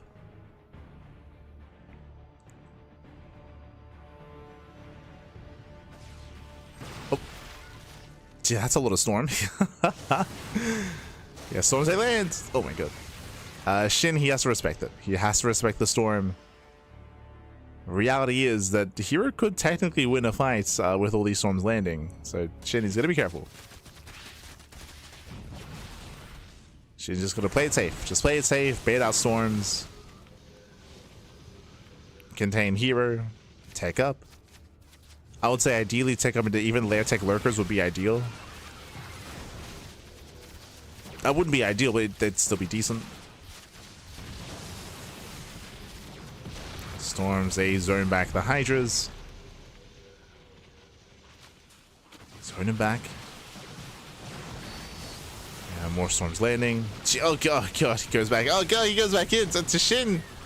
Yeah, a bit of miscontrol that had to SHIN, a little bit messy. Yeah, a little bit messy here. SHIN, he needs to be careful. Oof. As you can see, the army deep in the red. We need to respect their storms, which is why lurkers would be ideal here. As here, he will clean this up. By the way, we'll clean up the army at least. I say that we have more roach reinforcements. Roaches that built a tank. Storms, they keep landing. SHIN is trading resources for energy right now. Does pick up a couple of zealots. Oof. Storms are landing. But we're running out of storms. There's what, 3 left? There's 2. There's 1. I think there's 1 storm remaining. 1 more storm when that finishes. Yeah. Now he's morphing in Archon. 0 storms left. SHIN, he's broken through all the storms. It took a lot of supply to do that, by the way. It took a lot of supply to break through all those storms. And SHIN will lose everything in the process. They get a very, very messy fight here. You can see the power storm, but GG gets called. That's all that herO had left, and SHIN takes game number 1. Whew. GG. GG, well played. SHIN takes the lead in the series. As we mentioned, herO had a very, very messy early game. It was shocking. It was crazy. For herO to lose workers, lose 4 probes early on, lose the Adept, lose the Stalker. Because of that, herO couldn't move out with his Oracles. They were stuck at home for a long time as well. herO had to slowly get his 3rd base. herO, he started going into Glaive Adepts. He cancelled, he changed his mind. He had to shift gears and shift his tech, which meant that he fell behind when it came to his follow-up tech as well, which meant that he had a weaker defense, right? He had a weaker defense, he had a weaker defense at his 3rd, and SHIN went for the all-in. He just went straight for the all-in, went for the Ling, Ravager, Queen Walker across the map. And he broke the 3rd, right? He broke the 3rd base. I didn't mention that all-ins are weaker on Winter Madness. That is true, but for herO to have such a shaky and such a rough early game, it created an opening, right? It created an opening for SHIN, and SHIN, he went straight for it. He went straight for it. GG, well played. And with that, SHIN, he was able to successfully all-in, break the 3rd, and maintain his position from there. GG. GG, well played. With that, we're getting ready for game number 2. Going to be loading into White Rabbits. And This is where herO, he needs to lock in. He needs to lock in. Oh boy. So we are getting into that second game.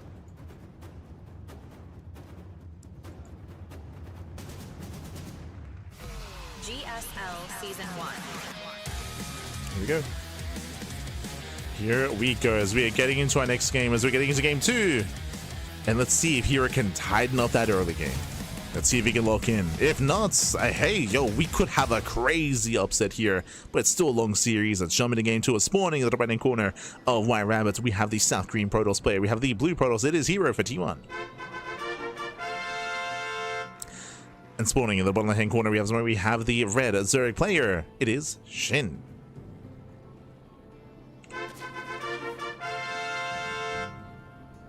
Hello, drone.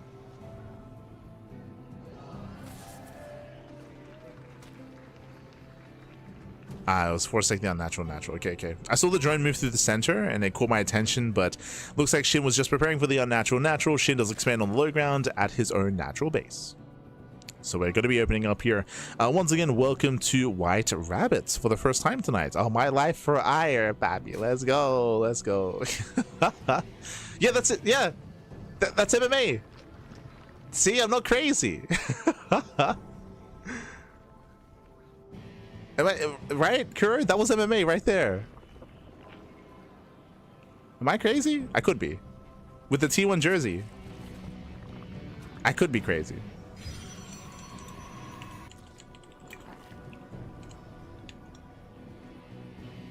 Yeah, see? I noticed him like an hour ago. Yeah, see, I know my MMA. It's him, yeah. Yeah, we noticed him a while ago. Like, I had to do a double take because I was like, wait, hold on. Like, is that really MMA? Like, I was second guessing myself, that. How could I?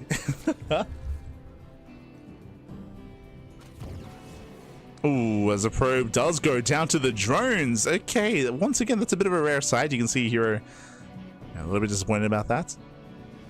So nice pick up there by SHIN. For now, we're going to be opening up. Again, hatch gas pool, standard open out of SHIN. Meanwhile, herO going for his own gate expand into his own third base, into his own Stargate, I would imagine. Eyes are on herO. Now let's talk a little bit about the map itself. Welcome to White Rabbits. Now, White Rabbit is a larger map. That is true, and all-ins can be a little bit shaky on this map as well. But what I will say, coming into longer games, is that the bases are more spread out. The third, fourth, fifth bases are all very spread out compared to other maps. That does mean that if SHIN were to embrace a longer game state, he can try to outmaneuver and outposition herO. It can be difficult to maintain a high base count on this map and to successfully defend and build up in towards the mid to late game. So that is going to be an option for SHIN. He doesn't have to go for an all-in early on like we saw previously. We have a couple of extra links on the way. Adept did go down, and SHIN, he once again slips in, but this time only with 2 workers. Sorry, with 2 links. And this time herO, he micros his probes. This time, again, last game, he lost 4 probes early on. This time, he shouldn't lose a single one. No! Ooh, the probe's not moving. Yeah, so 1 probe goes down. But again, it could have been worse. We've seen worse. We've experienced worse. So this time, herO, he's able to maintain his setup here. We did have that Ling set up earlier, that Ling surge, I should say. So SHIN is going for a big Ling flood on the left-hand side, and we'll see if he finds a way into the bases. We'll see if herO can wall up in time. Right now, the wall is open. The wall is open, the Stalker's out of position. Does he get in? Does he get in? Shit, he's going for it. Oh my god, the Adepts are in position though. Yeah, the Adepts are in position, the Stalker somewhat as well. SHIN, if he tries to surround, the Adepts are here to support, same with the Oracle, and this time, whew, the Stalker does survive. So this time, cleaner early game. Straight up. This time, it is a much cleaner early game out of herO. Again, last game it was disastrous, but here in game 2, herO, again, he is locking in. As now we're claiming our linear third. Okay, linear third base is on the way for herO. Oracles are on the way as well to gain map control to move that across the map. And SHIN is droning. So from here, we're settling into a bit of a longer game. Once again, we're looking at herO to see his Twilight Council timing. Last game, it was a Twilight Council, 2 gateways early on, a Scream Glaive Adepts, and he started Glaives as well. This time, we're looking for the Twilight Council timing and the Forge timing. Meanwhile, early Eva Chamber out of SHIN tells us +1 melee. So SHIN is playing +1 melee into Ling Hydra, into a Ling Hydra heavy composition. This time SHIN is not going into roaches. As 1 queen gets picked off, very nice pick up here by herO. Does catch a queen, gets 1 drone, and pulls away and scouts everything. He sees the Evo Chamber, he sees the Bane Nest herO. This screams Ling Bane Hydra. Now, I will say that that's an early Baneliness, as, oh, the Oracle does go down, brutal pickoff, but that is an early Baneliness. That's a little bit suspect. Maybe it's just a safety Baneliness, or maybe Shin plans on being more aggressive with it, but that is something to bear in mind. So an earlier nest than normal. Behind this herO, he's claiming his third base, he's saturating his bases as well, working towards his Twilight Khans on Forge. Standard follow-up at a herO should be plus on a blink. Should be. Should be plus on blink stalkers, especially upon confirming the Eva Chamber and the Bailey Nest. Gets another queen. Yeah, second queen goes down. Catching out 2 more drones. Catching out 3 more workers, or even forcing the Eva Chamber. So again, better pickoffs here from herO. Better pickoffs. Back at home, there is plus on blink, and this typically leads into Storm. So plus on blink stalkers into 3 base saturation, into Storm, in towards a 4th base setup. So after a very chaotic game 1, here we're calming things down in game number 2. We're getting to longer game states. My prediction here was that Shin would go into Ling, Bane, Hydra, but we've yet to really confirm that. So the lair is still on the way, and technically we could see Spire play from here, but often whenever you go into mutas, you go into roaches, just to have a robust ground composition to be able to survive any kind of counterattack. Going straight Ling, Bane, Hydra, sorry, Ling, Bane, Muta is a little bit more rare. It is straight up more rare. So we're expecting Hydra play. Technically, there are some niche builds where you can go into like a heavy Ling Bane, into fast Infestation Bit, into fast Hive, into fast Ultras. Dark was very fond of that style back in the day, and even recently we've seen it a little bit out of Shin and Solar. A little bit. It's very map dependent. It excels on some of these larger, more open maps. Lair is done, and there's the Hydra Den. Okay, so Ling Hydra. Shin playing standard, so is herO. We've yet to embrace our splash damage of choice, whether it's Colossus or Temple Archives. The onus is still on herO for that. There it is, Temple Archives on the way, going into Storm. Ling's decent pickups, they get a gateway. That's a kill, not a cancel. He gets one, he gets 2. Kills one, cancels the other. We can see herO attempting to intercept. Trying to catch out those Zerglings. Oh, they do double back around, actually. And herO's keeping up. Yeah, for the most part, herO does keep up. Where's the Oracles? Oh, no. Yeah, the Oracle's out of position. That's going to be 1, 2, 3, 4. That's okay. 2 Stalkers going down, getting up to 3. 2 Stalker kills.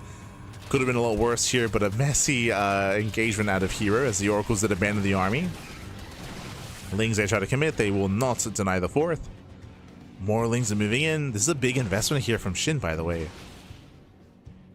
Like, this is a lot of Ling aggression, and if he fails to break the expansion, like, that's a big investment. Yeah, he's denied. Oof. So this does eat into Shin's economy. Shin, he's just now getting up to 80 workers, but he did throw away a lot of Zerglings. And gets a Zealot, I suppose. Okay. Takes down a cannon. Cannons, batteries, gets us around on the 4th base. Can he force a cancel? No shot. He can! No shot! He does force a cancel. Very nice. And in the end, it was worth it. How could I doubt him, Pappy? I was doubting Shin. I was like, yo, we're throwing away a lot of Zerglings here, but no, he denies the 4th base. That will heavily slow down herO's growth in this game. And did you see Pneumatize Carapace on the way? Oh my god, catches one of the Oracles, but we're going for Drop Lords. We're going for drops into the main base. So we're setting up for Drop Lords. Shin, he's done droning up to 82. He's maxing up on pure Ling Hydra, and this is very committed play here by Shin. Borderline all in. Why do I say that? No Infestation Pit, no extra gases, no Lurker Den, no further tech, no Hive tech either. It's pure mid-tier composition of Ling, Bane, Hydra. It is very committed here by Shin, and the goal here is to break the Protoss. And because of herO's lack of 4th base, I mean, herO is going to be slowed down. Shin, he's just on fire. Like, despite the stronger early game out of herO this time, like, Shin, he still found damage. I mean, to be fair, it came down to the 4th base, right? If the 4th base was defended, it's a different story, right? Like, if that were the case, then herO would have more momentum. He'd have a faster 4 base saturation, of course. He'd have a stronger army. Here comes a Dream Drop into the main, and herO, how does he react? How does he respond? As herO's out of position, nice catch here on the Archon. Oh my god, a massive storm with the Ling Bane. That was a brutal storm. And herO, no energy, no recall. Yeah, there's no energy in the main. There's no recall available. herO, he's racing back home to defend. He's out of position. Denies +3. And the Templar Archives. Yeah, +3 is denied. Archives goes down. No storm, no more High Templar, I should say. Oh, that was a nice storm. Oh my god, and he will catch every single Dropper Lord. But at the same time, hero's being pulled apart. There is a recall available here at the 4th base. High Templar, they're racing on over here. Banelings are rolling in. And storms will help deal with the army, but again, the base may still fall. Yeah, the base is still falling. Storms are coming in. Decent storm with the banelings. And I don't think there are enough Hydras. He will kill the mineral line. The mineral line is going to go down, and this is still good damage. Still very good damage. Takes down 13 probes. Oh my god, Lings are coming from behind. They almost catch the High Templar. No friendly fire from the storm, thankfully. 4 High Templar, they survive. And this is still a very shaky game from herO. herO, he lost 13 workers, he lost his Forge, he lost +3, he lost his Templar Archives, which slows down High Templar production. herO only just now noticing that he had no Templar Archives, so he's stuck on 5 High Templar. He cannot make any more. Not for the near future. And SHIN is remaxing and he's going for another wave, another push, and this time herO is going to be, he's going to have even less to work with here. He's going to have less storms. Oh, Jesus. As he will lose 1, 2, 3 Dropper Lords. Very nice snipe here from herO. Okay, herO looking to stabilize. Now, this is where I become concerned for SHIN. What did we mention earlier? SHIN, he was borderline all in. What does that mean? SHIN, he did drone up heavily, that is true, but SHIN is not teching, right? No pits, no hive, no lurkers, no further tech, no hive tech upgrades, I should emphasize. SHIN is staying on a very lair tech army, very mid-tier composition. The longer this game goes on, the better it is for herO. SHIN did just some decent damage earlier, but look at the supply. The gap here is closing, is what I'm mentioning here. The gap is closing.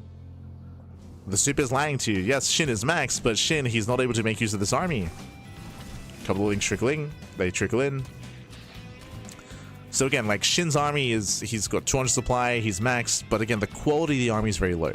It's very susceptible here to storms, of course. Templar Archives has been rebuilt. I feel like we needed more urgency out of SHIN. Like, I feel like he needed to keep the pressure up, and he's given herO quite some time. He's given him a lot of time.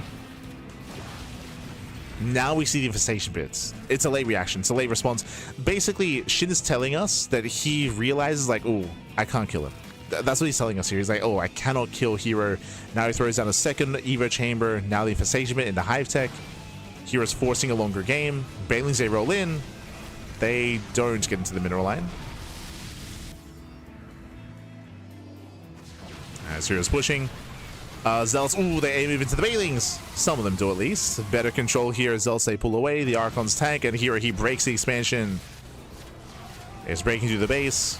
Hydras, they do rush through the storm. They will snipe the mothership at least. Mothership goes down, the base goes down. We're base trading. We're base trading here. herO, he will lose his 4th. He does recall. And recalls back home to his 3rd. Does SHIN get away? Do we fight? Ooh. Bailey's they catch 1 Templar. 1 Templar goes down, and herO, he defends his 3rd, but he doesn't save his 4th base. And SHIN didn't lose his drones. He lost the expansion, but he evacuated. You can see the oversaturation there. He evacuated his workers. Oh my god. Banelings, they have some decent connections. Oh, not towards the end. Stalkers, they tank well. Stalkers tank well, but herO, he, oh god, he's pushing. He's committed. He lost his 4th base. SHIN can remax. He's remaxed already. And herO throws away an Archon. There are no Archons with the main army. He's very storm dependent. Oh my god, and that's 3 Templar going down. The Banelings. Oh my, 2 more. 5 High Templar fall to the Banelings. Massive pickoffs, and SHIN, he's doing it. He's doing it. He's breaking herO. We spoke earlier that there was a lot of urgency for SHIN to end the game early, and hey, he did it. He was able to break the 4th base, cripple the economy. And herO, he cannot keep up. Not with this. Cannot keep up. He will collapse on these Hydras. He will clean them up. That is true. He cleans up all these Hydras. But behind this, SHIN, he's already rebuilding his army. He's massing up. He's still staying on a very healthy drone count this entire time. Can herO stabilize? I mean, the problem here is that SHIN should never give him the time to stabilize. Like, SHIN should not be passive anytime soon.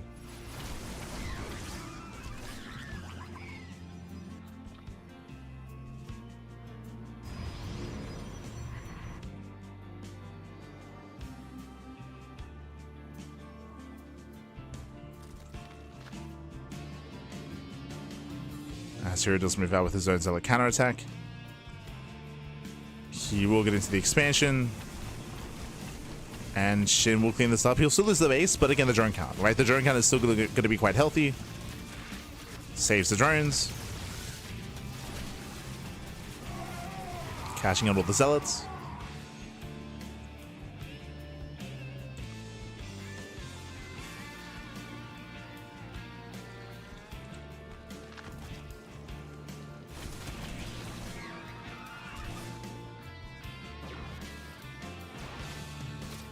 And I mean, outside of the storms, I don't really see herO holding here. I mean, again, there's just so much Ling main Hydra. There are storms available, but they're very limited. herO, again, heavily reliant on these storms. SHIN collapsing in. Oh, god, some of the storms are premature. We're running out of storms. There's, what, like one storm left? Oh my god. Gee, the Hydras, they take the storms to the face there. Some rough movement there from SHIN. Does take the storms to the face. Very nice thing. Counterattack at the same time. Gets into the third. 21 probe kills. And even if the Hydras don't break through the main army, that's still critical damage. Still critical damage here. 25 probes going down. Maybe even the expansion itself. As here is just being torn apart. Being torn apart. And again, a very different kind of game here. As we mentioned before, like SHIN was heavily reliant on that Ling aggression earlier, and he killed the fourth, right? He killed the fourth base, he got the ball rolling. He then committed into his own Ling Hydra. I will say that herO did stabilize. He did stabilize when he secured his fourth base and when he caught the Dropper Lords on the right-hand side. So herO was stabilizing, and then everything turned on its head when herO pushed, right? herO, he made the mistake of attacking, he pushed across the map. We ended up in a weird base trade, and SHIN came out on top, where SHIN lost a hatchery, but he didn't lose any drones. Meanwhile, herO lost the mineral line, right? He lost the mineral line, he lost the fourth base. herO losing the fourth meant more than SHIN losing his fifth. Did mean more. And that's led into this kind of game state where herO is stuck on a very low economy, where herO can't really build up an army.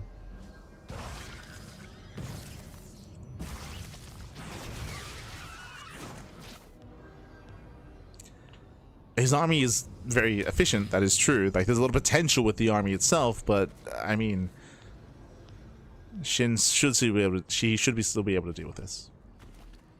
You could definitely argue that SHIN made too many corruptors, as he was maybe expecting a heavier Tempest count. Collapsing in, catching out the mothership. Yeah, corruptors are gonna go find some damage.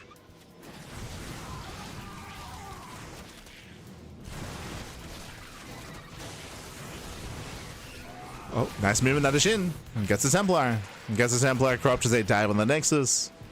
This Nexus will fall. And again, hero's army isn't getting any bigger. It's not getting any larger. What you see is what you get. Nice concave here out of herO.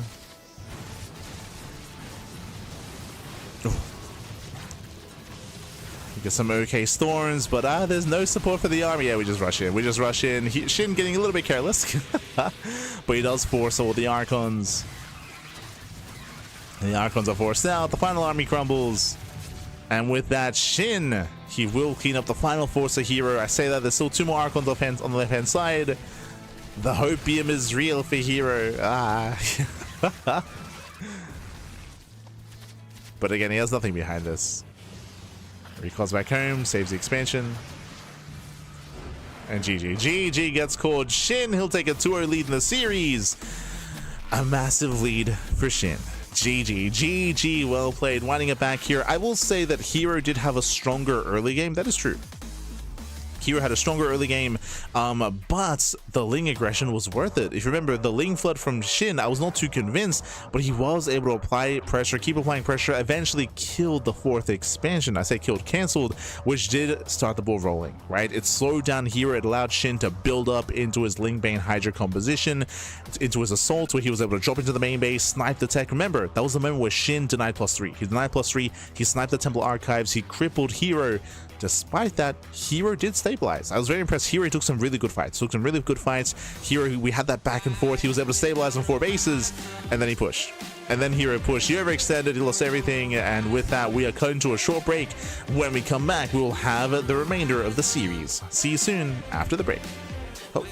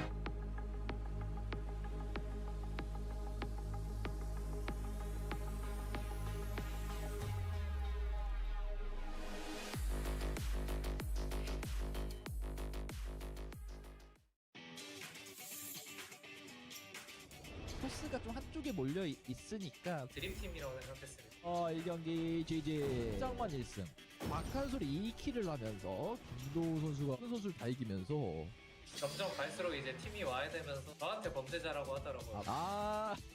모이면 바보가 되고 흩어지면 짱이 돼요. 2번 다 상금 못 받은 사람 도훈이랑 준호밖에 없어? 한솔이 키범이 형 토스가 문제라니까? 토스는 다 밥값 했어요. 김준호와 저는 세트다. 따면은 둘 다 따야 되고 못 따면 둘 다 못 따야 된다. 네. 사실 그 정도 시간 방송하면은 제가 정신이 반쯤 나가야 되는데 재밌게 해가지고 시간 가는 줄 몰랐던. 게이머들이랑 약간 디스코드 하면서 하는 게 되게 오랜만에 하는 느낌이라서 재밌게 했었던 것 같아요. 저희끼리 그 케미도 잘 맞고 경기도 좀 재밌었던 것 같아가지고 시청자분들 입장에서도 좀 이렇게 저희의 사적인 대화나 이런 걸 좀 같이 들을 수 있으니까 방송 센스가 너무 없네. 방송이고 나발이고 저는 얘기하겠고요. 시청자분들도 많이 좋아해줘가지고 저는 되게 좋다고 생각합니다. 저는 CK 같은 건 너무 환영했고 승패도 나쁘지 않아요. 2승 1패로 지금 돈도 많이 벌었고 저희 팀의 기운이 좋은 것 같아요. 그냥 저희 팀이 다 그냥 잘하는 사람이 잘 하더라고요. 방식을 좀 바꿨으면 좋겠어. 애교를 랜덤으로. 진짜 내가 해? 너가 해야지 그럼. 아니 이미 냈어 너로. 예? 사다리로 하면은 납득하면서 나가기 가능한데 등 떠밀려서 나가는 경향이 있어서. 프로리그 때 약간 부담감 있잖아요. 그 부담감이 다 느껴져서 너무 힘들었었거든요. 하는 건 너무 재밌었어요. 근데 결과가 3번 했는데 첫 번째 판은 이제 올킬도 하고 잘했는데 지고 두 번째도 이제 괜찮게 했는데 지고 막판은 이제 못하긴 했어요. 근데 못해도 버스 타는 선수가 있거든요. 저는 바로 팀이 그냥 지더라고요. 못하니까. 그리고 제가 도호 형이랑 지금 같이 상금이 빵원인데 그래도 계속 저는 1인분 해주는 것 같은데 이게 왜 자꾸 상금을 묻었지? 라는 생각이 조금 있긴 하네요. 1을 할 때는 에이스 결정까지 갔는데 야 이거 우리 손 많이 맞았어요. 아니면 그냥 이거는 김준호가 거의 다 잡았다고 봤는데 GG. 준호 형이 엄청 유리한 걸 져가지고 패배 원흉은 제가 아닌 걸로 마지막에 밝혀졌고 3회 때는 이제 도호 형이 너무 못했던 것 같아요. 일단 도호 형은 확실하고 아무튼 토스가 문제다. 근데 저는 탈출했다. 딱 시작하기 전에 전패 2명 중씩 나눠져 있으니까 범인이 나올 거라고. 다행히 신임원 선수가 이제 캐리하면서 상대편 쪽에 범인이 나왔는데 아마 개인전에서는 한 번도 못 이겼을 거예요. 그래가지고 이건 나의 탓도 좀 있다고 생각했는데 시즌 3 때 갑자기 그때 뭔가 집중력이 좀 좋았던 것 같아요. 그래서 잘 돼가지고 올킬 각인데 이거? 도우 형 같은 경우는 실제로 캐리도 많이 했고 이제 안타깝게 마지막에 가가지고 애결해서 진 경우가 좀 많잖아요. 근데 한솔이는 좀 노력을 하면 좋을 것 같아요. 제가 봤을 땐 둘 다 범인이고 도호 형은 자기 실력에 비해 너무 못했고 한솔이도 너무 못했던 것 같아요. 그래도 1회차부터 3회차까지 계속 2킬씩은 해주는 것 같은데 상대편에 계속 각성을 하더라고요. 누가 원래 보통 아군일 때는 약한데 적으로 가면 세잖아요. 약간 그런 게 좀 느껴졌어요. 내가 우리 박한솔 선수 탓이 좀 큰 게 이게 팀원들이 다 같이 나가라고 뭔가 이유가 있어서 그런 거일 거 아니에요. 말을 꼭 안 듣고 자기 고집대로만 행동을 하더라고요. 아니 한솔이 못 이겨? 근데 나 하면 하는데 맵이 그래서 오늘은 자신이 없네요. 나 예언자에 꺾였어. 그래서 같은 팀 안 된 게 좀 다행이긴 해요. 3주차까지. 아니 그때 어이없는 게 두 번째 차례 때 희범이 형을 잡으라고 내보내려고 했거든요. 저 아니면 도호 형이 맞다고 해가지고 다 졌는데 자기가 막바로 졌으면은 인정인데 자기만 이겼거든요. 안 들어가야겠다. 그거 욕먹겠다. 그래서 그런 거예요. 그게 실력을 떠나서 너무 자아가 세가지고 자꾸 감독을 하려고 해요. 아니 아까 나갔으면 우리 다 달라졌는데 지금 뭐 하는 거야? 아니야. 그냥 버스나 타라 하고 이제 뽑았는데 자꾸 감독을 하니까 이게 팀이 무너지면서 다음번에는 이제 마이크 안 들으면서 하면 좀 괜찮지 않을까 싶네요. 제가 범인하겠습니다. 안 돼요 이거. 제가 범인하겠습니다. 다음에 뭐 팀이 어떻게 될지 모르겠는데 특히 0승 3패끼리 만나면 안 될 것 같고 근데 내가 되면 안 되긴 하는데 진짜 만나지 말자. GSL 스킬 좋아요. 자주 안 본 선수 많이 나오니까요. 캐스팅가 더 좋아요. 돈 조금 더 줄어요.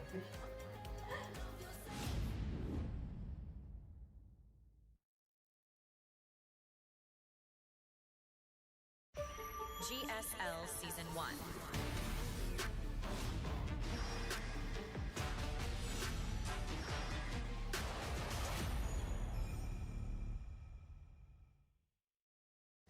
GSL Season 1.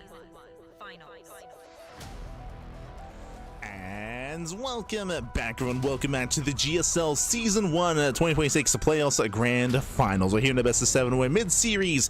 Also, a shout out to shout out to Soup, I should say, the GSL production team for making that that piece of content, of course. For those who don't know, GSL CK is a monthly kind of team league format that we're the only English casters, by the way. I mean, sorry, I say us and Trigger as well. We're the English casters for that event. If you missed it, I do recommend the VODs over on YouTube.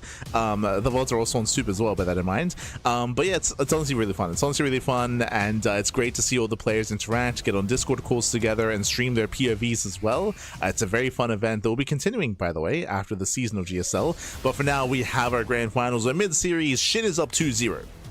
He's up 2-0.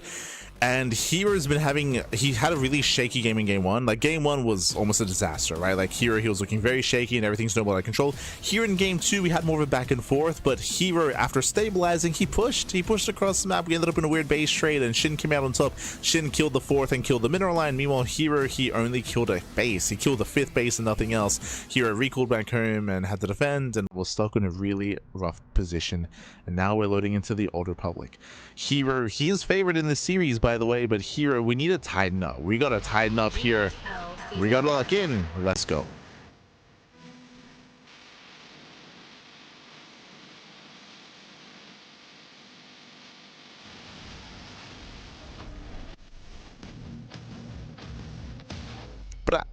As spawning in the right corner of the Old Republic, we have the blue Protoss player, the South Green Protoss representing T1. It is herO.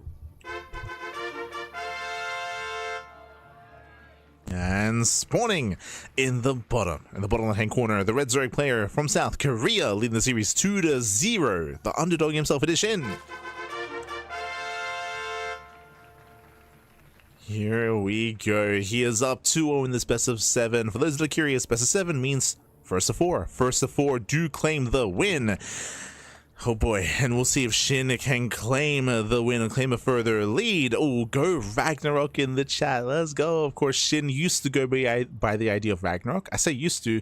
The majority of his career was under the name of Ragnarok, but has in recent years name changed to SHIN, of course.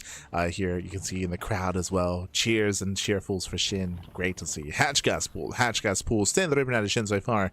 Welcome to the Old Republic. Oh, let's go. Flew from Australia. Let's go. We got some Aussies in the chat. Oh my god. Aussies in the audience. Let's go. It's great to see. Great to see. Oh my god. We got my people. Ah. For now, though, again, we're going to be jumping into our next game. Into game number 3. We were getting into it, of course. Welcome to the Old Republic. The Old Republic has a very open 3rd and 4th base. I'm a little bit concerned for herO, right? We just had a game on Winter Madness. We just had a game on White Rabbit. Those were herO's maps. In my opinion, those were his maps to claim. Those are his maps to take.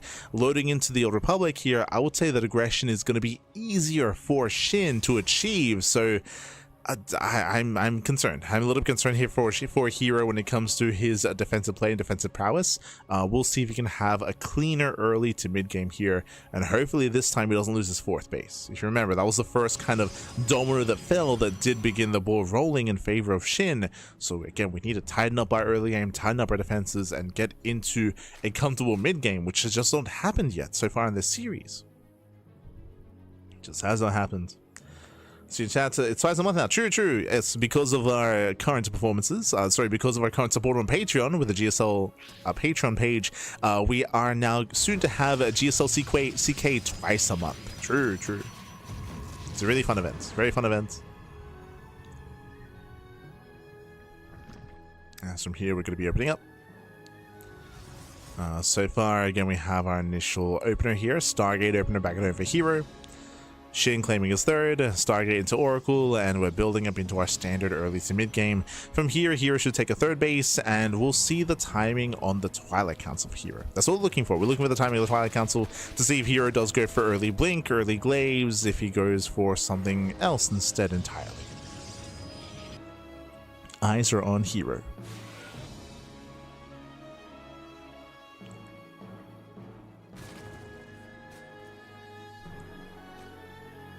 As SHIN once again goes to the Link counterattack.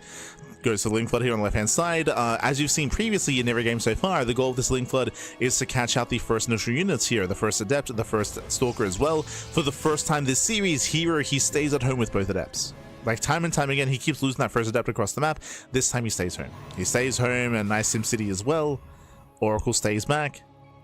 SHIN about to move in. He's done this move every game so far in this series, and more or less it has paid off, but this time herO should be ready for it. As here, he moves out with 2 Oracles.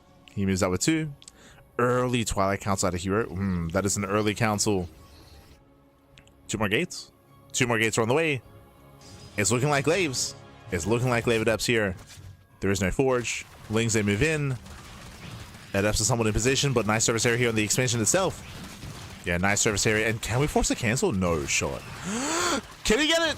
Oh my god, no! He cancels the 3rd base across the map. The Oracles that do arrive, they will attempt to disrupt some of the mining here. And do we go into Glaives? Show us that upgrade of choice. Show us that Twilight Council. Again, there is no Forge. We have 3 gateways so far. Charge! And another gateway. Okay. Interesting here. So we're going to charge, not into Glaives. But this is very committed. This is very, very committed here from herO. Again, to lose that 3rd was brutal. And as I mentioned, the gateway explosion. Yeah, massive gateway explosion. herO's committing. He's going to commit. The way this works here, you can see the Temple Archives on the way. herO, he is not hitting with Storm. He will hit with Archons. So she should be warping in Zealots, warping in the Warp Prism, moving out across the map with 2 Archons. I say Warp Prism. I don't think there's a Robo yet. True. Stasis Trap is denied. Yo, herO, he's in trouble here. So far, the Oracles haven't really dealt too much damage. They get deflected. The third base is delayed. herO is gearing up towards his charge timing, but I guess we're just going to walk across the map because there's no robo, if I'm not mistaken. Late forge, late upgrades.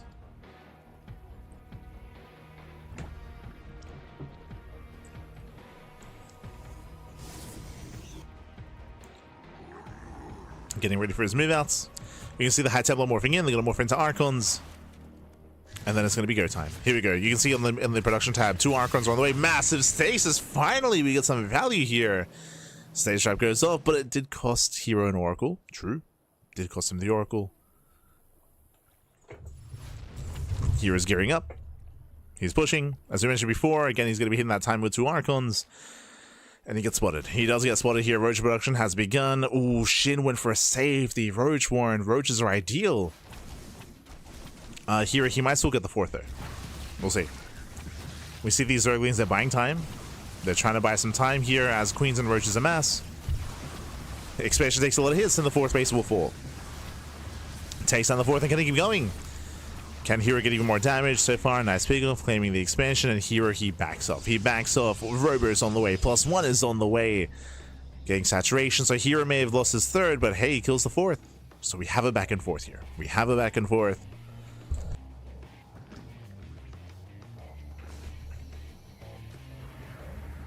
herO, there's still a lot of urgency to find some more damage.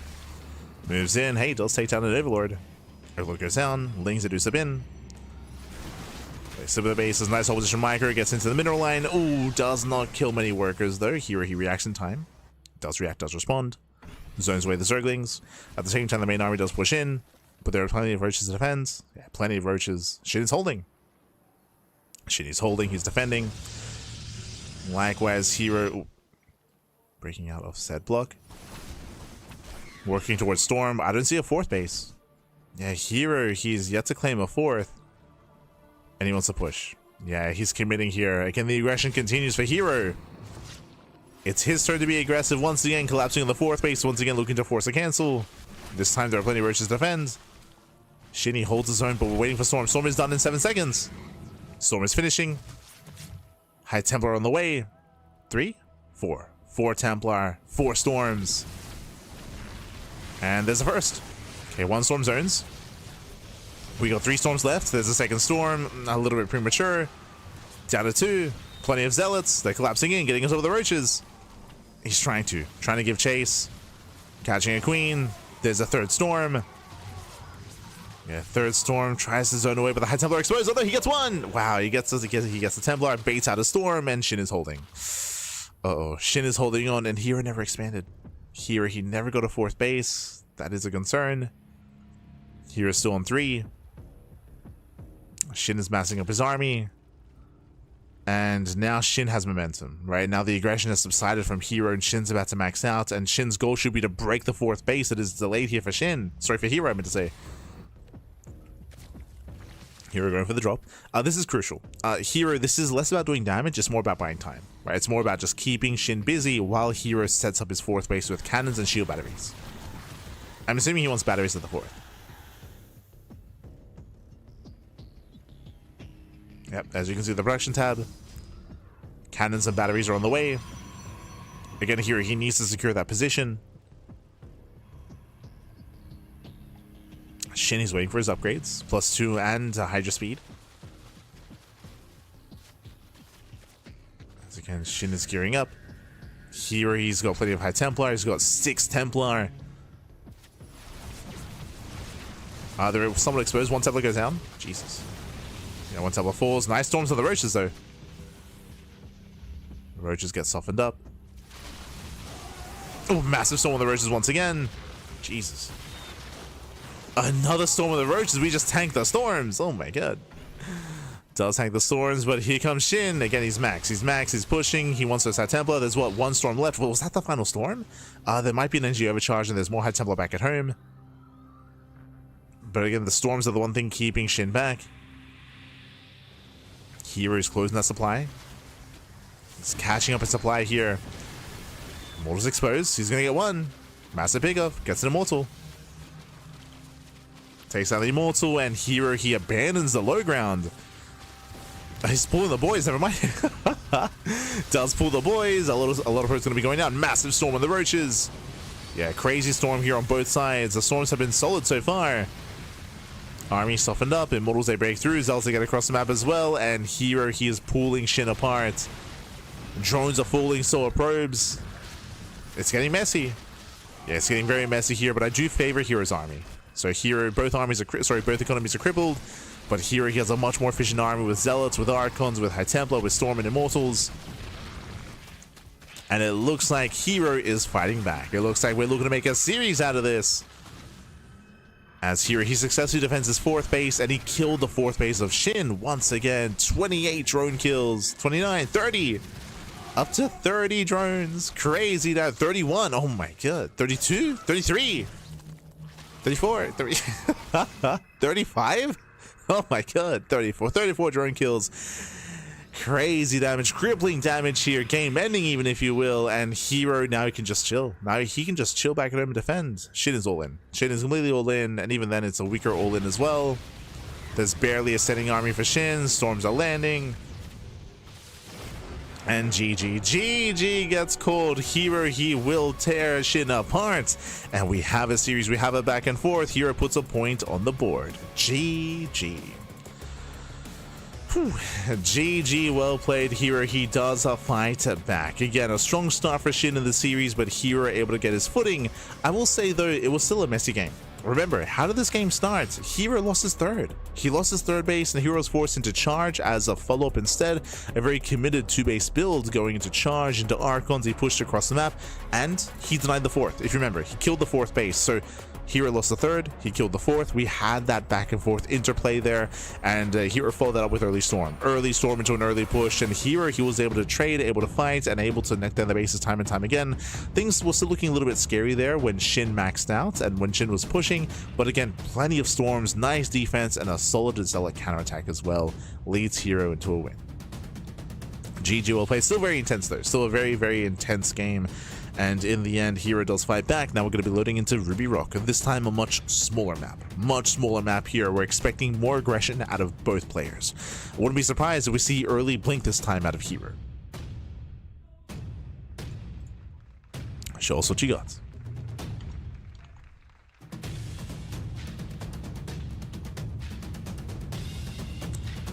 Yes, here we go as we are jumping in. Oh, the drums, Pappy. Beat the drums.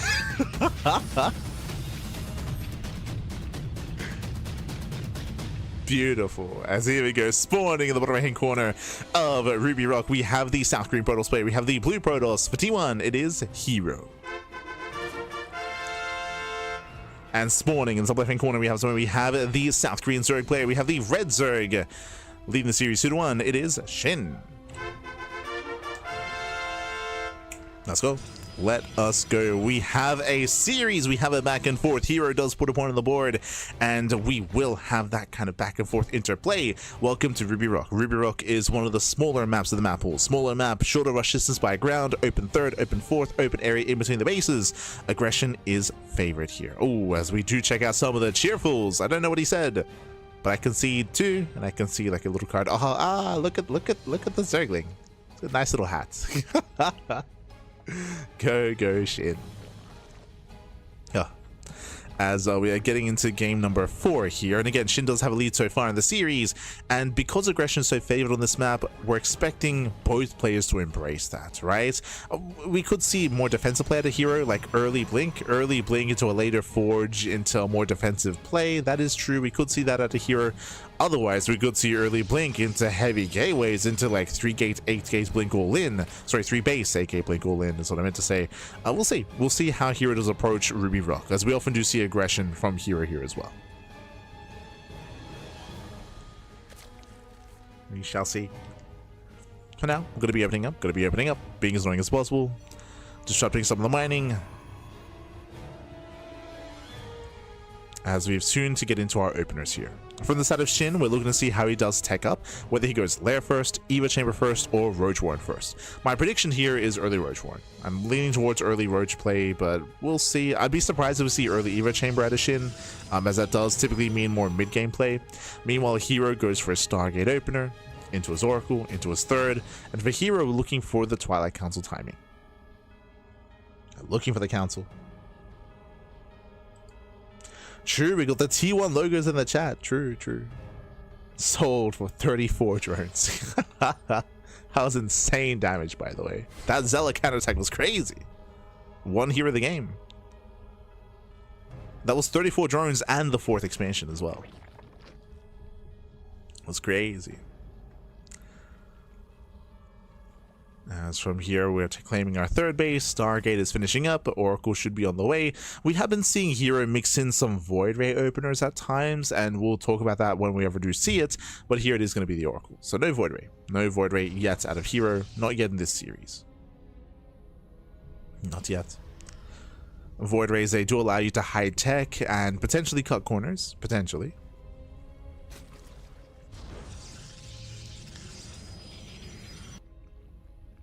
As we're soon to claim our third. Now, SHIN, consistently, every game so far, Game 1, Game 2, and Game 3, has been going for like a 16 Ling Flood, where he makes 16 Lings, moves out across the map, and hits the third base. In Game 1 and Game 2, that led into SHIN catching out the first couple of Stalkers in the depths. In Game 3, we saw SHIN canceling the third base, so this time we see only drones out of SHIN. We'll see. When it comes to the production tab, he's making a handful of Lings. We have 6 Lings on the way, but this is nowhere near as many as last time. Nowhere near. So SHIN this time a lighter commitment into Lings and more drones. This is a nice evolution of SHIN's play, just because he recognizes that herO is adapting to SHIN, right? He's adapting to him. At this point, herO should not lose anything, and now we go Eva Chamber first, spotted instantly by herO. Eva Chamber first, screams +1 melee. Which means herO might go charge again. True. He might go charge or depths as a response to the Eva Chamber. But no, we're almost done with the third. Yeah, never mind. We're almost done with the third base. So standard timing with the Twilight Council and Forge.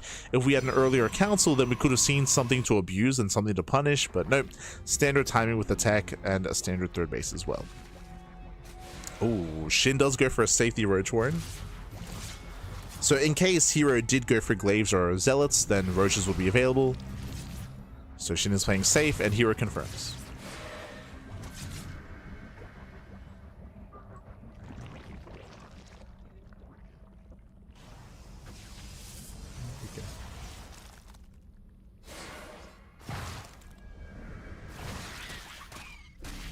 As things collapse in, they catch out one of the Adepts. One Adept gets called out. Lair is on the way for SHIN.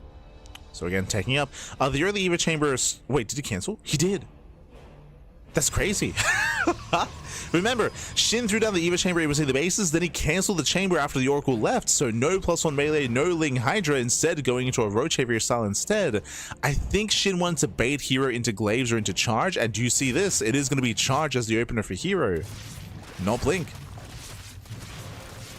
Okay. Oh, as it upside do shade into the mineral lines, 4 drones, 5 drones going down. Very nice trades. That was 4 deaths for 5 drones. But again, a crazy move out of SHIN. As yeah, he's committing into Roaches, into Roach Hydra. So he baits out the Zealots, and this tells me that SHIN is going to have the greater army, the more efficient composition. Zealot Archon Storm is ideal against Lingbane Hydra. Less so against a heavy Roach Ravager composition. That is where Blink Stalkers excel. So again, very, very slick moves out of SHIN. Juking out herO. As Hydra production has begun, getting into Hydra range, building up his Roach Hydra composition instead. And you can see herO warping the massive wave of Zealots. As herO got into 4 Oracles, Jesus. Roaches are revealed.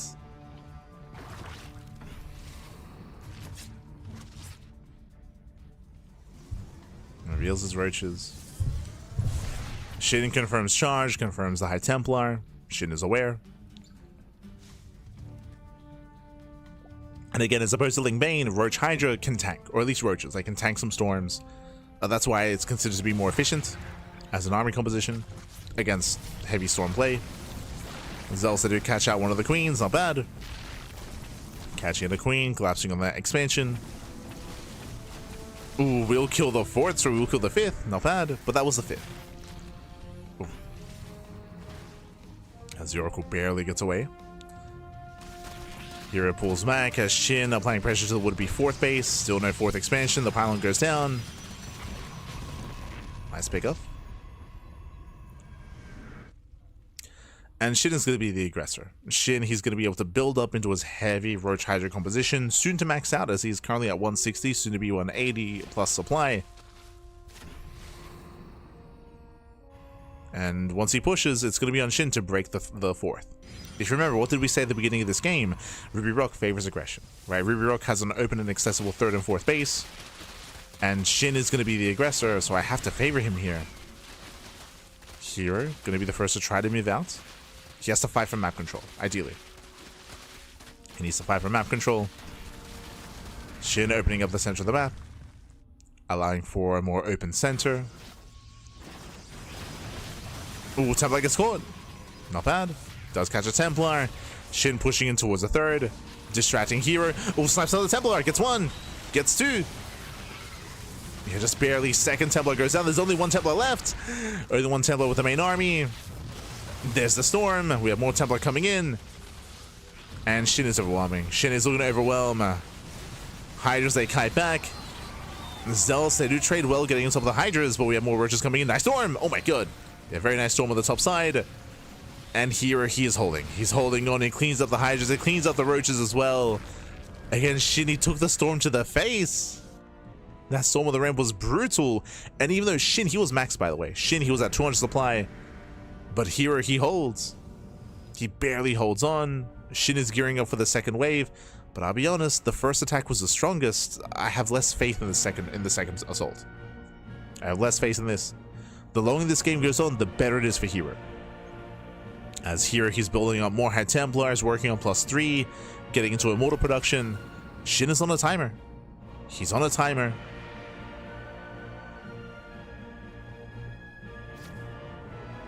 That was his moment. That was his opportunity.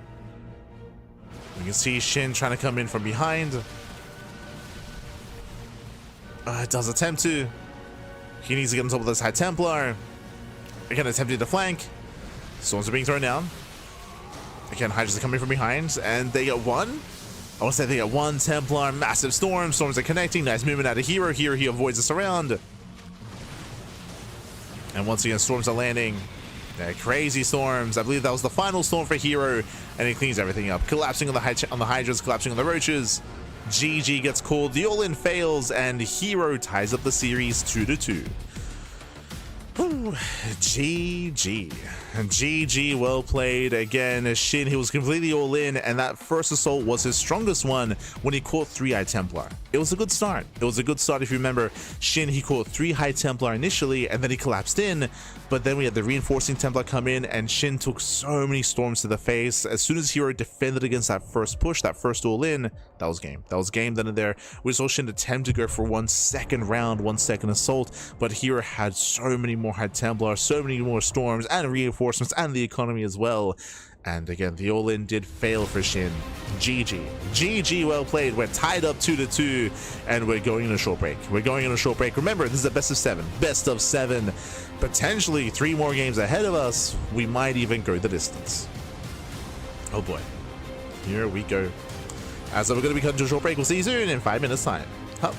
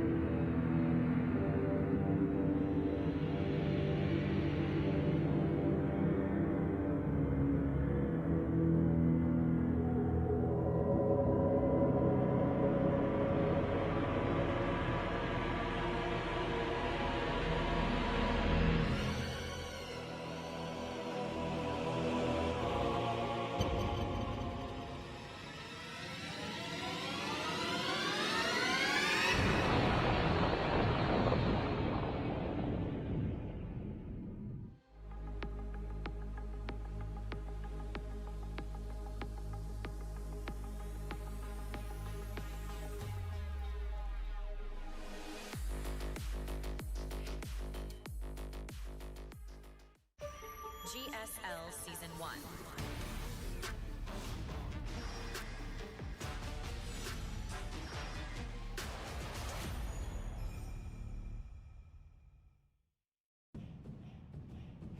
GSL Season 1. Finals. And welcome back, everyone. Welcome back to the GSL Season 1 2026 Playoffs Finals. We're here in a best of 7 between herO and SHIN. Our PVZ, we are tied up 2-2 here, and we're getting ready for game number 5. Again, it's a best of 7. First to 4 will claim the win. And so far, it's been an intense back and forth. Initially, SHIN had momentum. Initially, he was up 2-0, but herO has clawed his way back into a tied series. It does feel like game after game, herO, he's getting more and more comfortable, getting more and more in form, and more dominant. Oh boy. So, again, the pressure's on SHIN. Well, let's hope he doesn't let us slip away. Like, at this point, take it all the way. At this point, take us all the way, Bobby. Go all the way to the ace match. That's what I want here, at least. But here we go. The pressure's on as we're loading into 10,000 feet. 10,000 feet is a very small map of the map pool. Not many bases, short rush distance by ground, but a secure 4-base setup. We'll get into it. What we often say when it comes to 10,000 feet is whoever has momentum has the advantage. We'll discuss that once we get into the game itself. But again, we have had a back and forth so far. We've seen attempted and faked out glaives, for example, into charge, but let's jump on in.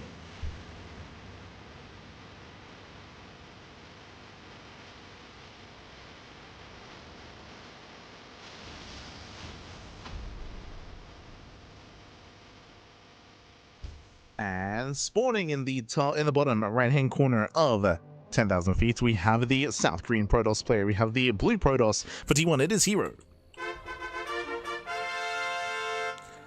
And spawning in the top left-hand corner, we have the South Green Zerg player. We have the Red Zerg representing himself. He's been forced into that series. It is SHIN. Here we go. We are tied up 2-2 here. We have a back and forth. We're loading into game 5. And who will gain a lead in the series? Who will break that tie and who will gain that lead? We're loading into that 5th game. Let's go. Let us go. We do have our initial standard opener.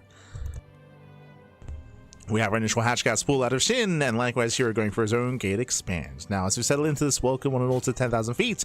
10,000 feet is one of the smaller maps of the map pool, less bases, very short rush distance by ground, shortest rush distance out of any map in the current map pool. That is true. So because that short rush distance, you would think that aggression is favored.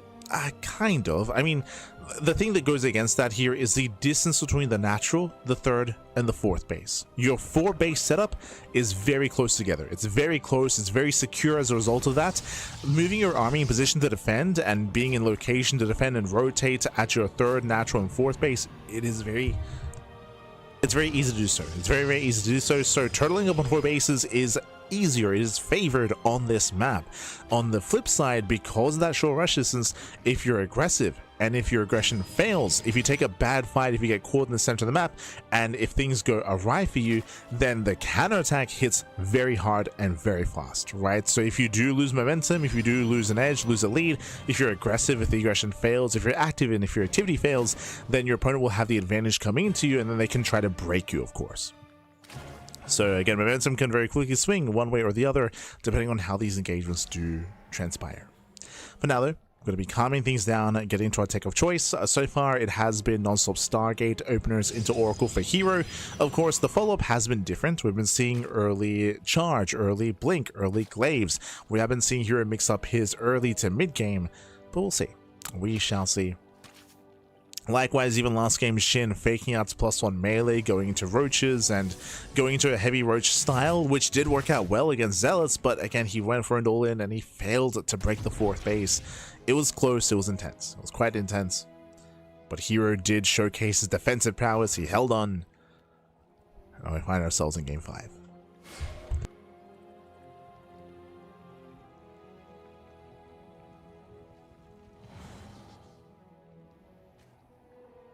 We do find ourselves in that 5th game. Oh, we spoke about this in last game actually. Void Ray opener. Okay, not Oracle. For the first time this series, a Void Ray opener out of herO. The goal with the Void Ray is to hunt down Overlords. Hunt down Overlords, deny vision, deny scouting, and potentially hide tech. Now, bear that in mind. You don't need to. You don't need to go like Void Ray into Stargate, into Fleet Beacon, into Carry or Tempest Rush, or to go into like Hidden Glaive Adepts, or to go into something more crazy and diverse. You can go Void Ray into a 3rd, into an Oracle, into +1 Blink Stalkers. Like, you don't have to vary things up, but what's important here is that you are keeping yourself hidden, right? You're shrouding yourself in this cloud of ambiguity by hunting down these Overlords and by denying any scouting information. You could be playing standard, or you could be hyper aggressive, you could be very greedy, you could be tech heavy. It's harder to determine. As herO moves out immediately, he does find 1 Overlord, bearing in mind he's aware that there's a 2nd Overlord outside of his natural, and that's going to be a secure kill on said Overlord as well. So here is just hunting. He's hunting for Overlords. He does get 1 so far. Did make a 2nd Void Ray. Did take note of that. That's more unorthodox to invest into a 2nd Void Ray. That's weird. SHIN going lair first. Interesting.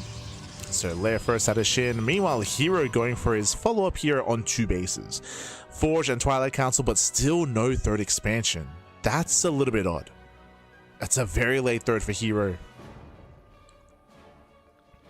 Is it going to charge, or like are we building up to early blink? That'd be a little bit odd, but we'll see. Fighters that make their way into the main. Can he catch a queen?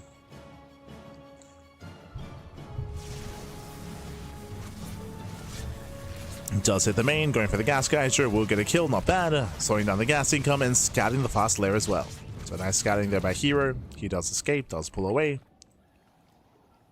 Meanwhile, it is going to be +1 and blink with earlier gateways, and I'm curious to see if herO turns this into an 8-gate 3-base all-in. That's what I'm curious about. Oh, he commits! Oh, massive misstep here from herO. That should not have happened. That's 4, that's 5 adepts going down. Ay, ay, ay. Oof. Yeah, massive loss there for herO. The Oracle was also thrown away. herO, he should not have been across the map, and with that, he will lose a 3rd. Wow, we spoke about this earlier, but momentum swings in favor of whoever. I mean, momentum can be very iffy, I should say, on this map. And that's a cancel. That's a cancellation on the 3rd base. Massive pickoff. It was already late. It was already a late 3rd.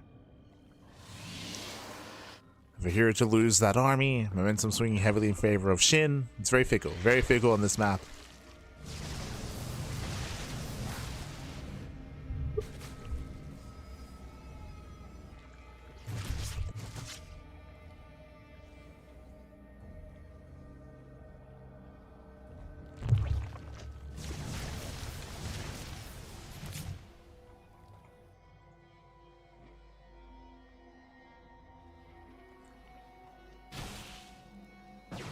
As Storm is on the way. Again, still stuck on 2 bases.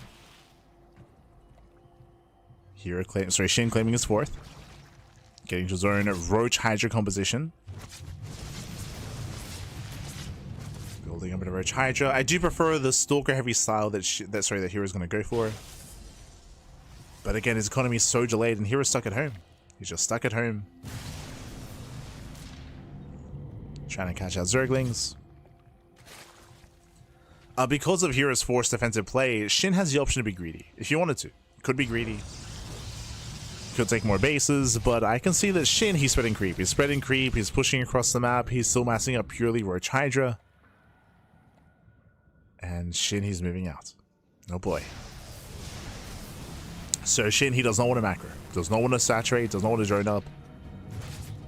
I know the broadcast has been quite long tonight, but it's been very aggressive, very short games. Like it's been non-stop hyper aggression and all-ins, and that's what we're seeing here from Shin as well. So here we go. Shin, he's built up his army. He's built up, he's pushing out. So Storm does connect with some of the Lings. Yeah, Zerglings are going down. And here comes the Roach Hydra. Yeah, Roach Hydra's pushing forward. Roaches are going down. Nice positioning here with the Void Rays. Good positioning. So far, Hero's holding on. We mentioned earlier that the bases are quite close together, so defending your third base is a little bit easier here on this map. Hero dragged on the right-hand side. Shin coming from behind. Takes the Storm to the face. Oh my god. Yeah, no Hydra speed, so he does take the Storm and does take a massive amount of damage. Hero can chase. Oh, risky. He blinks in. He's crazy. He blinks in. He does get 1, 2 Hydras. Very nice pickups. And again, lack of Hydra speed slows him down. We have new Protect Carapace on the way. That tells us that we're going for Drop Lords.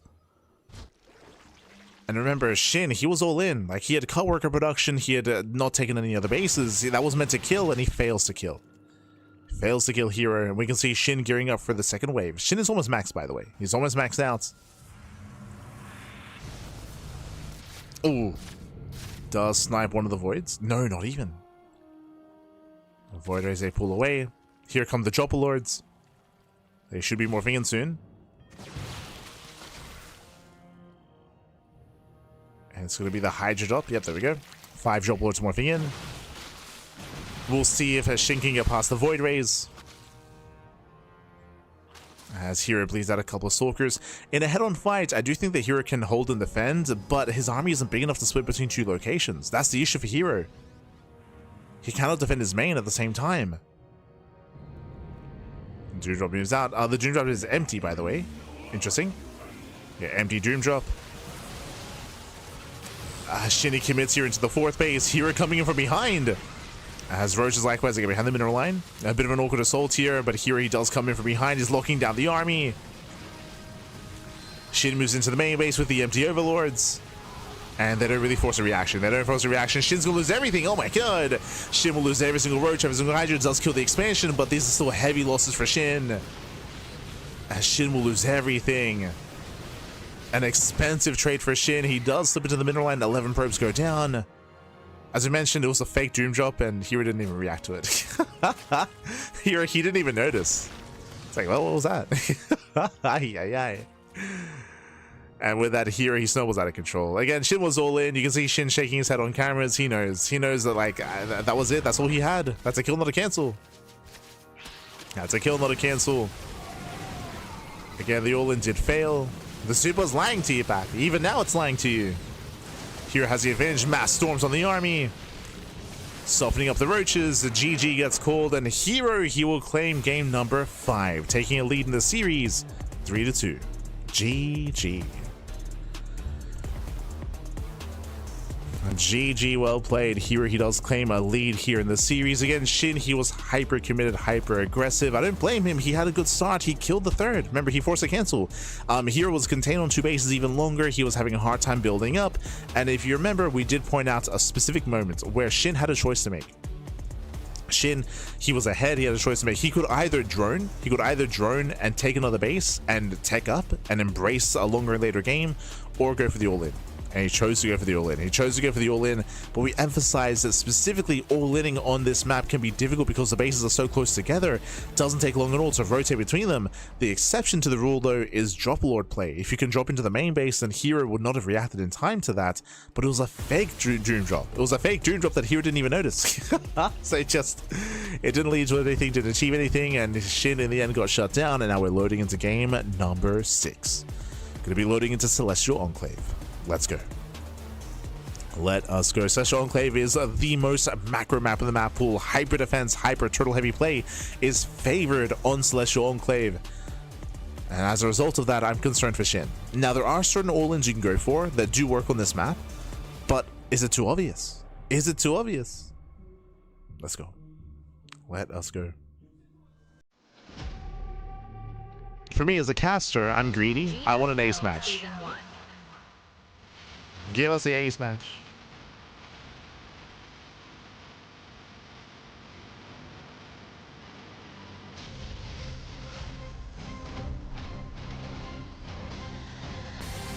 Let's start. Just spawning in the bottom hand corner of Celestial Enclave, we have the South Green Protoss player, we have the Blue Protoss for T1. It is herO. Leading the series 3-2. Can he pull off the reverse sweep? As spawning in the top right hand corner, we have the South Korean Zerg player, the Red Zerg. He was up 2-0, but he has been losing momentum. Can he fight back? It is SHIN.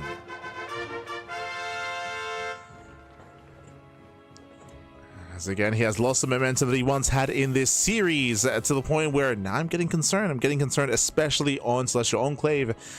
SHIN going for the pocket base? Oh, God. Does go for the pocket expansion, but hey, the drone moves out. SHIN does move out across the map, looking to hatch block. So we're setting up for the hatchery block here at the natural base of herO. SHIN, he is forced to expand in the pocket expansion, which has less resources, less valuable. That will hurt SHIN in the early to mid game, but he does block herO at least. Now that should force a reaction that ideally should force out a second gateway. And now gateway into Zealots, into Cybercore. This hatchery is going to be dealt with. It was a hatch gas pool build here by SHIN. So late spawning pool, late queens, late link production as well. I'm concerned about the counterattack, assuming there is going to be one. We'll see. So the way this works here is that herO, he should force a cancel. He should force a cancel. He's going to have 2 Zealots to work with, and then Adept reinforcements after that. Following herO expanding, he's going to be able to counterattack. He's going to be able to counterattack with 2 Zealots and with a handful of Adepts, and it's going to be up to SHIN to not drone up too much, to make some Zerglings to defend against that counterattack. The plus side is that herO is forced to delay his expansion, but SHIN has to take this counterattack seriously. He's got to take it seriously. As I believe there should be 2 Zealots and 2 Adepts. herO, he will take his pocket expansion as well. This hatchery should be cancelled. Yep, there's that cancellation. The Zealots, they move out, Adept as well. As you mentioned, 2 Adepts, 2 Zealots. And again, if SHIN's not too careful, then he might be overwhelmed. We have 10 Zerglings in production. Does go for the gas steal. Ooh, probe delaying the 3rd.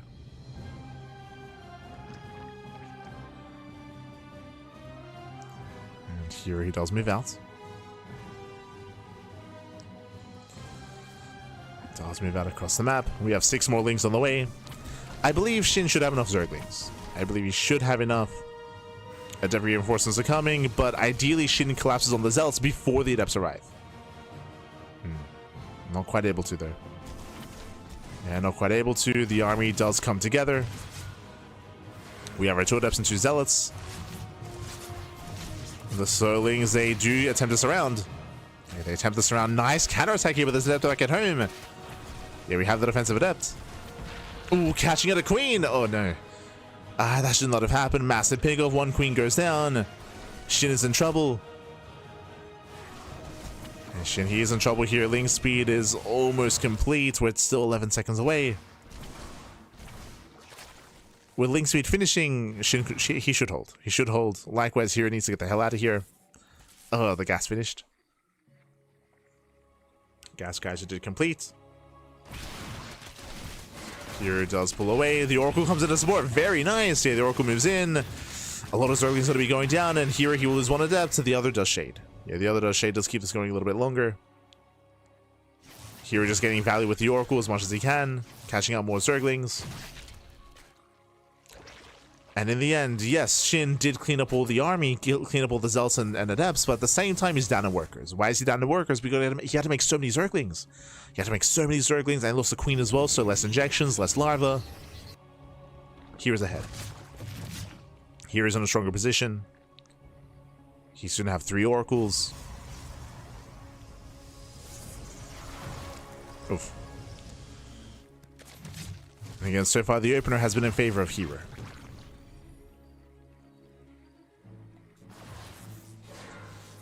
Has been in favor.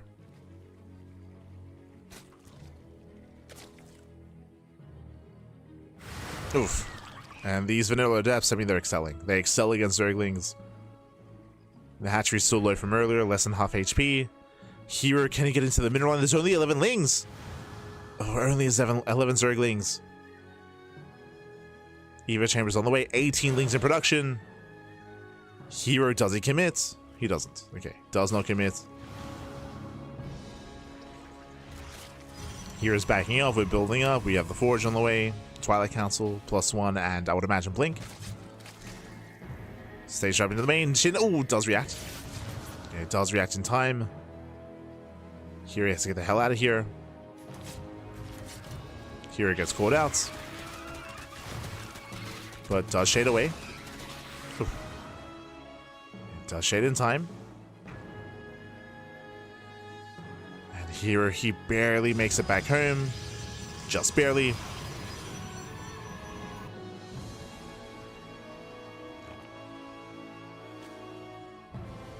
And Shin, again, the pressure's still on. He's still down in workers. He's still down in workers, down in economy. He's down in tech as well. Hero's building up in towards Storm. And Shin is still stuck on lane. He's still stuck with Zerglings here.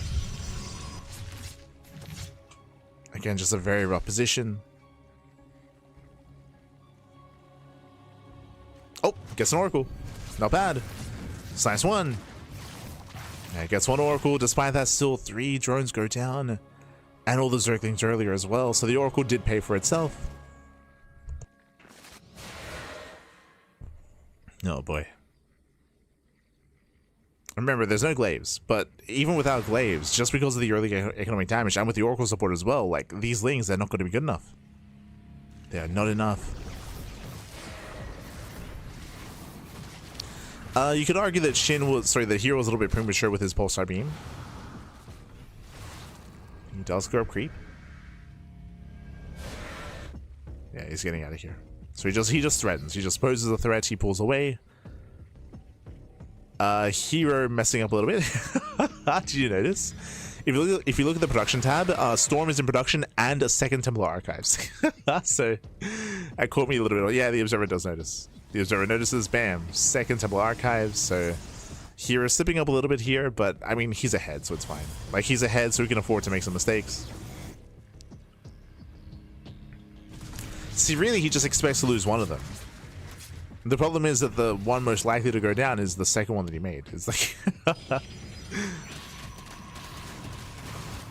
Yeah, Shin, he attempts to delay the expand, but he cannot.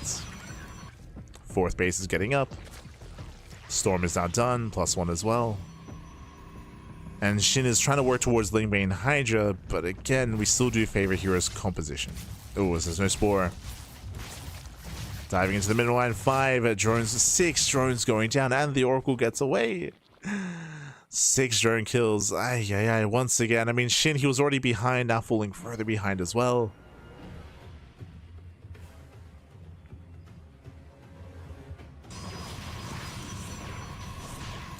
Now, Shin is going for Overlord speed.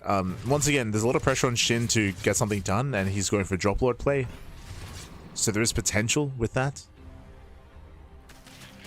As Shin, he does nibble away at the wall. Hero, does he notice? Does he react? He does. I believe the Oracle will respond. Yeah, Hero keeps pushing. Lings, they turn back around. Hero catching out 2 queens. Very nice. 2 queens go down. Storm is coming in, and we do have the surround coming in from Shin. He comes over behind. Ooh, but the Storms, they connect. Yeah, Storms, they shut down the Zerglings, and that's the army. That's the entire army here. There are no Hydras ready. Banelings are morphing in. Can they connect? Oh my god, they will. Massive connections. The juiciest connections possible. Yeah, herO does still up. He clumped. He slipped up. He clumped up. And SHIN holds. Again, the best fight possible. As herO, he clumped up his army. He was lacking storms. Messed up his control. SHIN has a chance. He holds. He survives. That could have ended the game, to be honest. That should have ended the game. That should have ended the game. But again, here he wasn't paying attention. He wasn't able to storm in the Morphing and Banelings. Clumped up the army. herO overconfident. He was overconfident.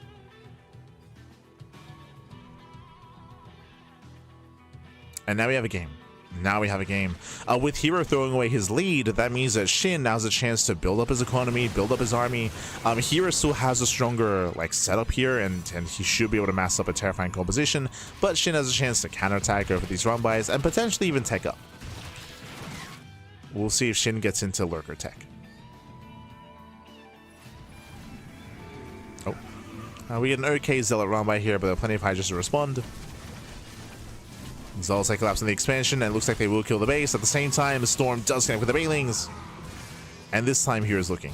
Yeah, this time, hero's paying attention. As herO, he does not lose a High Templar. Here we go, double drop into the pocket base. herO is somewhat in position.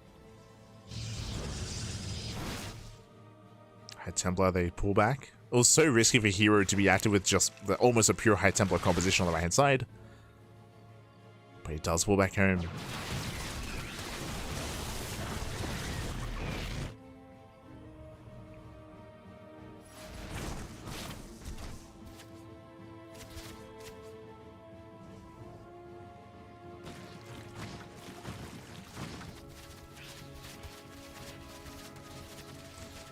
Here he pulls back. Once again, very bold move here. That's what we're saying with this round. The High Templar, no! Yeah, the High Templar exposed, forcing out all the storms. Oh, yeah, very inefficient here, and herO gets caught out. He loses every single High Templar. herO, he did not have to be out on the map. And SHIN's going for the kill. He's going for the kill. That was what? That was 7 High Templar going down. SHIN's moving in. Imagine herO defending here with 7 more Templar than what he has. He would just mass storm everything. But now, that's all he has. 2 storms. 2 storms get thrown down. Oof. Final High Templar falls. Banelings busts into the mineral line. And SHIN, he's doing it. He's breaking on through. Again, despite the rough start, herO took 2 bad fights. 2 really rough fights from herO. At the same time, herO going for the counterattack. He does have 1 Templar here with the main army. Oh no, it's going to go down. Yeah, the Templar is getting low. herO does catch reinforcements. We're getting messy. We're getting very, very messy here. herO does survive, does hold on. But again, a very messy defense out of herO. At the same time, 13 drone kills across the map. Who do we favor? Who do we favor here? If herO can build up his High Templar count again, then he should be okay. He's morphing in 2 more Templar. He has 3 in total, I believe. That's 3 Templar. Catching out a couple of drop lords. SHIN, he has overlords to spare. It's okay. He can spare some overlords. We're getting messy. herO splitting up his army.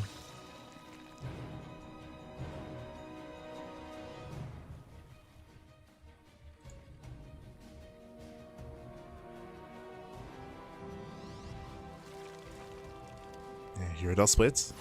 We'll take the Banelings to the face. Massive Baneling connections.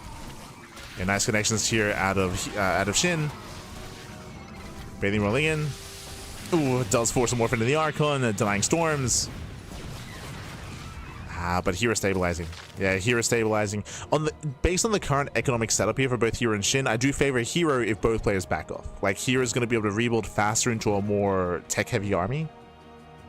The pressure's on SHIN. SHIN, he needs to achieve more with this. So he's setting up for the Doom Drop.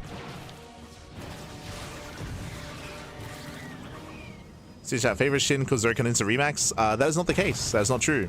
Remember, SHIN has a low economy. He only has 66 drones. He's only on the 3-base economy. That's why the supplies are as close as they are. SHIN cannot Remax. So he's jumping into the bucket base. At the same time, hero's pushing on the right-hand side. There's side defense to defend.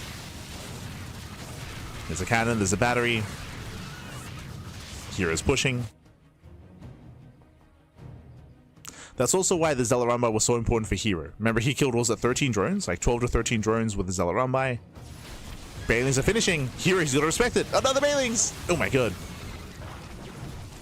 Yeah, herO gets into the mineral line. More drones going down. Remember, SHIN already had a weak economy. But SHIN can catch out the Templar. Nice storms. We come in for the flank. Once again, no more storms for herO. He gets surrounded. Yeah, hero's going to get locked down. And he will lose this army. Losing the Archons, losing the Immortals. But at the same time, hero's getting into more bases. And SHIN responds. Shinny turns back around. Though the storms are premature. Yeah, some premature storms. Can he recall? Can he save the High Templar? Here, he has to get out of here. He has to get out of here. He's reinforcing instead. He will attempt to reinforce. Who catches who? There's a final storm. Massive storm on the Hydras, and here he collapses in. hero's doing it. herO with the reinforcements. He does push in. He will not be able to save his army. But herO has momentum. He's up in economy. Up in army. Massive warp-ins. Jesus. And SHIN just can't keep up. Again, SHIN, he just cannot keep up with the production of herO. Not like this. The production's got out of hand. The economy, more importantly, has gotten out of hand. SHIN does get a free Immortal. One Immortal goes down. SHIN, he will deny the 5th. Sorry, he denies the 6th base. Ooh, and hero's collapsing in massive storms. And massive storms on the Lings. Zelta coming from behind, getting us up with the Hydras, and GG gets called. That was the final army for SHIN, and herO, he will claim the series, and he will be this season's GSL champion. GG. Whew. GG, well played. A very chaotic final game. Very, very chaotic. herO, he was miles ahead, by the way. He was set up, he was secure, he shut down the drop, he built up his army, he had a stronger economic setup. herO had a very strong early game, and then he was overly aggressive. He was overly aggressive, he was overconfident, he was out on the map, and he got surrounded. There were 2 rough fights. There were 2 bad fights for herO, where he got surrounded in the center with almost pure High Templar. It was crazy. Despite that, was able to counterattack, able to get drone damage across the map, crippling SHIN's economy, and eventually herO did outscale. He was able to outscale SHIN, secure a stronger setup, a stronger economy, a stronger army, and snowball out of control. GG, and herO is going to be our GSL Season 1 2026 champion. He's all the cameras are out, baby. All the cameras. GG, well played. I'm sure MMA is happy, baby. His boy. His T1 boy. Now all hail the champion of 2026 GSL Season 1, herO.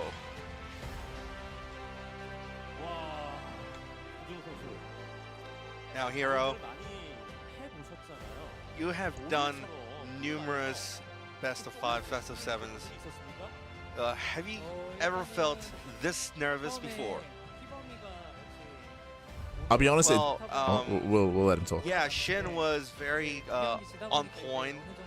So yeah, on the first 2 games, yeah, I was very harassed by his Zerglings, but actually I now learned how to counter. So yeah, I think that went well. Yeah, we saw SHIN Zerglings going back and forth to your bases, so you had a lot of trouble, and you lost 2 games with that losses. And after that, like, there's a break, and then you turned around its head. So how did you do that? What's the change of the mindset there? He had more safe early game. Well, it's not particularly the break, but I think I just stopped myself after game 2, and I just saw what his style is. I think he was very aggressive this time, so yeah, I think that was the turning point for me. So I need to be defensive, I need to be reactive, so I think that went well. Yeah, I mean, like, Protoss is in a dark phase right now. I mean, there's no major wins right now, but still, there's giving me, herO is giving you hope, right? So how do you feel right now? Well, it's very good to it's very good to hear that I'm giving a lot of Protoss players a hope, and I'm really performing well. And you were pretending to be a romanticist, and, but well, you have a lot of pretending. Still, you have a lot of people who be grateful for. So, anyone who, in particular, your wife, your family. 이렇게 이 자리에 설 수 있게 Well, first of all, 노력해주시는 인텔과 수백에 감사드리고. first of all, thank you for Intel and Soup for sponsoring this event, to actually compete in and making all this tournament. And yeah, also a lot of people actually helped with crowdfunding, and there are a lot of good things coming from that. So yeah, and a lot of fans who are rooting for us, and my family. Yeah, I love you all, and thank you. Support the Patreon. There's a baby. Now today, SHIN said he would congratulate you even if you lose. So I think SHIN did really good. So I think that would be made a lot of good potential, and it become a great series. So any word for SHIN? Yeah, I was very glad that I would compete with former teammate CJ Yentis. Yeah, I mean, SHIN has been a really great player, and he performed really well. So next season, I'm really anticipating him to perform better as well. Now we're gonna the chanting machine. Let's go. Yes, now we're gonna have runner-up SHIN here. Yeah, I need to be in the middle, but they were having a really great moment, so I just go with it here. Give him a hug and back. SHIN showed a really bright performance and really great play. So yeah, we were all saying that you were on edge. So in like first two games, I think you're going to do it. So how did you feel about that? Well, yeah, I did really feel that today's the day, but it didn't really went well. So yeah, I'm really feeling bad about that. So what did you think went wrong? I think except for game 3, I thought I can win, because I think I was too rushing myself. Yeah. So I think I let go a lot of games that I could bring to myself. I'm still thinking about the game on Ruby Rock, And to be honest. But you still said that you will congratulate your teammate even if you lose, right? Yeah, of course. But still, I mean, I did a lot of preparations myself, but he also deserves to win, because he also did really great preparations, and he did a really good, really well, and he was putting himself in a lot of himself in. So yeah, I think he deserves credit. And any words for fans and any grateful people? So any shoutouts? Well, I can't say anyone in particular, because there's so many of them that I'm grateful for, and I'm really grateful for fans. And since EWC is gone, we were in a rock and a hard place. But all the fans are actually supporting us, watching us play and compete. So I think that is why we're still competing here. So even though it's a bummer that I didn't win, but still we all have next season, and we have a half of year yet. So yeah, I'm gonna do my best rest of the year. Yeah, it is inevitable that there's going to be a winner and loser, but there's a lot of gratitude, and it's all the same for people, that gratitude for the fans, and the will for compete is there. Yeah, now we're going to be the award show. Now let's present the awardee. Where's Mr. Che? Get him out here. Yeah, look. Like, get out. We're gonna interviews over. Now we're going to do the award show now.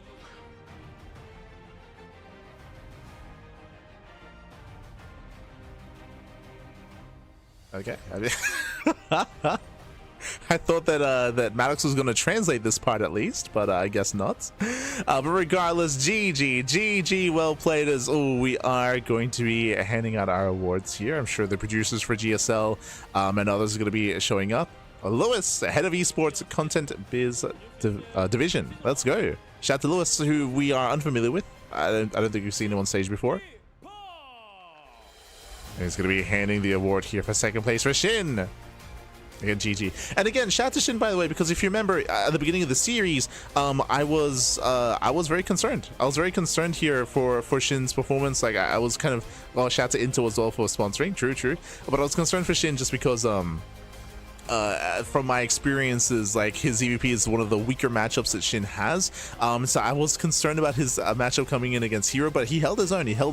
As he mentioned, he was hyper aggressive with his Ducklings in game 1 and game 2, which gave him an edge. But echoing what SHIN said, I would not say that the other games in this series were one-sided. No, like they were still very intense, very back and forth. Like I'm still thinking about the game on Ruby Rock. Even here on Celestial Enclave, herO, he was overextending. Like herO, he would find himself in a stronger position. That is true, but often we saw herO overextend and take some really awkward engagements, take some rough fights. SHIN take advantage of that and have that back and forth. Things were very messy. Things were very intense in a lot of these games. So he made for an amazing series. I don't think the 4-2 scoreline really does give full credit to how close the best of 7 was.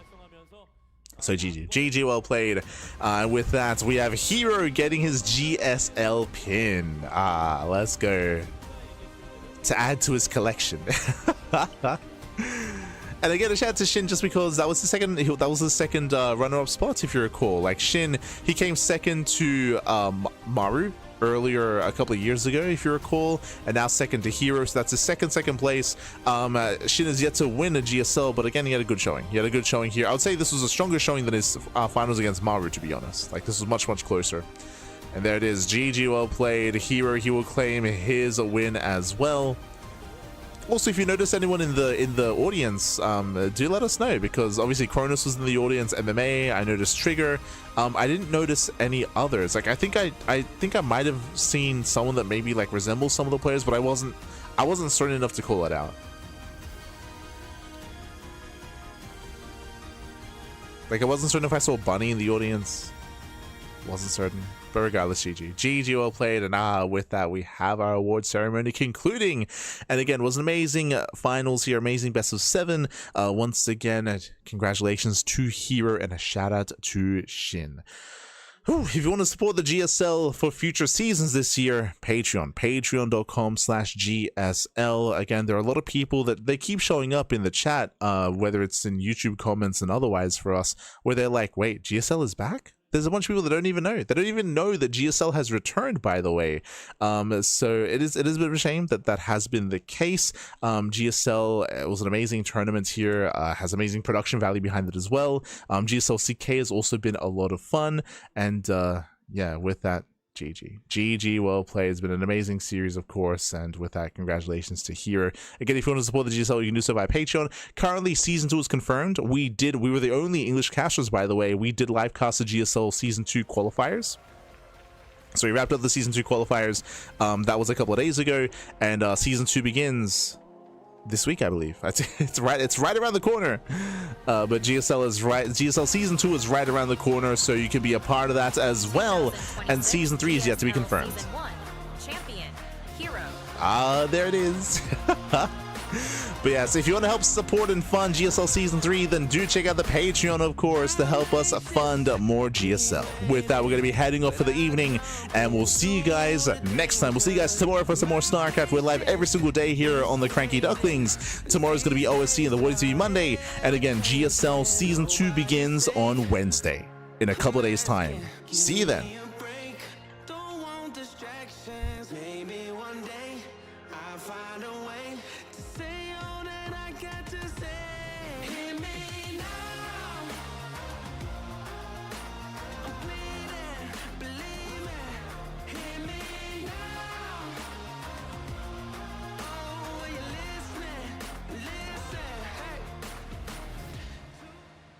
향한 마음이 자꾸 커져가서 이런 내 마음이 또 너와 눈을 가만히 감은 채널 반겨줘 I promise I'll give it all to you. 그래도 이제 진해어 때 팬분들 초대해가지고 숙소를 방문한 적이 있는데 되게 더러웠단 말이에요. 근데 이제 청소도 하고 그리고 팬분들 오셔가지고 같이 맛있는 것도 먹고 게임하는 것도 보고 그때가 제일 기억이 남았던 것 같아요. 제가 이제 방송을 초창기 했을 때 한 5명, 10명 이렇게밖에 안 봤어요. 근데 이제 그분들이 아직까지도 이제 봐주시는 분들이 있어요. 그래가지고 그분들은 항상 기억에 남고 항상 감사하게 생각하고 있습니다. 팬분이 저 이제 10주년이라고 케이크 모형으로 저랑 이렇게 뭐 우승했던 걸 이렇게 만들어주신 게 생각이 나고 GSL 결승에 갔을 때 응원 문구나 이런 거 슬로건 만들어주셨던 게 생각나가지고 항상 응원해주셨던 기억이 많이 남네요. CJ 엔투스 때 다 같이 팬미팅을 했어요. 롤 팀이랑 저희 팀이랑 같이 했는데 그때 팬분들 앞 한 300~400명이셨나? 막 그랬는데 그때 준호 형이랑 저랑 그 죽일 놈 랩도 하고 막 그랬었거든요.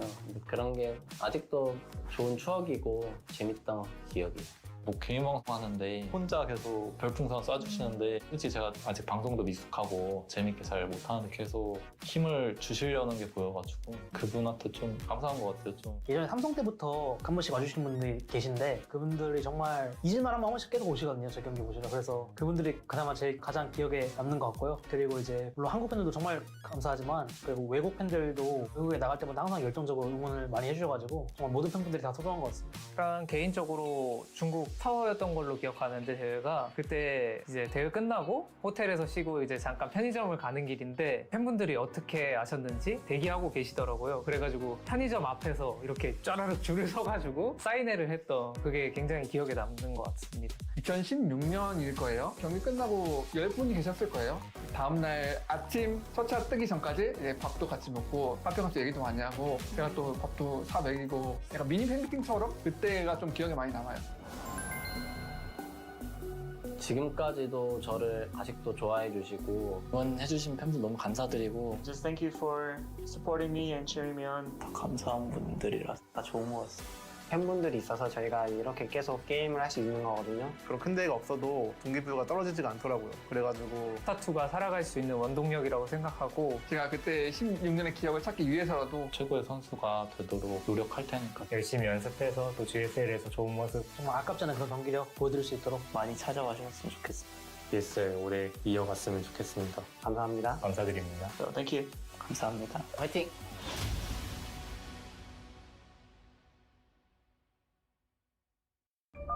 Incoming transmission.